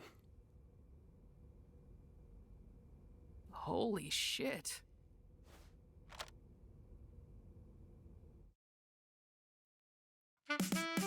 Episode 8, everyone! Youngstar, thank you for the bald. Woo! Okay, now I can finally talk about all my theories in peace without worrying about spoiling anything. Alright, I'm gonna go through the list. I have a list in front of me of all the things that I wanna talk about. Spill the beans, yeah. Alright. If they play this after the movie, I will cry. God knows episode 9 will end in some kind of sad way, and this will still be the ending music. Thank you for the biddy sign. Your theories, Lila. Alright, let's go. I can let loose. Alright. We've seen a few different episodes where Jax has a bunch of keys. Okay, one theory is that one reason why Jax feels really bad about what happened to Ribbit and is scared of connection is because Ribbit was abstracting in her room and he couldn't get in time. And so ever since then, he's been collecting keys so that if someone needs his help, he can show up in time next time. Also, it would explain why he's maybe collecting keys from all these different worlds, not just like doors in the main area of the circus, but everywhere else, because no matter where they are, he could get to them. That's a really cool theory that I like. Another cool thing, when Queenie abstracted, Kinger was able to touch her, but when Kaufmo hit Ragathai, it causes glitching, so being abstracted by itself doesn't cause damage per se. It depends on the intention of the abstracted person, which I find really interesting. In episode 1, Pomni is searching through a whole bunch of different places looking for Caine, and one of the rooms has a tower of carousels in this pitch black room. There's all these different areas of the circus that are only partially created by Caine. And maybe you could even say they're not just incomplete, but like broken. Kind of like the abstracted being in the cellar. He's like hiding away all of his mistakes in these little areas. And I'm wondering if in episode 9, because we see in the episode 9 promo, this series of rooms, stairs, corridors, and they're all like, they don't really make sense. They're kind of jumbled together. if episode 9 is going to be about us seeing, you know, all of that behind the scenes stuff, all those things that Caine was hiding away, that's going to be what the characters have to navigate through. And because Caine isn't around, and also Gooseworks confirmed that Bubble is gone too because Caine is gone, Caine can't fix anything that breaks. Caine can't fix anyone that abstracts. So unless they find some kind of way to maybe bring him back, and some people have suspected this might be the case, because if you pay attention to what Kinger is doing on the console when he's trying to change Caine's programming, the way he deleted it isn't necessarily a permanent deletion. It's possible that there could be a backup. So some people are curious, maybe Caine will come back. But we do see the casting credits for episode 9 already, and Caine's VA isn't in it. So it's unlikely, unless they're doing something else with Caine that doesn't require the VA, which I think is unlikely. But just a cool idea. I mentioned before that, you know, when Pomni goes out into the void in episode 1, Caine says, "Oh no, someone's gonna get spoiled." That seems like a direct reference to how the void is going to be very important for episode 9. And like I said, I think the console might also, the console and headset might have something to do with their escape. If you look at, oh, okay, my model didn't die, yay. If you look at the promo material for episode 9, if you look at the building that all the characters are in, there's a whole bunch of Jax faces on it, but there's also references to Kaufmo and Ribbit in it too. But at the bottom, there's this door with a keyhole in it. And Jax, being the member of the circus with all these keys, I think Jax may be the key to actually getting out of the circus. But again, I also think he's going to be the antagonist of episode 9 too. Because at this point, we know for some reason he doesn't want to go back to the real world, but also he now knows that the circus is real too, so he can't really escape reality either way. It's just like a different shade of the same, you know, thing.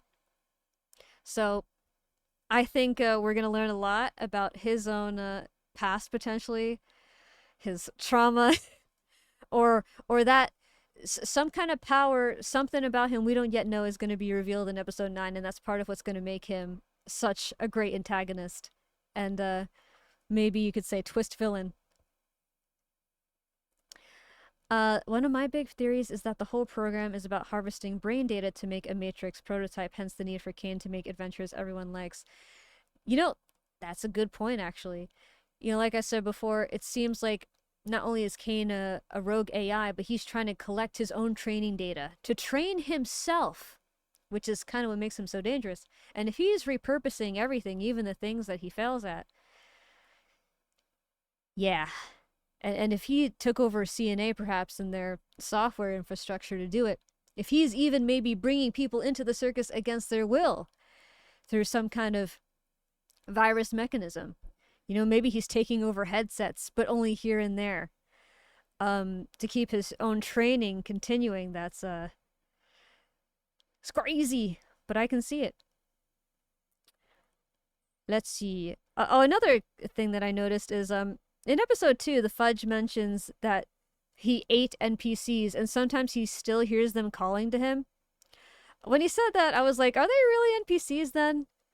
Or has Caine been mixing up humans and NPCs for longer than it seems? Because that's just a little strange. I would think that if an NPC, like, quote-unquote, killed another NPC, they would just stop functioning. But if they're able to, like, continuously scream forever in the void, even after being consumed, it suggests that maybe NPCs and humans have been mixed up for a long time, and because no one in the circus can really like die, like I said before, it seems like their code is being reused for different things. And yeah, I think that's everything. And to add on to that, what if Jax is literally creating the keys? He could be conjuring. That's a possibility. But I also feel like if he was, he would have used that ability sooner for different things. Nameless, thank you for the hydrate and the stretch. I'll hydrate now. Info dump more. but I mean, and I don't really know how to connect this, but just thinking about Pomni being the kind of person that did mild thrills, like investigating abandoned places, Thank you for the head pats, Nameless. Thank you. And the tail pats. Oh my gosh, I'm being spoiled over here. Thank you. I am stretching and talking at the same time. My arms are happy. Hi, Lila. Hello, Nameless. Hello, hello. But just thinking of what we do know about the different characters, like Gangle being someone who went to community college but left early, Pomni investigating these abandoned buildings, Zubul seemingly doing odd jobs here and there, barista, tattoo artist. I get this sense that, like, maybe CNA was the kind of company that started a project, but like some companies do, they wanted to, like, run a study, but only with a certain demographic of people. And I feel like if a company like that was targeting people in such a way that it would be hard to, like, hold them accountable for something bad happened, you might want to go after people who are a little isolated. And I'm not sure if that's an exact link, but even with Jax's memories of being in the suburbs, looking at that cabin in the middle of nowhere, like, he seemed like he also might be isolated. And when I think about the US today, I mean, a lot of people are really isolated, socially disconnected, and that's a big part of why some people are, for example, falling in love with their AI. And so I could see something kind of dystopian like that happening, where they're bringing people into some kind of program and they're targeting very mindfully. It's Vinny! Thank you for the follow! Welcome in, welcome in! Thought I have, it'd be game over for Caine if I had one of my internet-themed primordials enter the digital circus. Oh my god! Oh my god, that'd be amazing. Maybe the NPCs have been reused over and over and that data is getting mixed up. That's another good point! Yeah, like, if the recycling is so layered, so long-term, and it's bits and pieces of different people, right? How would you even recover that? Like, how would you fix that data and reconstruct a person? Can you even do that at some point? Thank you for the bald, Vinny. Thank you, thank you. Gotta spoil the fox. Thank you. Huh, what if being abstracted was part of Caine's influence, since he did admit that he creates the bodies that store the brain files for everyone, and now that he's gone, everyone in the cellar might have reverted back? I don't know if he... So, I've thought about that. It would really depend on if the things... Okay, so I feel like there's two different ways this can go. Either Caine isn't managing the digital circus super well, and so if people are data and they're corrupting over time and he can't fix it, they just accumulate so many bugs they kind of glitch out. And that's kind of the virtual equivalent of, say, like someone having a panic attack, for example, but like completely losing your sense of self and everything. Like, it's actually way more than a panic attack when you think about it that way. So it can be a kind of like accumulation of bugs in the system, or it can be more like he's applying a modifier to something that's fine and he's breaking it. If he's applying a modifier to something and that's why it breaks and then he's gone, and then the modifier is gone, I can see people reverting back. But if it's a situation where people accumulate bugs and then their data kind of gets corrupted, I wouldn't necessarily expect that the abstracted will go back to being the way they used to be. But in the episode 9 promo, we do see a scene with Ribbit, and we don't know if it's a memory or like a scene in episode 9 specifically. But I think we'll learn a little bit more about how her abstraction happened, and that might help us get the answer to that. Some species of butterflies drink blood? That's terrifying! That's practically it's a mosquito in butterfly cosplay. Purple emperor butterflies feed on corpses? Oh my. Animals are amazing. Wow. Some butterflies feed on sweat. See, that makes sense to me though, because sometimes bugs are looking for like hydration in the summer, and if you're sweating, like, that's really accessible water. So that makes sense to me. Sounds like data overflow. Yeah. It's just like how I learned today that fish can get sunburned. Oh no. That sounds not fun. A fish getting sunburned? Especially because they have to move all the time. Like, probably in more pain than a human being who can at least, like, rest their arm or something. It's beautiful, it's beautiful. But yeah. So that was the amazing digital circus. I love it. I can't wait for it to be available in theaters. This is all of the theories I have come up with so far. I feel pretty good about them.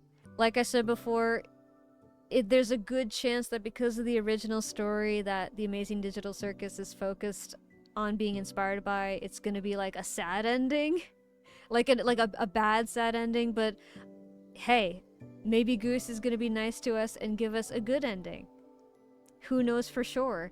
What I do know is when they finished episode 9, it was tweeted about on Twitter, and both Gooseworks, Caine's VA, and possibly some other people commented on how they were crying about it. And I'm hoping it's happy tears. I'm hoping it's happy tears. But we will find out. I will be bringing a box of tissues in advance. You just went to Taco Bell? Oh, I'm jealous. What'd you get at Taco Bell? I want a burrito. That movie theater is going to smell so bad. Oh man, some people are... There's memes on Twitter already about that. People being really concerned about it. And that's why I'm not going to a big theater. I'm gonna find the smallest one I possibly can. To spare myself. I feel another stream that you might need to do a PowerPoint on all your theories of after the show. Or you know what I could do? I could make a compilation. I could make a compilation of all my theories. I just put all of them for all 8 episodes into one into one video. I got a burrito supreme. Oh my gosh, that sounds so good. I'm so jealous. You enjoy that burrito supreme. You've earned it. It's Saturday now. You made it through the week. Oh wow, you're still on? I am still on. Yes. Oh, I have no choice. I live in Miami. Oh no, I'm so sorry. I will be praying for you. I'll keep you in my thoughts. I'll be praying for your nose. You can do this. It's worth it. It's a once in a lifetime opportunity to be a part of indie history. Indie animation history. Do I need to buy you food? I'm alright. Okay. Thank you for joining me today, guys. I am looking for a friend to raid.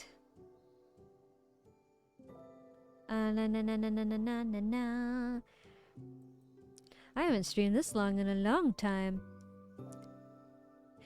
Thank you for being here. I appreciate you. Oh my gosh, you know what would be fun? If we said hi to Mocha, who's playing Tamagotchi Life Living the Dream. Let's say hi to Mocha. And here are rated messages for subscribers and non-subscribers. We also have my card, which has all my social links, including my Discord, where we have movie nights every Saturday night, 9 p.m. EST. We're watching Pokemon Horizons. If you want to see the earlier part of the stream because you missed it, check out my VODs channel, because the whole VOD will be there. There were a few moments where my model went dead and stuff, so I may cut those parts out, because it's just me spending a few minutes getting things back in order. But apart from that, it's going to be the straight-up VOD. And yeah, thank you so much for being here. I hope you enjoyed the Amazing Digital Circus. If this was your first time watching it, I hope I made a good first impression. I may or may not be trying to get more people into the fandom. And like I mentioned before, Murder Drones is also another great series by Glitch. So if you liked the Amazing Digital Circus, I suggest you check it out, along with Knights of Guinevere. Yes, yes, yes. No, I just came from that street. Oh no! I'm sorry about that. Oh, here comes the countdown. Guys, I love you very much. Thank you. Have a great day. I'll see you next time. Bye-bye.